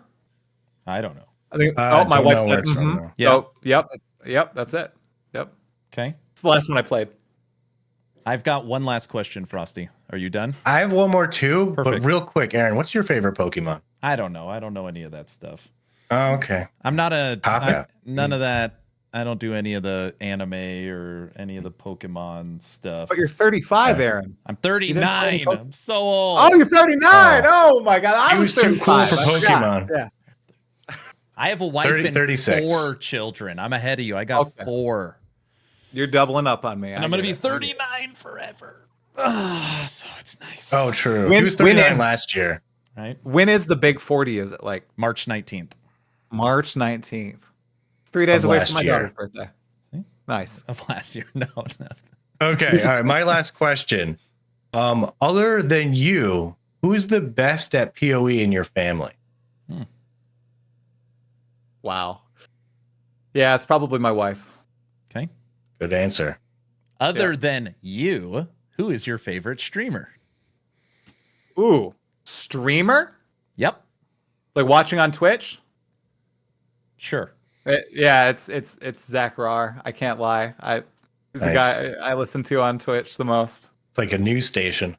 Yeah, seriously. Well, sometimes I do turn him off, but but I still watch him more than everybody else. I don't watch a lot on Twitch. I'm more of a YouTube dude. Nice. Okay. Talkative try. You have officially survived being between 2 portals. Very nice job, sir. So normally what we do now, I don't know how you're doing on time. We normally just do 5 or 10 minutes from the audience if they want to ask any questions, and then I'll wrap answer things up. anything. Does that sound good? Yeah, I'll answer any question the audience asks, no matter what Okay, it we is. are switching back to the first scene. If anybody has any questions for Yeah. Try, today is the time. He said anything. He did say that. I did. All right. Me and Frosty, just so everybody is aware, me and Frosty do our best to ask. We can't ask all the questions, but we do our best. I am Boxers reading or briefs? chat. Boxers or Boxers briefs are- is oh, the first totally. question. Totally. Okay, briefs are tight, right? Right? Yeah. Yeah, I'm Yeah. briefs. I'm not. I was All boxers. right. What for a about bit. boxer briefs? Boxer briefs. Briefs. Okay. My wife is saying no. What do you Just mean? a quick random. What does she say that you wear? I wear boxers. She's saying I'm wearing boxers. I don't wear boxers. They're tight. What? No, boxers boxer briefs. aren't- They're boxer no, briefs. Boxers aren't. Briefs are tight. Boxers are not. All right, tight. show it on camera. I just realized I don't actually have boxers. You don't even I have wear any Under Armour. underwear. Is that what he No, just said? no, wait, no. I've got Under Armour on because I ran today and it's like 10 degrees out. So I don't. You wear What is boxers. which? I believe your wife is saying you wear boxers. I believe is what's okay. happened. I could go grab a Okay. pair. No. No? It's all Okay. right. All right. We had to You don't change the want that on rating the again. show. Yeah, I get it. changed the rating. Damn it. Okay, wait. The look on Frosty's All right. face when he said briefs is pretty funny. Go ahead. Let's see. Oh, my thing froze. I have like 2 megabyte upload right now. Oh, that's Should I just? Download. I'm reading the chat. I see a lot of questions. Ooh, do You can think- answer do- one. Just read. it Do you out. think PoE 2 took the end game from last Epoch? I'm pretty looking funny. at it. I mean, honestly, guys, when we saw the initial end game, like and how they explained it, I was like, oh yeah, it's like monoliths and like memories from synthesis, but a whole lot deeper. Okay. And then I played it, and it's not deeper. It's pretty surface level. So kinda, but again, I didn't play a lot of the last Epoch endgame. I only got to one of the lieutenants of Aberoth. Yep. But yeah, it does feel pretty similar. Like you're literally just going to these very same maps over and over. You don't have a lot of agency over what you're finding, right? And I don't know, it just feels very samey, very repetitive. Yeah. And there aren't a lot of boss fights in either. Which If makes you had me to play upset. between an archer or a minion build, which one would you play? If you had to pick one right now for PoE2. Minion build right now. Yep. Yeah. Sorry, bro. And what if the minions only were archer minions? I think Snipers? melee minions. Snipers? No, I'd go with the brutes, the stunners. I saw That's the Okay. Aaron build put I out a just build on that. posted. Brutes are awesome. Yeah, I know. Yeah. I like brutes. What? Okay, out of all the interviews you've done, what were you the most nervous for? Oh, that one's so easy. The Josh Strife Hayes interview on PoE2 launch day. Because he is my favorite YouTuber, favorite content creator. And he literally just messaged me like, we'd been talking a little bit beforehand, and I had asked if he wanted to do a chat. And he said, oh, I got a whole bunch of sponsor requests. I'm working on this huge MMO video. I don't have enough time. And I was like, oh, totally fine. But then on the day of, he reached out and he was like, hey, I'm watching your stream. You want me to hop on and we can chat while we wait in the queue? Wow. And I was Just like, that. okay, yeah, You're let's like, do that, man. sure. Oh, I was nervous as all hell for that one. But it was really fun. Now, Do you usually prep for interviews like days in advance, the day before, an hour before? Yeah. For most of my interviews before launch, yeah, I prepped a few days before. I have like a journal. I write a whole bunch of stuff in. Obviously, this is blank. This is for today. And I do research and watch a few videos, and I dive into their past a little bit and try to figure out who they were not only now, but like 5 years ago or when they started content creation. During the early access launch, I like didn't do any prep because a lot of people were doing a lot of spoiler heavy stuff, and I was trying to keep myself blind. Okay. Going to the interviews was like, okay, I haven't watched any of your stuff. Raw impressions, that sort of thing. But now I'm back to that same sort of style. Like I'm interviewing Jungrown in 2 weeks, and I started doing the prep for him today. And I learned like, oh my gosh, he used to be a League of Legends professional. And he used to write for an esports website, and he interviewed Chris Wilson like 5 years ago. Like all this crazy stuff. Yeah. This is not what you're known for today at all, dude. This is interesting. I want to dive into that sort of stuff. And it's really entertaining for the audience as well, because they might not know that side of that person either. are you wearing pants right now? Yes, I'm wearing pants right now. I'm wearing. Okay, I'm wearing Under Armour. Gosh. Under Armour, okay? Wow. All right, I'm wearing Under Armour. All right. You have officially now made me facepalm more than Hog made me facepalm when we had him on the stream. So, Oh, no way. yeah, I think so. Oh. I don't know. It's probably pretty close. Oh, I'm watching Yeah. it on screen right now. Oh my gosh. Whoa, I went in there. Okay. Get the $2 bills. Is stupid. Oh my that God. is pretty funny. Ask him what class he likes playing on a controller. Guys, I'm not gonna lie. I don't like the controller of Path of Exile 2. I played couch co-op with my wife for a few hours.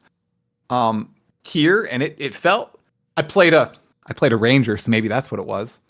But I like the targeting on it felt so screwy, and I couldn't figure out how to swap targets when there's a lot of monsters on screen. And we were fighting the Devourer, and it kept swapping my targeting to the grubs instead of the Devourer, and I was like, damn it, I don't want to touch those. So I've only played it on the Ranger, and then the Monk in LA felt really good on the Monk. So right now I just haven't done a lot of controller play, but if I were to rate the two classes I played on controller, the Monk was pretty good. I was pretty surprised that they didn't use the hybrid controller supports that most people do, or most studios, where you could use keyboard and mouse for inventory, and then you're fighting, you use the controller like it's one or They're the other. implementing that apparently. Yeah. I don't know when it's going to be done, but that would be great, because I know people. It's really hard in like stash and inventory to go through everything with the joysticks. Yeah. Yeah. Makes sense. This is my own random question. Have you played Monster Hunter World? Do you like that type of game? No, I've only played. So I'm not that well versed in video games. So I can probably name all the video games I've played ever in my life, probably on 2 hands. So I've never played like Monster Hunter, any of the Dark Souls to completion. Okay, maybe more than 2 hands because the Wii, I went through like a lot of Mario games and all that. But just I haven't had a lot of variety. Like I played for the past decade, it's been Guild Wars 2, Dota 2, Path of Exile as my 3 main games. Yeah. And I haven't really expanded out beyond that until recently when I tried, Diablo 4 and Last Epoch and now Path of Exile 2, and I tried a little bit of Torchlight, but I haven't played many games. I might try Monster Hunter Worlds because it looks really cool, and I have a rig capable of running a game like that now. Yeah. And you have a full-time job, right? This is still content creation, still part-time for you, correct? Oh, yeah, full-time job. So, like, in my downtime, what I do is I make content now. I try to, like, double up, so I'm always doing something. Mm-hmm. And when I had kids, like, I used to Dungeon Master every week. I've ran many different campaigns, and my current campaign that I had to end when we had kids, I think it was on, like, session 78 or something, and each session was like 4 hours long. So it was this huge sprawling narrative with everybody we'd been playing for 3 years. But the moment I had kids, it is very hard to sit down for 4 hours straight on a weeknight after working, taking care of the kid, and gathering everybody and playing, right? So I've had to drop quite a few things in the past few years. Okay. So, yeah. I'm surprised you're able to do so much content and still have a you're full-time. probably very good with time job? management. That, and I have a wonderful wife who's not sitting 5 feet away from me. She's just so great. She takes care of the kids, and we have both grandparents are 5 and 10 minutes away. So that she's probably helps a lot doing this too. in the background. Like, wrap it up. Come on. Like, I can't actually see her because I have a giant ass monitor. So I know she's there though, because I hear her, scoffing at some of my answers and going to others. Perfect. Oh, that is great. A question came in. Your thoughts on the big body blocking issue for PoE2? You think... my question actually is, do you think it's intentional? The more I think about it, the more I think, like, there's no way in hell GGG did not know about this. Minions and enemies and bosses and everything gets caught on pots and like, there's no way they didn't know. So either 1, it's intentional, or 2, they didn't have the time to fix it. What are your thoughts? Okay. I think there's a few... I have multiple opinions here. With bosses and monsters, I do think it's intentional. And I think that's cool because it incentivizes you to use the environment when you play. And you really, in Acts 1 through 3, I really did use the environment when I was playing, and I was paying attention to the battlefields. In maps, very different story. But, it's a whole different issue there. Yep. With minions, it sucks that you get body blocked by your minions and you're not phasing through minions and the like. I feel like that should be remedied, especially because there's so many maps in which you have these 1-by-1 corridors that you must travel through. Yeah. There's no other path to go about, so I can only imagine how frustrating that is for minion players. And then I don't know if you guys have played co-op at all, but you also get body blocked by your friends in co-op. You don't phase. So you can body block each other, and that sucks too. We ran only 3 minion players, and the game couldn't handle it. It was like glitching, and it couldn't handle it. Well, yeah. Yeah, I don't really run into problems with body blocking as an archer, or problems with having a bunch of archers in my group, because only, I guess, 7% of the community are archers. Really? It's that low? No. It was before the game came out. It was like, who's going to be ranger? And it was like always 7%. Then when it came out, and it was like the first skill, lightning arrow, was like, can take you to the end game. People were just like, I think I'm going to switch. And also, people are having some trouble with melee. So now it's like 30%? Yeah, and why do you only play the familiar. Meta? Jeez. It's very familiar too, because Deadeye, Pathfinder, more so Deadeye, is like very familiar to a lot of Path of Exile 1 players too. And I do think it's a very compelling archetype. I think most of the top tier like meta builds are usually archers, right? Because you can invest maximally in offense and stuff like Magic Find and stay pretty safe as long as you have skill. Okay. Any other questions for Try? Anybody else got anything? Now or never. Ooh, if you could take 2 things from Last Epoch and put it into PoE2, what would it be? The system for Aberrath, I think, is pretty cool. Even though I didn't get to engage with it, I know how it works. Where you get like 10 attempts that first time up. Like by the time you get to fight him for the first time, You get one it's attempt just for not each like a one and Harbinger done. when you unlock them. Yeah. Yeah. You get like, it's not just like what you had with the Arbiter. You just fight him, you die. Oh, okay. See you another in 200 hours. You're right. I don't like that. I like being able to have a lot of attempts for a boss like that because I want to go in blind too, or I wanted to go in blind. I have seen the fight. I really wanted to go in blind, but you really can't do that when you have a system in which you get one go and you're done. Well, my question to my community was, is there one-shot mechanics? If there's no one-shot mechanics, we'll go in blind. And they're like, no, it's all one-shot mechanics. And I was like, okay, then I'm not getting, like, I have to at least watch it. And then I missed the first one-shot mechanic. It died. So it didn't work. Is it legit one shot, or has someone been able to tank it? No, you're done. Well, actually, I don't know. Maybe.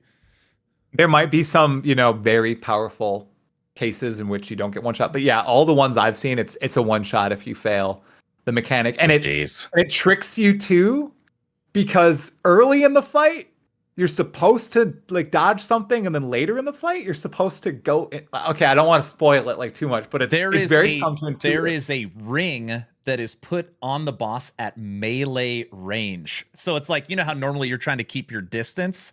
You actually have to be next to the... It's terrible. It's terrible. Oh, my. His name's Tri because of the 3 horns on the Triceratop. I can answer that for you. There you go. And because I was going to cover Dungeons & Dragons, Guild Wars 2, and Path of Exile on my channel, but I ended up not doing all 3 of those. Yeah. Yep. Oh, the other thing that I would add. Exalted items. I think those are really cool. Anything from D4 you would add? Yeah, their cosmetic system smashes Path of Exile completely. Okay. Oh, I would love the transmog system where you maybe a slight alteration. So you could only wear transmog you find in the current season that you're in. I'm not sure if it works like that in Diablo 4 actually, because I haven't played it a ton. But like if you find a headhunter in the season, okay, you've unlocked it for that season, but when there's a new league, you got to refine those unique items and the like to be able to use them. I think that'd be really, really cool. In Diablo 4's transmog system, way superior. Their achievement system is also way better. I really like the achievements and the fact that you can give your character a title based on certain things that you've done in the game. I like those style of things. I'm an MMO player as well. Those are great. Achievement system, I think, would be awesome. Yes. Yes, please. That'd People be so are wondering cool. too. I wonder if PoE is going to add in the loading other people's stash tabs, Frosty. That could be a good feature. I hope so. I mean, look, is it really a modern ARPG unless you load everyone else's stash tab? In the open world, so you could see all of them. Also, I mean, I can't believe you didn't say this, and I was waiting for you to say this, but horses, come on, guys. Like, both of your games don't have that. It's, like, pretty sad. It's, like, 2025 at this point. You need horses. Oh, this is a good question. I could have sworn that during multiple interviews, you would know more than anybody, that Jonathan Rogers was talking about having more visual clarity in Path of Exile 2 compared to Path of Exile 1. I have Bloom turned down all the way, literally to like the lowest it can get to. Half the time I can't see anything. That question came in, being able to hide spell effects. Thoughts? Oh, facepalm? He facepalmed. There's... Okay. Visual clarity and the loot filter are complete and utter failures in Path of Exile 2. Jonathan said in multiple interviews, we don't want you to need to use a loot filter. Bro. Have you seen the screenshots from console? Oh, yes. my gosh. Oh, my God. The moment you do a breach and any of that, you cannot play the game without a loot. You can't. Yeah. I don't know if it was like that on release day, or if the changes they made to, rare mobs, dropping more loot, blah, blah, blah, if that affected it and they kind of didn't anticipate the effects that would have. I have no idea because I wasn't looking at, social media. But if it was like that on launch day, I don't know how you how do you miss that? How do you miss that? How do you miss that? Like, how do you say, you don't need a loot filter? You 100% do. Oh, yeah, you will need one. Yeah, it's required. Is this exclusively to people doing T15 maps? Because on my T8s, I'm not really having a problem with loot. Are you doing breaches and like league mechanics? I did. Okay, Breach explained it to me. That's like the thing grows out and then comes back in. The hand. Yeah, the purple hand. I've done like 3 of them. So yeah, maybe that's what's going on. It's those. If it's just the base map, totally agree with you. It's basically like the campaign. But as soon as you start engaging into those other systems, Breach, Expedition, it's really just Breach and Expedition. Delirium doesn't really add a lot of loot in my case. And you have 0% Magic Find, you're having a problem. And I have 0% Magic Find. The very first Expedition I did, I had just loot everywhere on my screen. But I like juice my maps. Like I regal them and I exalt them sometimes. So like I'm getting items. Not like I'm just running them white. But yeah, it was covering all these different. I had to do the Z double tap. So you need an item filter for PoE too. And I don't think there's a way necessarily that they can pull back substantially. Yeah. Even though I would prefer that. I was a fan of the scarcer item drops. Sorry, Hog. I don't know if you're still in the chat, but I was a fan of the scarcer item drops. I think currency should drop more. And items should drop less, and you should be given more methods of interacting with the items than what you currently have. So then each item does feel more meaningful. You know what's weirdly interesting? D4 doesn't need a loot filter for the most part. True, but don't you just pick up like... Don't you pick up... I don't actually play it a lot, but like you ignore everything besides the legendaries. Well, no, what's stupid is you have to pick up the rares because you have to break them down for materials or sell them for gold. But you don't have to. Oh, really? It's kind of like a pick up everything. I don't know. It used to be really bad. It was just you get a billion yellows. Yep. And now it's like you only need ancestral legendaries. They're the only things you really have a chance of getting an upgrade for. Right. Yeah. So basically, you only look at an item if it has the little star on it, which is a greater. Yes. If it doesn't, basically, you pick up everything. If it doesn't have a star, you don't look at it. Right. That's interesting. Go on. I was just gonna say, and that I haven't played a ton of D4. Like I played through the Vessel of Hatred expansion, and I tried to get into the end game. What I engaged with the most was the open world and the Infernal Hordes. No, not the Infernal Hordes. The Helltides. Helltides. Those are crazy. Like all the loot that auto picks up around you. Like it's very messy, but it auto picks up, right? Well, auto pick up, auto salvage. We need that. Yeah.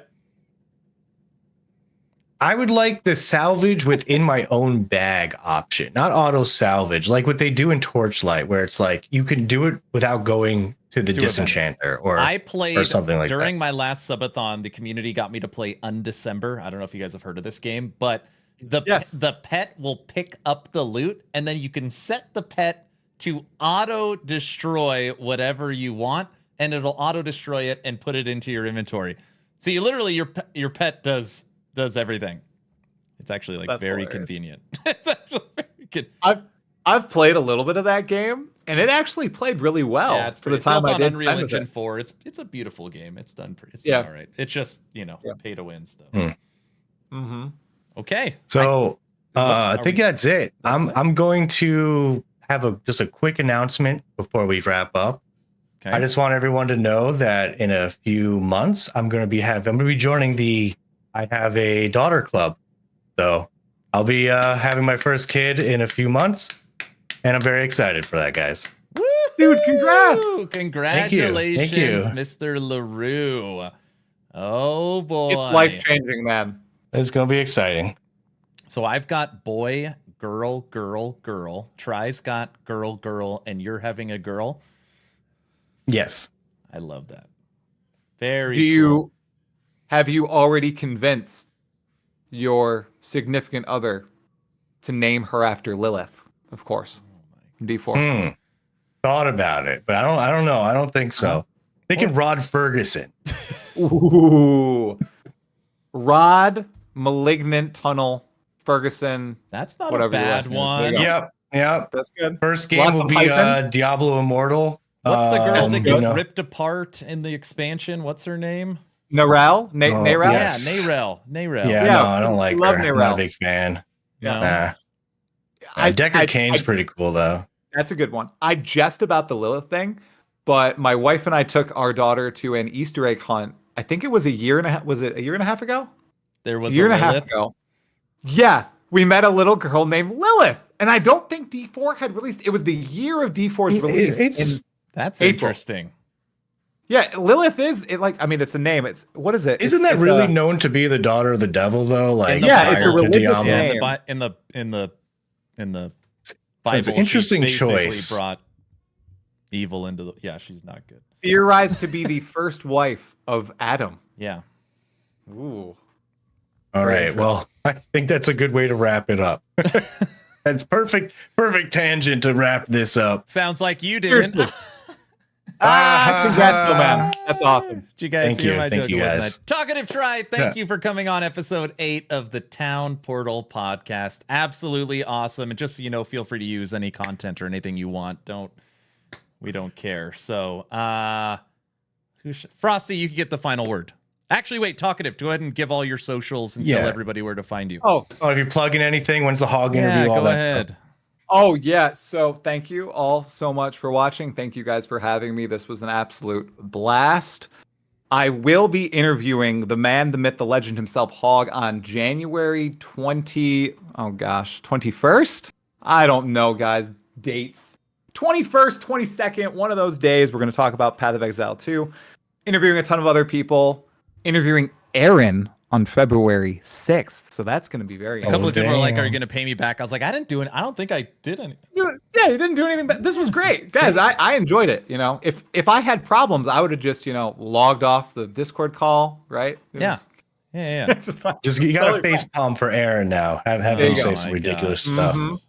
I can't believe that I ended up showing my underwear though. That's pretty crazy. Like, I mean, that's gonna probably be the thumbnail. That is the thumbnail. I've already ripped it. It's already gonna be in there. So. Oh, that's glorious. Okay, well, Make you're him gonna show get left his click. underwear. I'll make sure I'm wearing the correct underwear for. Oh yeah, Aaron. For his. Oh, so good. Seriously, guys. You can find me on youtube.com/talkativetry, and that's about it. Twitch.tv/talkativetry too. Yeah, that's it. Thank you guys. Thank you, sir. All right, Frosty, you get the final word. I got my. Oh, okay. When you give the I don't have thumbs anything up, planned. I'm clicking it. I will. I don't know how to say goodbye in many languages, but I do know how to say hello. So, hello, good day, guten tag, bonjour, dobre dias, konnichiwa, ciao. We're good to go. Town Portal Podcast, where the gamers unite, along with Aaron and Frosty. We're taking flight, tune in, level up, turn the quest. In the world of action, we're the best. Welcome to the Town Portal Podcast.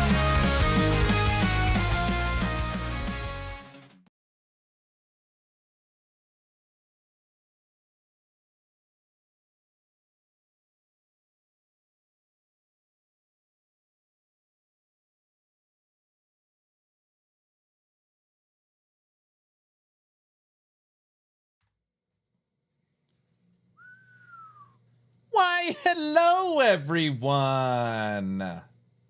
La, la, la. All right, we could dump that.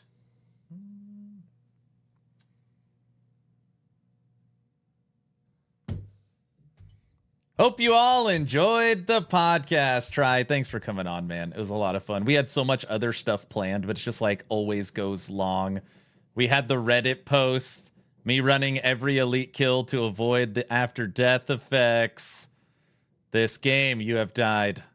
I'll never play this shiz again. Grinding it.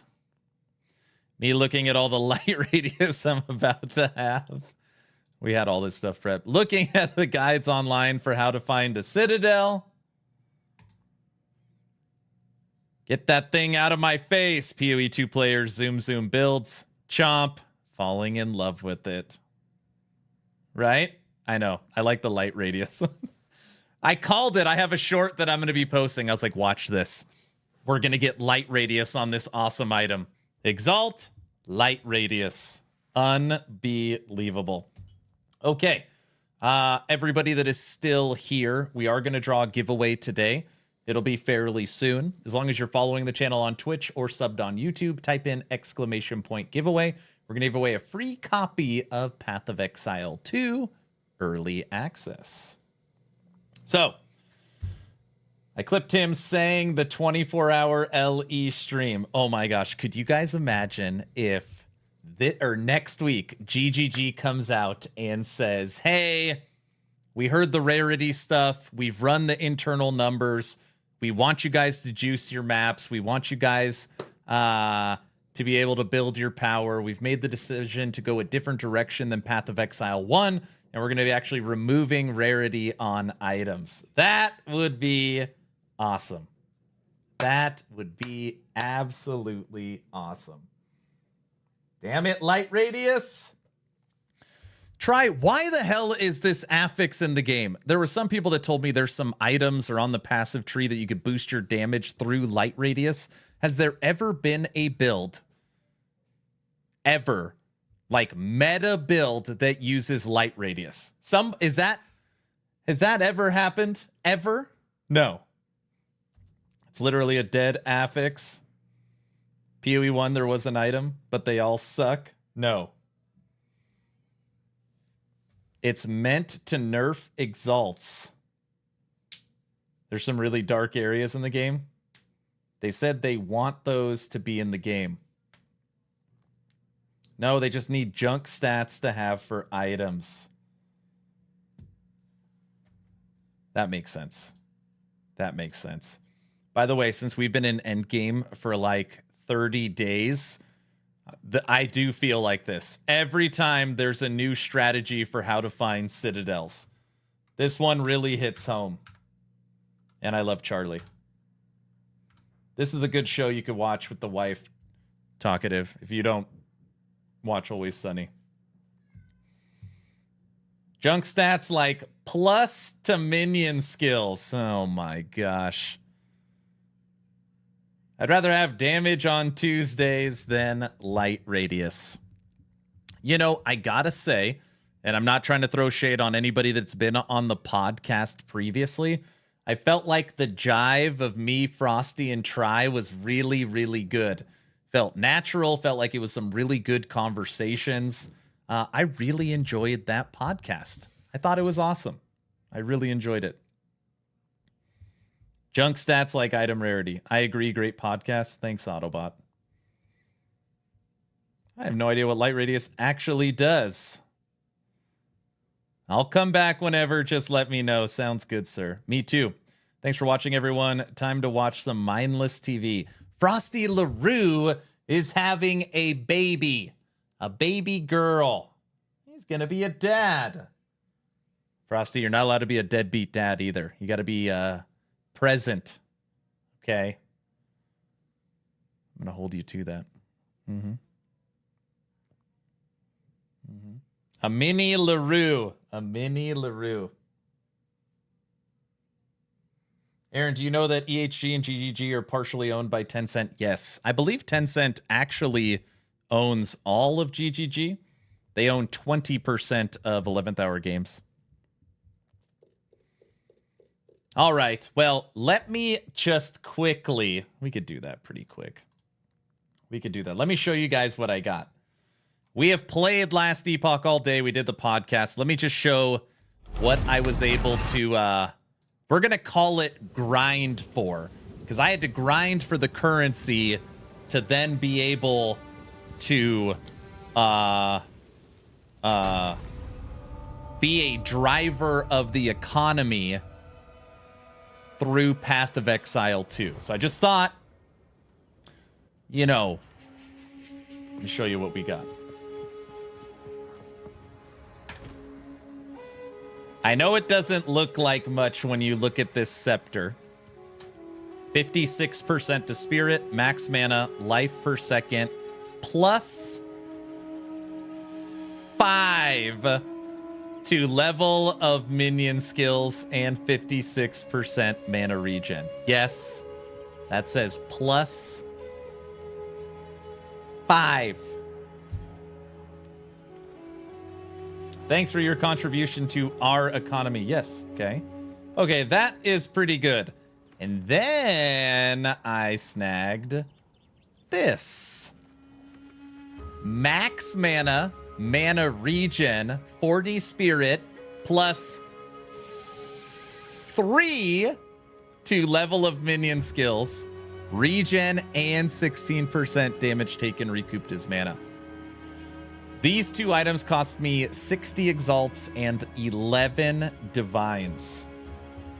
But that put us to plus a total net of +5 to our minion skills. +5. Which means if I went in here, our Infernal Hound is now level 30. And if we wanted to, we could actually get Brutes to level 31. I was messing around with this. And if you look at their stats at level 31, we've got their basic attack to 40,000. 40,000.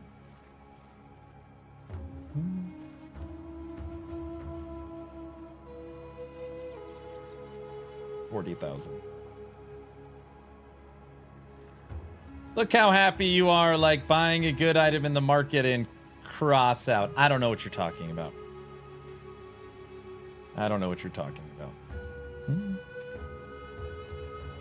No, you can't exalt it. It's got 6 affixes. I want +4 projectiles. No, you can't exalt it. It's got 6. It just looks like it has 5. You could val it. Don't say stupid stuff like that. Don't say stupid stuff like that. Bar for me on my solo self-found account.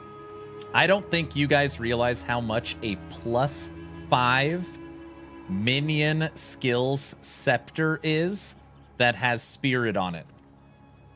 They wanted, I think, 12 divines for this scepter, and everything else was in the 25s. And I offered, I don't know, we ended up on 7. I ended up getting it for 7. Val it. I just got it. I'm not valing it. No, not valing it. You guys are crazy. Chat says val it. Do it. Do it. No. It could be a +6. Where are your 2 old pieces? Up for sale. Also, even though normally you want your scepter to be warrior or malice, discipline is number 3. You will notice that all of my minions now have blue feet because the scepter is giving them all energy shield. You know you want to val it. I have no, I do not have any, I do not want to val it in any way. Dude, I got a bow for 70 divines. Instantly valed the bow.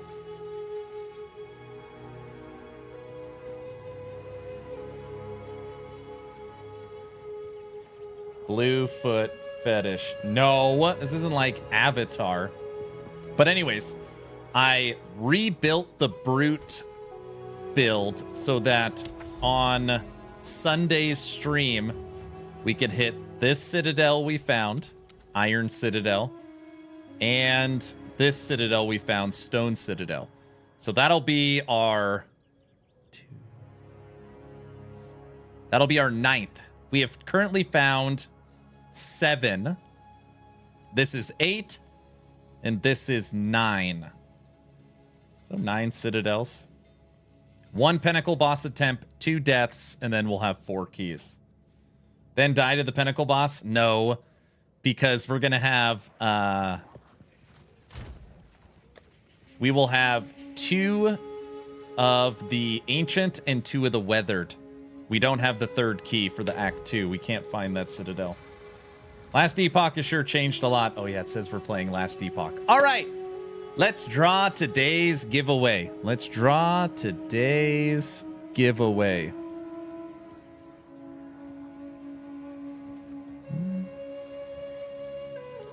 do it. I just wanted to show you guys this really quick. We were playing Last Epoch all day.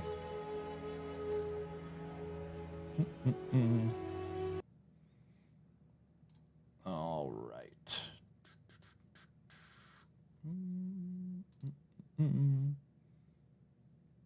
All right, chat and Aaron, I'll see you Sunday. Hey, just FYI, tomorrow,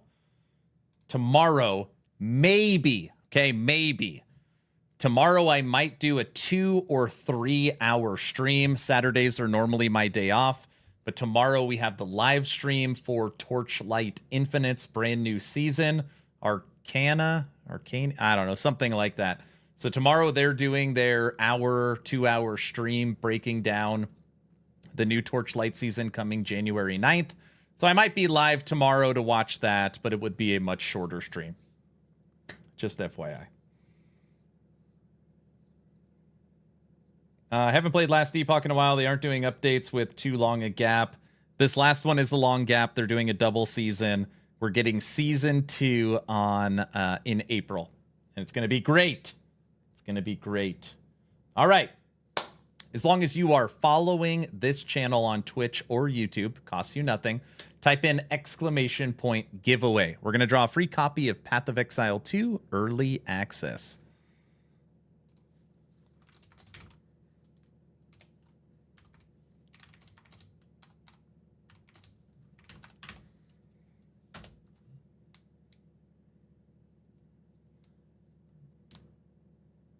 What's this? Giveaway? I want in, obviously. We just got to make sure the bot doesn't win, you know?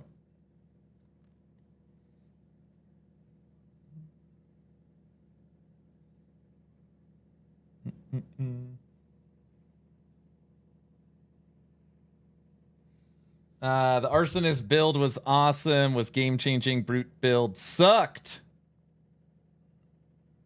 I'm excited for Brutes. I like Brutes. Especially with my Brutes being at level 30 now. Ooh, you're going to win for sure. Okay. But Aaron, we are all bots. I know this whole channel's botted. Starting the countdown right now. 10, 9, 8, 7, 6, a 5, a 4, a 3, a 2, a 1. And entries for this giveaway are officially closed.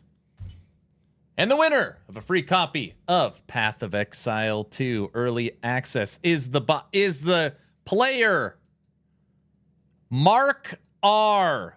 That's a real name, guys. Mark R. Guys. YouTube winner hype. Is that another YouTube real fake? No, we're trying to make the names. This is a real name. Mark, you're out there, right? Realest sounding bot I've ever heard. Guys, this person is real. I'm serious. Guys? It's a real bot. No, it's not. He's not here. Is this one of those your human jokes? Oh, brother. Hey, buddy. Why bother? Oh, why bother? That's pretty funny. Oh, at least his CPU wants to be real. Oh my gosh. Mark R is today's winner. You do not need to be present to win. You do have to claim your prize. As always, there's the link to Discord. Let me screenshot this. That is complete. Next giveaway starts right now. As long as you're following the channel on Twitch or subbed on YouTube, type in !giveaway to get into the next one. I'm going to, while you guys are joining the next giveaway, I am going to try and find when the next when the Torchlight stream is.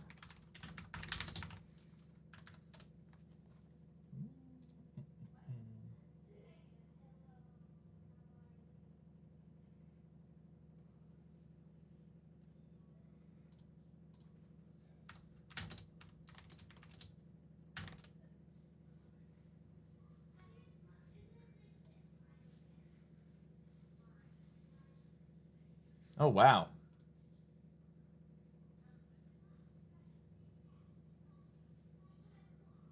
I think I'm looking at that right. Arcana. Torchlight Season 7 launches January 9th. This is like the tarot card reading season. And the reveal is 7 a.m. PST.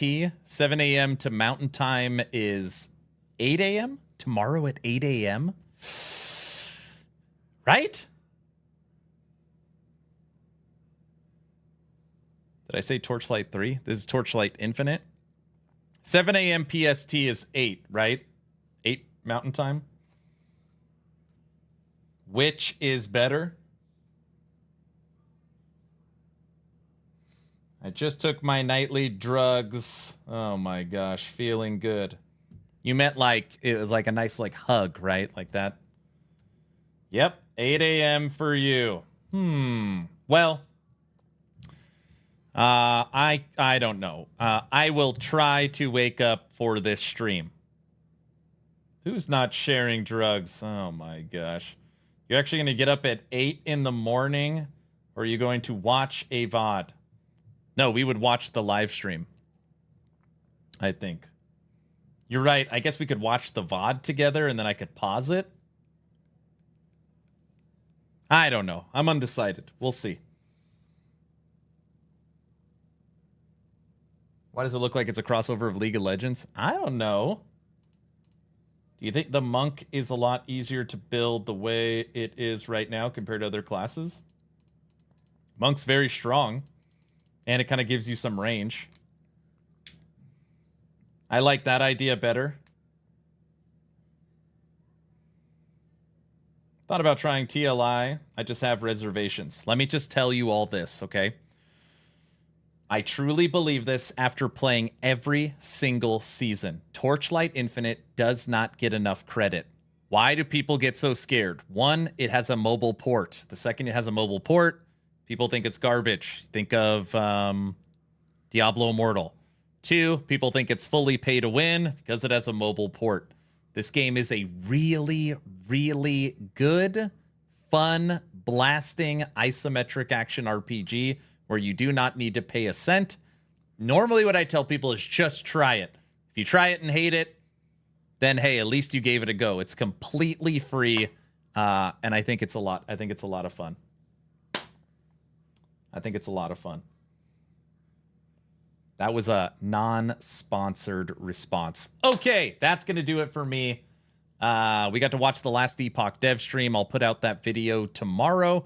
Talkative Try came on the podcast, which was a whole lot of fun with me and Frostylaroo. I'll drop that tomorrow. And tomorrow I will either be live or I will cover the VOD for Torchlight Infinite. What an awesome day. And then Sunday morning, we'll be back playing Path of Exile 2 with my new gear, blasting those 2 citadels. I call BS. While you can play it for free, paying for improved loots is BS. You can't buy loot in the game. Have a good night, everybody. I will see you tomorrow. You're thinking of Undecember. Bye.